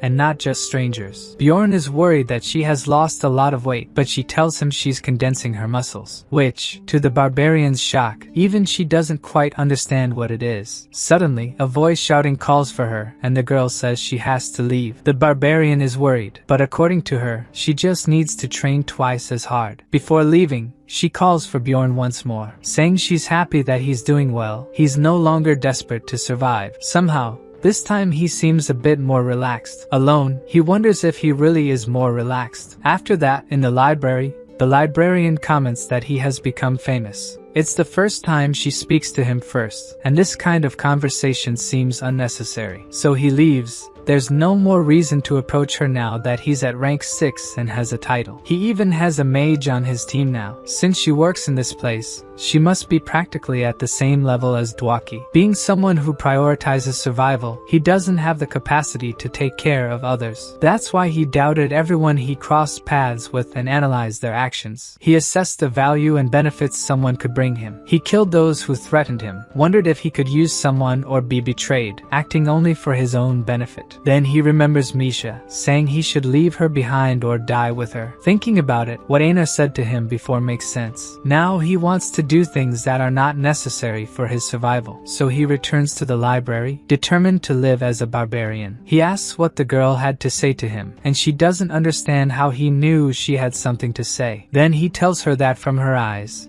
it seemed she wanted to say something. The next day at a cafe during lunchtime, Bjorn is trying to get through the door that, even being normal-sized, is small for a barbarian. As soon as he enters, a woman he thinks is his client calls for him at a table. Shavin is the deputy director of the 7th rank administrative agency of Levision. As revenge for being called to this place, he orders beer and meat, since he doesn't like sweets. Then he asks what she wants, and Shavin reveals that the librarian's name is Lagna. Even though she's not a noble, there's something behind that name, but Bjorn wants to know the reason he's there. So Shavin reveals that they patrol the sewers looking for criminals and tax evaders. But the people who did this died in the 3rd floor incident of the labyrinth and need replacements. To Bjorn, there are better people for this, thinking that evil spirit hunters might have something to do with it. But in reality, she wants him for the job because he's popular at the moment. She's very excited to meet him, like a fan. The salary Shavin offers is nothing amazing, and she says her agency is demanding with who they hire. So Bjorn concludes that he will seem more trustworthy to others if he works with them. This will be his first mission after gaining the title, as no one trusts barbarians. Therefore, the MC excitedly accepts the job. After that, he leaves, and Shavin thinks it's been a while since she met someone so interesting. She was curious after Lagna commented about him, and apparently, he knows nothing about her past, nor do we. For the girl, it was already time for Lagna to make some friends. 2 days later, at the entrance of the sewers, Bjorn and his group realize how much the place stinks. At the entrance, they are instructed not to lose the map and to return the lanterns when they come back. Bjorn talked to the group the day before, and the dwarf was excited to go to the sewers to see ghosts. Dwaki also wanted to go, as all he does lately is read. Since it's an easy place to get lost, Miller also decides to go to train his new skill. To improve her twin blade skills, Misha also decides to go. Bjorn believes that in a place like this, Miller's skills will be of great help. To light the way, Dwaki uses a light spell. While they walk, the dwarf talks about rumors that a terrible monster lives down there. Then Misha asks if the mage believes the monster exists, and according to him, all the trash from the magic tower goes to the sewers. If there were any kind of potion or reagent that came into contact with a monster's body, it should be possible. The barbarian listens to the duo's conversation in silence. Remembering that they said nothing strange happened there for 2 years, such a creature shouldn't exist. Suddenly, Miller stops walking. Bjorn asks why he stopped, and the guide reveals that even without smelling very well, he senses that there's someone else down there with them. Then Bjorn prepares to fight. Since Miller has the essence that gives plus 56 cents, he must be right. At the same moment, Misha finds a guy inside the wall. Bjorn grabs him with one hand and gently throws him on the ground. The guy, seeing no options and scared, charges at Bjorn with a knife, but the poor fellow is easily stopped by the giant barbarian, who already breaks his arm. Now the group starts interrogating him to find out what he was doing hidden there. Bjorn asks if he is mute since he isn't saying anything, but he starts crying and begs them not to kill him. He was just hiding because he has no money to pay the city tax. Miller and the dwarf say that this can't be true because that mark on his forehead is for someone who committed a serious crime. Bjorn says that if they capture him alive, the agency pays 5,000 additional stones, but it's too much work for little profit. Then the guy, terrified of dying, says he will give information if they let him live, but the monstrous barbarian doesn't want to believe him. Then he says that a woman with many undead stole his hideout, and she must have a lot of money. Bjorn gets nervous, thinking it might be her. The woman who attacked them in the labyrinth, Elisa Vihench. Misha asks what they will do now, and Bjorn says if it really is her, they can't let her roam free like that. Everyone agrees, and half an hour later they are being guided by their newest guide dog. Sometime after walking and affirming that the place is very complex, they come to a staircase that descends into a sort of tunnel. Bjorn asks the prisoner if there are other exits, but the prisoner says this is the only one. Then Bjorn chuckles and says this time he will show her what justice is. They all go down while the prisoner goes ahead. Suddenly, they arrive at a pile of bodies thrown on the ground, and Bjorn yells for them to get back, saying she set a trap. The poor prisoner was left to take the fall. Suddenly, we see someone moving suspiciously. Elisa is surprised, thinking that her magic has been activated, perhaps by the people in the temple. She is worried because she hasn't found the path to the underground city yet. At this moment, the mage needs an offering to protect herself. Due to Elisa's spell, the fugitive's HP is decreasing. Bjorn is tying up the guy. He almost perished when the magic was activated. He asks about his companions, and fortunately, they are all well thanks to him. The same cannot be said for the guy, whose HP is now 0. The group thinks that thanks to him going ahead, the others were able to stay safe. Before they proceed, the dwarf notices that the guy had an identification badge. It was another Hans who crossed paths with the barbarian and didn't end well. While the dwarf suggests they can use the badge as evidence, Bjorn has a bad feeling about it. Nevertheless, they continue and reach Hans's old hideout. The group realizes that the person they're looking for isn't there, but something catches the mage's attention. Ryal senses some mana and believes it's coming from beneath the ground, so Bjorn throws his armor on the ground, saying he's going to destroy the ground, despite the mage warning that it won't work against magic. The barbarian activates his gigantification ability. If he can't destroy it with brute force, it means he's not using enough strength. The whole group is shocked to see what Bjorn is doing. He's really acting like a barbarian, trying to destroy the ground. And indeed, his tactic works. Miller says he smells that woman. It should be safe if they check the area. Since his sixth sense didn't detect danger, they decide to move forward. Then we see someone almost out of breath. The guy is running through the underground city of Nork. He opens a door shouting to the vice captain that the door was destroyed. The vice captain questions if it was the royal family, but he explains it wasn't. The door had been forgotten since the incident with the Karui cult, and as it might be a fleeing priest, they need to check it. To handle this, the vice captain assigns Amelia, who has caused a lot of trouble for our barbarian. Meanwhile, Bjorn's group is standing at a junction, not expecting to find a maze in the sewers. They ask Ryal why the path is so complicated, but even as a mage, he has no idea. Rotmiller interrupts, saying the smell of the woman has gotten stronger. Surely, she's approaching them. Then we see Elisa walking through the sewers. She's also frustrated with the complexity of the place. Then she hears an eerie laugh and thinks it might be some dark deity. Elisa always hears the laugh when something bad is about to happen and wonders if she's been found by the temple. The priestess runs fearing she's been found. As she runs, she begins to hear voices, and realizes they're the voices of the barbarian and his group. Her demeanor changes, and now she's determined not to let them escape. She uses gate magic to the demon realm, and shadow guardian knights appear. Before they could do anything, Misha slashes them using twin blades. Bjorn thinks the elemental bonus has made her stronger and says this time the fight will be different. The barbarian uses his wild surge ability to increase his threat level. They are much stronger this time, and fighting these things is nothing. Rotmiller and Hikarud also join in and attack the shadows, leaving the priestess cornered. Then she casts several painful spells, aiming to make them suffer. But Ryal uses support magic, Brilliance, to block her attacks. Unaffected by the spell, Bjorn eliminates the shadows protecting her and tells the mage to attack. But it seems he wasn't ready yet, and Bjorn urges him to hurry, about to strike the priestess, who uses a magic that prevents physical attacks before the barbarian could hit her. To stop this, Ryal finally casts his spell, canceling the magic Elisa had used. Thus, she's caught by the barbarian and slammed to the ground. The rest of the group watches, and Ryal asks if they shouldn't take the priestess alive to collect the reward. Exactly for this reason,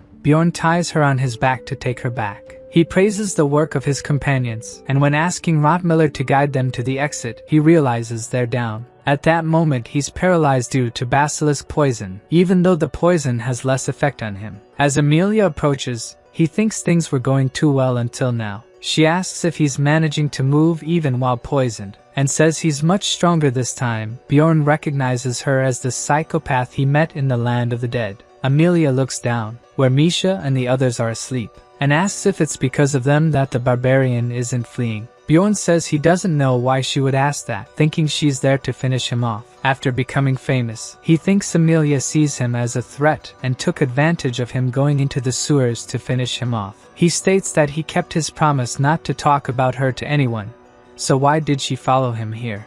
She says he was the one who invaded this place by opening the door, and asks how he knew about the location. Bjorn doesn't understand what place this is and asks for an explanation, and she asks how he opened the door. If she's referring to the door, he broke it with his weapon and asks if there's a problem with that. The barbarian only did this to capture Elisa, and Amelia realizes the person lying on the ground is the priestess of Kuri they were looking for. So Bjorn tries to leave, but the girl says she can't let him go after discovering this place. He asks if he can swear not to tell anyone about this place, but it seems things are different now. Then the barbarian starts removing his equipment. Bjorn asks if she knows the two ways to make someone furious. The first is not finishing a sentence, and the second way is, he angrily hurls his mace towards her. Even caught off guard, she manages to dodge it. Then he raises his shield, and throws it like Captain America's shield. He takes advantage as Amelia dodges the shield to close in on her. By the time she realizes, Bjorn is practically on top of her, but the girl is skilled and still manages to evade him. As expected, she moved just enough to dodge him, so Bjorn should do something she doesn't expect. He activates his gigantification. With his arm larger, he manages to grab the girl this time. Finally, he's going to land a hit, and indeed, the punch lands square in the face. As he decides to deliver the second, he realizes something's wrong. Amelia is holding a dagger with an aura and could cut his whole arm off this way. To prevent this, he uses the burst of flesh and his acidic blood hits her. Even taking another hit, Amelia doesn't retreat and tries to strike him with the dagger. So he changes tactics. This time he kicks her, catching her off guard. Bjorn sees she's quite injured and gets excited, thinking he can defeat her. Then he hears Amelia's voice coming from behind him and wonders why. She used automatic replication and is going to hit him with the Azura kick. Shocked by her use of automatic replication, he doesn't have time to dodge the attack. He only survives because of his passive ability, Darkness Source, and the effect of the essence of the immortal. Amelia finds his regeneration power incredible. She only used a healing potion, despite his condition. Then he quickly gets up, wanting to know why she let him live. According to her, Bjorn hasn't changed at all and asks why he attacked her out of nowhere instead of talking first. He thought he had no choice because she wanted to kill him, and Amelia asks how he came to that conclusion. As she said she couldn't just let him go, Bjorn thought she was going to finish him off, and asks what she's planning to do with him then, even though she says she won't kill him. Bjorn was about to grab his mace as a precaution. Amelia tells him to drop the weapon, even if it was just in case she changed her mind. The barbarian tells her the best way to defend oneself is to attack first. As she's injured, he asks why she didn't take a potion, but she reveals she can't. It seems there are essences that don't react well to potions, so she hands something to Bjorn. It's called Lich's Blessing, a remedy made by an alchemist from Nork that erases memories up to an hour before. Bjorn asks why she's doing this instead of killing them and getting thousands of stones in return. Amelia gets annoyed that he would think she's that bad. Either way, she makes him take the remedy. A much better solution than being killed. The barbarian asks if there are any side effects, but as far as she knows, there aren't any. Before he falls asleep, Amelia asks what the other way to make someone furious was. But Bjorn is already very sleepy, and he sleeps before he could answer. Lich's blessing is melting inside his soul. Suddenly, the barbarian awakens. His soul couldn't receive the blessing and it is being removed. The next morning, at the administrative agency, Bjorn receives the reward for Hans and an additional bonus. Then he meets his contractor who explains that he won't need to pay for the destroyed equipment. Come to think of it, they almost died in the sewers. He remembers waking up in the sewers, his headlamp and recording device broken. What Amelia said must have been true. The group had memories up until they found Hans' hideout. But for some reason, his memories remained intact. The group didn't remember anything about capturing Elisa. Rod Miller explains they must have fought her, but she woke up and used some magic to erase their memories. For Ryal and the dwarf, this makes sense. What matters is they defeated her in the end. As soon as they left the sewers, Shavin and the librarian were waiting for them. Since they were late,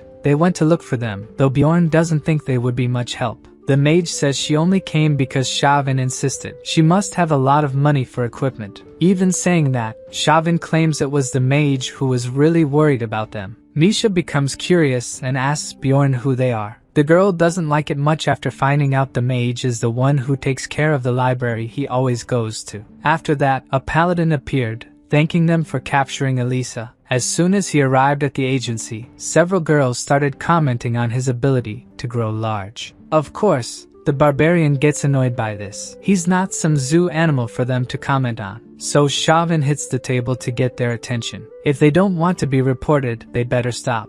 With that, she is forgiven for making him go to that cafe. Then Bjorn says he needs to go. His companions are waiting. But before that, Shavin invites him to the library when he has time. Lagna is preparing something for him. After that, we see the dwarf laughing. The group is gathered in a tavern eating and having fun. Already drunk, Hikarud starts calling Bjorn the goddess of fortune. The reward for capturing the priestess was 10 million stones, an astronomical amount. Since they don't remember Bjorn's hand exploding, or that he was decapitated, it seems very easy for them to have won the reward. At the table, Misha says she needs to talk to the barbarian and asks him to come closer. As soon as she starts saying something about her father, someone recognizes Bjorn and interrupts them. The guy remembers he's Hans Horge, Hans number 2 that only the novels Bjorn knew. He suggested the barbarian go to the guild after Aina left his group. Hans wants to join them, but Bjorn refuses, saying he has nothing to talk to him about. After all the bad experiences with Hans, he can't trust any of them and tells the guy to disappear. Having scared the guy off, he moves away from Bjorn and his group.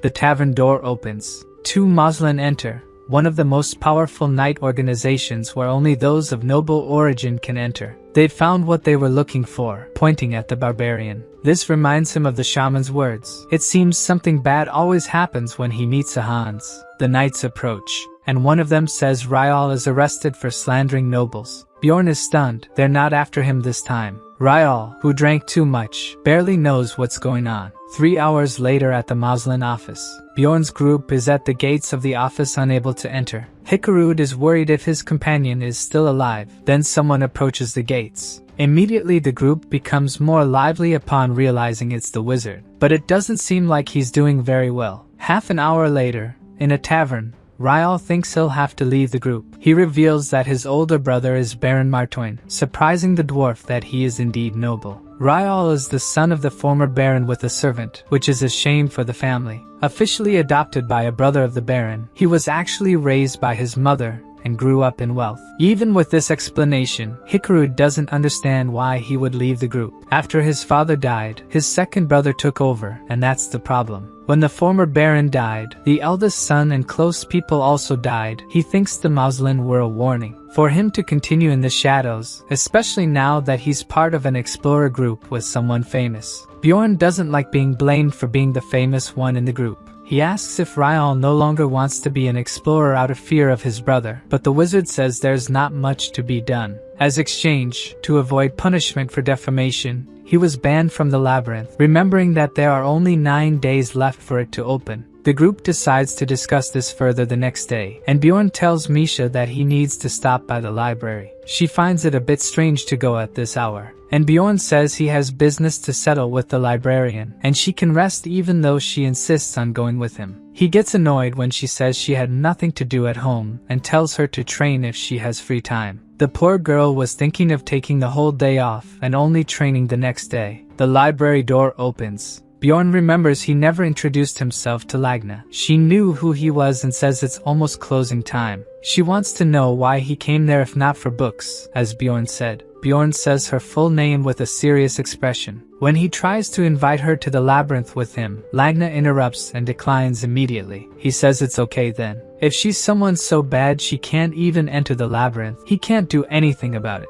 As she doesn't like what he said, Bjorn asks if she is skilled enough, and Lagna inquires if he was curious about her skills, but since she doesn't want to join his team, it doesn't matter. Bjorn tells the librarian that Shavin sent him there because Lagna had something for him, but she explains that's not quite right. Shavin wants to please Bjorn because her work status improved thanks to him, so she called in a favor Lagna owed her. The barbarian wants to know what he will get, and the librarian explains that it's books. The bearded facetive spell is capable of finding high-security books, permitted only to nobles and a few select others. She has used the spell a few times and says that as long as he doesn't talk about it, there will be no problems. Since few care about this place, Bjorn wonders what her story must be. The high-security books were definitely different, with content so useful that Bjorn wanted to read each one of them. He arrived almost at closing time, but Lagna let him stay while she organized the books. The book, Graphic Organization of Rafdonia, lists and describes public facilities and information about the secret police. The World of Evil Spirits shows the world of these spirits, written by a secret police agent. In complete analysis of the ruptures too, there is everything known about the 4 ruptures. They are basically like tutorials, things that took Bjorn 9 years to discover in the game, a true treasure. Suddenly, the name of the author of one of the books unsettles the barbarian. Oriel Gabus, the same name as the game developer. There are 2 possibilities. A player wrote this book, or it was really the game developer. If it's the latter, it means that Bjorn's presence here is related to the developer, which seems worse. So the developer would not be a person but some kind of divine being. Either way, it's good to have this clue. Bjorn still has no idea if opening the Abyss Gate will be the key to returning to his former life. If he tracks this name, he might be able to return, but he must do it carefully. Perhaps it's better for him to look into this and maybe find more clues. So he continues leafing through the books, until he realizes it's already dawn. He spent the whole night reading. As he reaches Lagna's desk, he sees she fell asleep while waiting for him. As she wakes up,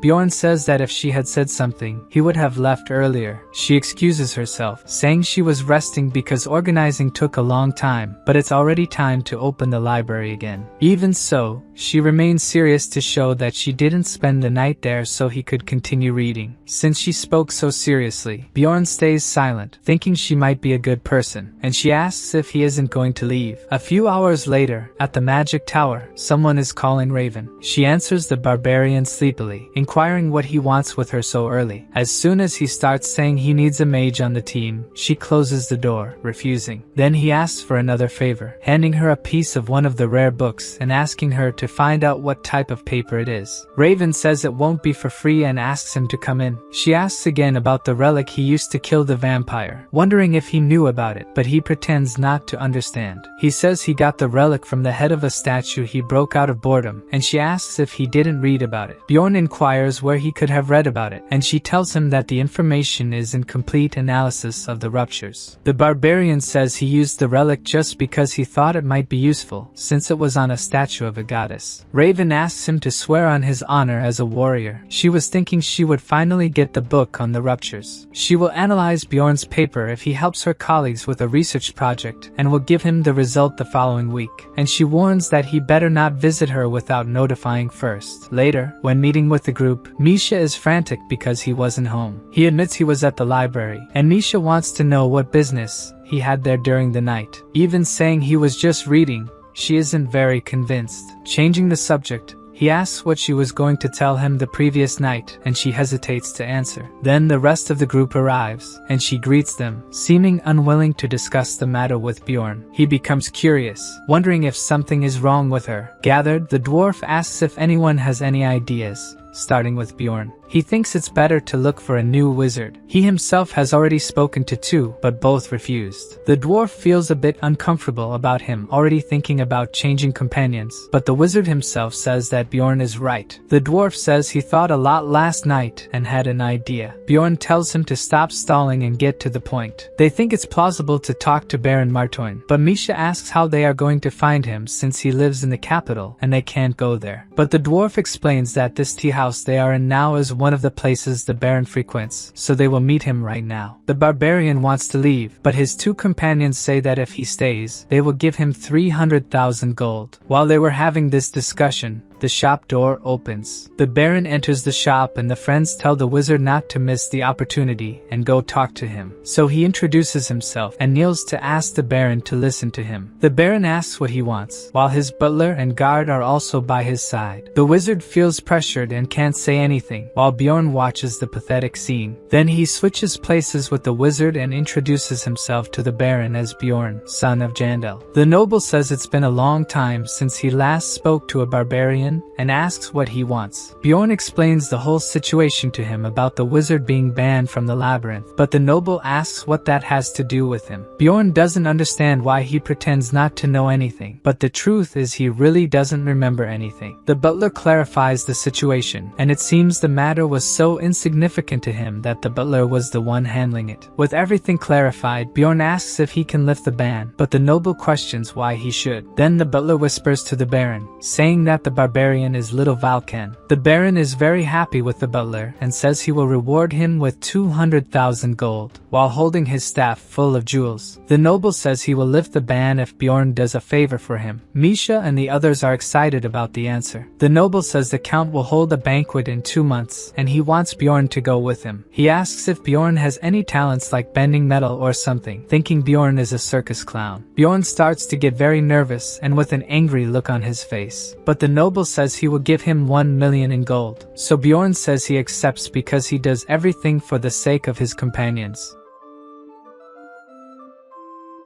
The next morning, the group meets the wizard who seems exhausted. At least he managed to get permission to enter the labyrinth again. With that, Bjorn thinks it's a good thing to have power and needs to start making plans to achieve a higher position. After that, Haikarad hands over the reward he had offered, but none of them accept it, and apologizes for the MC setting aside his warrior pride, but to Bjorn, it doesn't matter since he will gain 1,000,000 stones. The dwarf insists that he will not forget what happened, and will pay him back somehow. But since the favor benefited Dwaki, he says he will reimburse Bjorn with 10 times more. Time passes quickly after that, and soon the day arrives when the labyrinth opens again. Once again, young barbarians cross the MC's path, who guides them on the warrior's path. Since they think they will become famous warriors like him if they follow this path, they are all excited. Bjorn wishes them luck and departs, while the youths shout that little Valken is a great warrior, and even gave them advice. Seeing their reaction, the dwarf says that Bjorn is really nice to his race. According to Bjorn, he just did what he could, as learning through experience is much harder. Then his expression becomes serious as he recalls that a few days ago, the barbarian Carrick mentioned that he worked as a guard for a team, and that his companions likely perished. If the barbarians had better prepared the youths for the labyrinth instead of teaching traditions, they might have survived. In Bjorn's group, they are discussing Rottmiller leaving his weapon in the treasury room normally, until the barbarian arrives to complete the group. This will be his 4th time in the labyrinth, and he wonders what will cross his path this time. He knows that problems will arise again, and needs to be ready to deal with whatever comes his way. On a screen,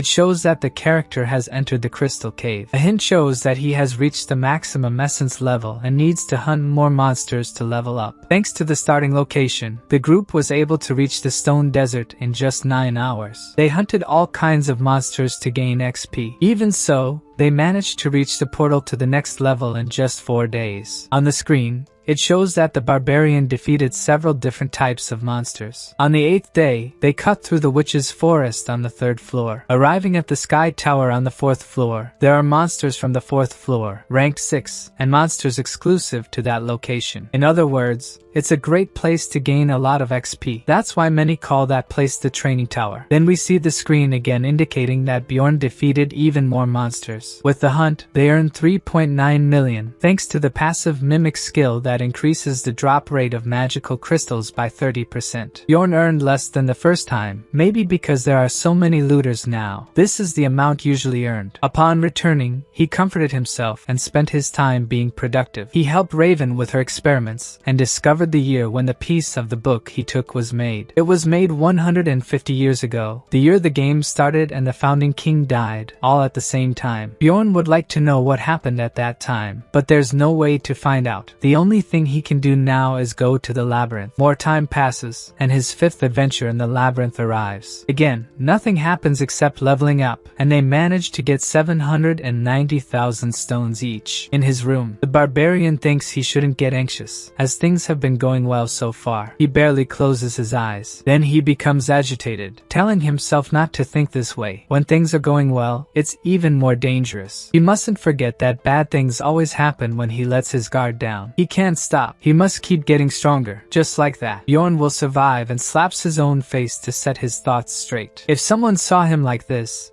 they would think he's crazy, but he needs to prepare for the worst case scenario. If he's going to look crazy anyway, it's better to be a crazy person who survives. Then we see a screen with all of his skills. The next day, Misha is preparing coffee for the barbarian and asks if something happened. She felt as if he had a fierce spark in his eyes, and the barbarian thinks he must have been cold to her, not wanting to let his problems show. Then, out of nowhere, Misha, a bit shy, asks if he wouldn't like to touch her ears, making him spit out in surprise. She explains that when she was younger, her older brother used to touch them, saying it made him feel better. Looking at her, he realizes that the girl is just trying to be nice, with nothing strange behind it. Bjorn explains to her not to mention this to others, as they might misunderstand, but Misha doesn't understand. If he didn't know that Misha likes skinnier guys, he might have misunderstood it as her trying to seduce him. Misha, still not fully understanding what he meant, offers meat, which he accepts without complaint. After that, the barbarian goes to the library. He and the librarian greet each other, and the barbarian inquires if she has anything to tell him before asking what he wants from her. She says she's not sure but should warn him since he's an explorer. Without beating around the bush, Bjorn asks what the warning is. She tells him that a dimensional collapse is expected to happen in the labyrinth soon, and the power of a floor boss can't compare to it. This should have happened every 100 games Bjorn played, and he concludes that this is why things have been so calm. Ragna thinks Bjorn doesn't believe it, and when he asks about her source, she mentions a mage who has been studying these collapses for a long time. Then the barbarian thanks her for the warning, and she is surprised that he is already leaving. He just waves goodbye. Now that he has a new task, he has to complete it first. But since he didn't find anything at first, he started to think that the mage in Ragna's story might not exist. Then, 10 days later, rumors of it spread, and Misha rushes to alert him about the dimensional collapse. In a tavern, the barbarian notices that several people are talking about it. For a rumor to spread like this, there must be some source, but there is none. Maybe someone is spreading it intentionally. The barbarian is frustrated, wishing to hear information from more hidden sources. But a barbarian cannot access that kind of information. He has only one way to get it. He intended to wait 3 months before taking the pill, but swallowing it, he thinks that 2 months should be enough. The pill goes down his throat. Now he just needs to wait. Then he glances at the clock, and we see the message on the monitor that the character took GB027. His soul is pulled into a different realm, where, with his human appearance, he wonders what place this is. In what seems like a Korean police station, someone is reading Bjorn's personal information. A man says that his company reported his disappearance after he missed work for a month, and another mentions that he only has his mother. But when she was notified of the disappearance, she said she didn't care. Thus, the guy is curious about why this disappearance case is being passed to them. The cameras show him entering his home but never leaving, and all the windows were locked, which is definitely strange. It's a unique case. There are no signs of forced entry or missing items in the house, and he hasn't used his credit card during this time. The clothes the MC was wearing were also found, as if his body had disappeared while wearing them. The guy thinks whoever did this is crazy and wants to send it to forensic analysis, but first, his colleague wants to show something. He shows the monitor that was in the missing person's room, surprising the other by being inexplicably on. The monitor displays Bjorn's information within the game, according to what he has achieved. In shock, the policeman asks what that is. According to his colleague, there have been more similar cases in other countries. Back to Bjorn, he thinks it's been 5 months since he's been in that world and he has done barbaric things to survive. He started typing naturally when he saw his computer, where he was asked to enter a password. Bjorn stares at the screen for a moment after typing the password. Then something surprises him. Only now does he stop to think that he's back in his original body. Suddenly, the blank space around him starts transforming into a room. His room looks just as he remembers it, so he thinks that in that case, he then opens his refrigerator and is surprised to find it full of cans of soda. Unable to resist, he opens one of the cans, taking a big gulp after so long without access to such things. Unfortunately, the liquid tastes like nothing, as if he were drinking only water. Then a voice catches his attention, asking if she could come in. Bjorn explains that the place is a manifestation of where he felt safest, and due to his high defense status, the person only sees things there as smoke. The password he entered earlier was false, and the person came to check. The woman is named Soul Queen and seems to be the guide for ghost hunters. She says that someone from the game couldn't manifest clothes and spaces from Earth. Thinking about it, he got this suit from his ex, so she interrupts him, saying that he is an official member now. She mentions that they can no longer kill people by separating their souls from their bodies as they did with NPCs. Soul Queen teaches him how to use the community forum, which is very similar to regular forums. Someone had already taken the username he used on the game forum, so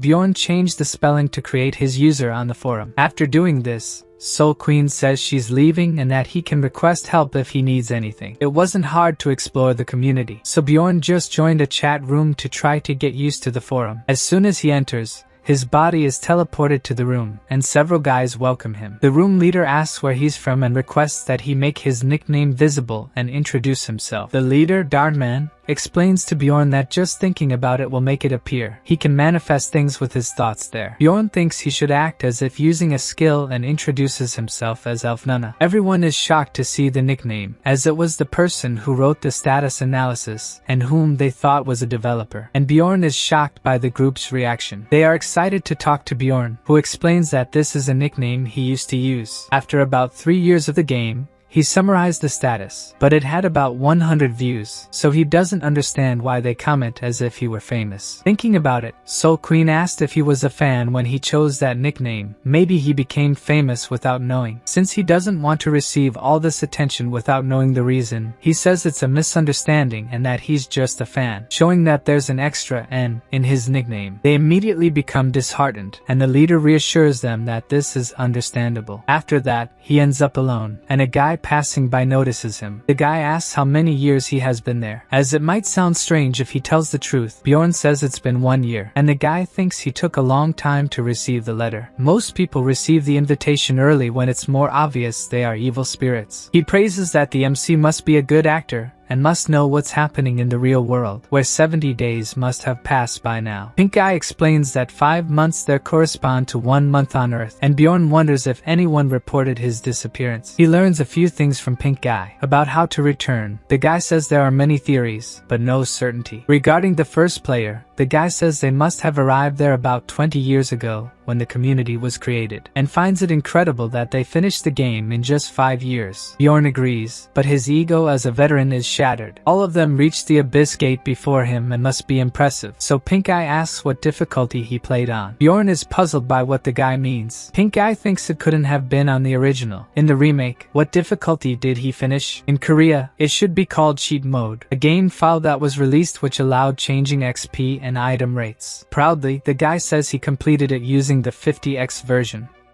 At that moment, Bjorn understands how all these guys finished the game. The pink guy then asks at what multiplier the protagonist completed the game, and even though he finished the hardest version which didn't allow changing the multiplier, he says he did it at 50x as well to avoid suspicion. Apparently, the person who created that place won playing at 15x. At this moment, Bjorn is more than irritated. Then we see someone asking if the other person took the computer. The woman says yes and that they erased their memories to avoid having articles about it, and the other person asks about the man. According to her, he was ordinary in every way, and the old man adds that he was ordinary except for the game. He was quite formidable, and the elder questions whether he surpassed the legacy of Oreo Gabby. She says that the world building was excellent, but it was closed 5 years ago because no one could finish it. But since he was able to finish it, maybe it wasn't a flawed game. This piques his curiosity about Lee Han-soo, the only one who managed to reach the end of a game that everyone thought was impossible. How far will he go? Talking to Pink Eye turned out to be beneficial in many ways. He remembers discussing what they miss eating, and Bjorn mentioned he would like a hot soup with rice. For him, this is the most efficient food he has ever had. Having such a conversation helped relieve his stress. He realizes there's little time left before that space closes. So, it's better to search for information about the dimensional collapse in the trading market, where information is bought and sold with ghost points. The place is filled with information, and every 100,000 GP is equivalent to 2 million stones. Thus, Bjorn looks for the most expensive information, the most efficient method, where there are many requests for information about skills and how to defeat floor bosses. He joins a request for information about the boss of the first floor and earns 70,000 GP. In another request about a hidden piece on the 6th floor, he earns another 139,000 GP. The MC smiles, proud that there's nothing about this game he doesn't know. As soon as he posted his request with the points he earned, a player asked to talk to him. The guy asks if he wants to know about the Terratane school and the mage Sharno Fergan. If Bjorn asked about the collapse, he could get false information. So he decides to ask about the source of the rumor, and questions what this mage has done recently. The guy asks if he wants to know about the dimensional collapse, and Bjorn thinks he has found the person with the right information. It seems true that the mage talked about the collapse, but the guy assures that it's not going to happen. He says it's a story involving high-rank people, and to be sure, Bjorn offers him an extra 20,000 GP. The guy explains that the Terratane school focuses on dimensional magic, specifically on labyrinth studies, and the mage wanted to conduct a study. So, they must have spread the rumor about the collapse to have fewer explorers in the labyrinth. Bjorn is curious if it would be a problem to tell him this, but the guy says he's selling this information. Moreover, the royal family will soon control this rumor. Since there will be fewer explorers, the number of magic stones will also decrease. Having received the information he wanted, Bjorn says he will pay what he promised, but the guy refuses, saying he was too tough on a companion like him. This makes Bjorn certain that this guy is so well established in this world that the amount means nothing to him. That's why he knows information that the MC had so much difficulty accessing, and it reminds him of when he started. The MC is in a harsh reality ruled by the principle of survival of the fittest. Back in his room, Bjorn reflects that he still has a long way to go. Perhaps that's why it's so much fun. The man who wanted information about defeating the first floor lord, the woman who wanted information about Skull Island, and the man who was in front of him a few moments ago. The places they took years to reach, the thought of never reaching them never even crossed his mind. The screen continues showing updates on Bjorn's achievements, and the man monitoring them thinks Bjorn must be completely insane. He asks how many made it to the first floor on their first attempt, and the woman says 117, but none of them in the bad conditions Bjorn is in. It's hard to believe these stats even for someone who has played for years, and Bjorn achieved them in just a few months. The woman says that with a bit of luck, it's not impossible, but the guy interrupts, saying that if it were that easy, there would be similar cases. The man concludes that Bjorn is an outlier. Generally, the more examples they have, the less the variable of luck affects. But sometimes there are cases like this, for the first time, making the impossible possible. In simple terms, becoming the number one case. The man continues to review information about the barbarian. A message appears noting that this is abnormal growth and that the moderator is watching the character. The man recalls when everyone called the game a failure, and he left his last words. He had only made a rational judgment. If even one finished the game and could be sent, that side would have a greater chance. Then the MC opens his eyes, realizing that he has returned. As they said, 1 hour there is 1 second in this world, and only 13 seconds have passed. But he must be careful, as he is vulnerable during this time. Still, the ghost hunters exceeded his expectations and are a good source of information. Being awake for so long in that reality leaves Bjorn exhausted, and he has the Baron's event the next day. The next day, in the Imperial capital, Bjorn, dressed in a flashy manner, is thinking about what will happen in the labyrinth. Bjorn wants to finish it quickly to go to the Sky auction house. He remains bothered by the clothes he had to wear. Suddenly, the Baron's butler tells him to stop, saying the barbarian should maintain his posture as the leader of the procession. But Bjorn doesn't pay much attention to the butler's sermon. The distance between the Baron's house and the banquet location is about 6 kilometers, and the MC had to walk the route in the summer. Once they arrive, the Baron is excited about the attention he received for having a barbarian with him and promises to reward him. Then he says to enjoy the banquet and leaves. Bjorn is left alone at the banquet, and several nobles comment on how intimidating he looks. While feeling like a zoo animal, a noble congratulates him for walking the entire route in those clothes. Asks him to rest with him while the Baron is not around. Bjorn questions if the guy shouldn't stay with the others, but he explains that he is not welcome and used to be an explorer. So Bjorn introduces himself, and we find out that the guy's name is Carl's Aramore, and the MC feels that he is a decent guy. Perhaps because he was an explorer before, Carl's lacks the arrogance of a knight, and Bjorn thinks the annoying butler could learn something from him. At that moment, the butler appears,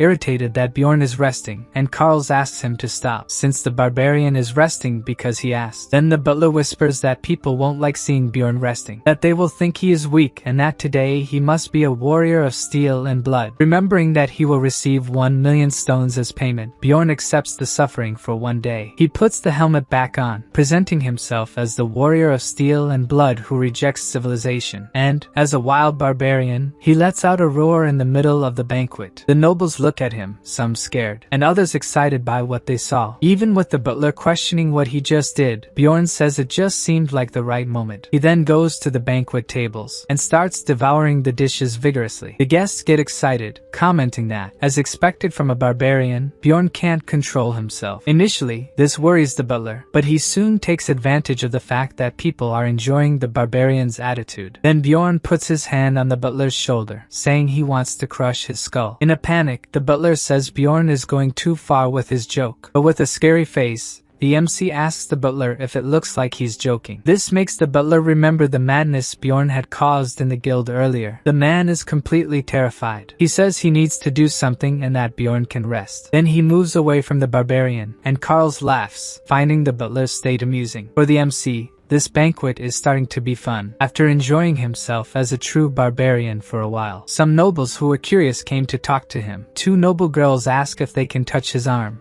With no reason to refuse, the barbarian agrees. Others ask if he can roar again as he did before, but instead of roaring as before, the barbarian enters opera mode, singing melodiously, and leaves the couple who made the request emotional. Several other nobles join them. It's as if Bjorn is working as a kind of Apart from the excited nobles, the knights talk among themselves, complaining that the barbarian seems like a clown, and saying that he must have lost his pride as a warrior, but Bjorn can hear them. But he realizes that they are just knight apprentices talking nonsense. seconds. Then the Baron reappears, ruining the noble's fun because now Bjorn has to go with him. He follows the Baron to meet other nobles in the banquet hall and is introduced as little Valkan. Justifying his presence there, Bjorn says the Baron helped him through a difficulty and decided to protect him as a bodyguard. As if following a script, the barbarian mechanically thanks the Baron for his good deeds. The Viscount finds his way of thinking honorable, and after that, Bjorn has to go through 13 more conversations like this. At least this increases his fame. In that hall, there were fewer than 15 nobles, and Bjorn was introduced to all of them. After the introductions, the barbarian started talking to people who were looking for the Baron. They comment that Bjorn lives up to his nickname. Then a knight in armor appears, greeting the Baron. He did not expect to see Bjorn there, and the Baron is surprised that Bjorn knows Captain Kravitz. Paul Kravitz is from the Order of Lietlas, god of exploration and stars, the captain of the Third Order of Paladins. He invites Bjorn to visit the order whenever he needs someone to rely on, as he will always remember what Bjorn did for them. The captain gives a summary of what Bjorn did for them, keeping everyone entertained. This makes the Baron cast a look at the barbarian, commenting that he is more impressive than he imagined. Half an hour later, the nobles excitedly mention that Count Ferdihilt is there. According to the Baron, the Count was very eager to meet the barbarian, and he has a bad feeling about it. The Count cheerfully says he was looking forward to seeing Bjorn and didn't imagine his fame had reached the nobles. Even in the game, Bjorn had only had such an event after a long time of playing, and the Count praises him happily. Suddenly, the Count says he has an idea, mentioning that there will be an upcoming Knight Apprentice training event, and asks if the barbarian would like to participate. Despite his bad feeling, the barbarian agrees, and several apprentices around disdain his skills. The prize for the winner is the numbered item 7777,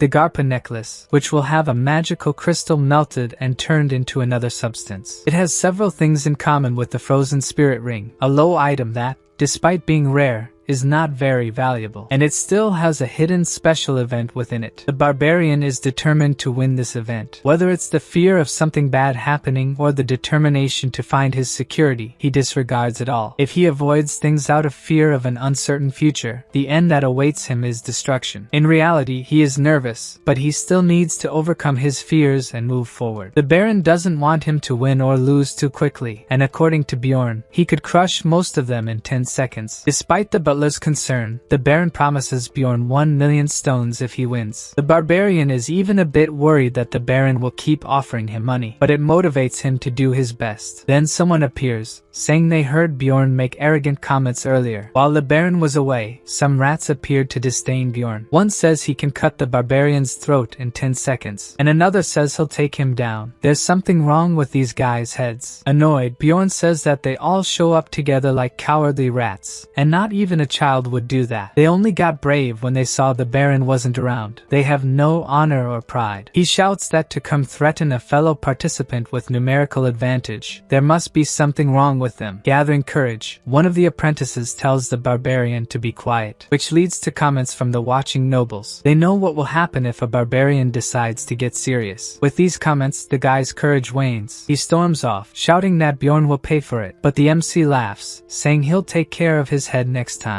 The event starts with someone losing an arm. Then, Bjorn is surprised to face Sylvania from House Baron Hessen. Bjorn has drawn one of the 3 guys who had annoyed him earlier as his first opponent. The most irritating one, who had criticized the barbarian's masculinity. Sylvania swears by his honor and pride that he will use only fair methods in the duel, but he is interrupted by Bjorn's roar, which makes the entire audience excited for the upcoming fight. Then the judge declares the duel to begin. Sylvania charges with his sword towards the barbarian. 3 swords appear in front of him, and Bjorn doesn't know which one is real. In this case, he chooses to defend against all 3. He considers himself a true barbarian in this moment. Even so, he knows he should not underestimate his opponent, especially if they were under the same conditions. Bjorn uses his wild outburst, which increases his threat and also his body. Remembering that he said he would crush most of them in 10 seconds. Giant and menacing, Bjorn tells the frightened guy to come fight him. There's still plenty of time before the 10 seconds are up.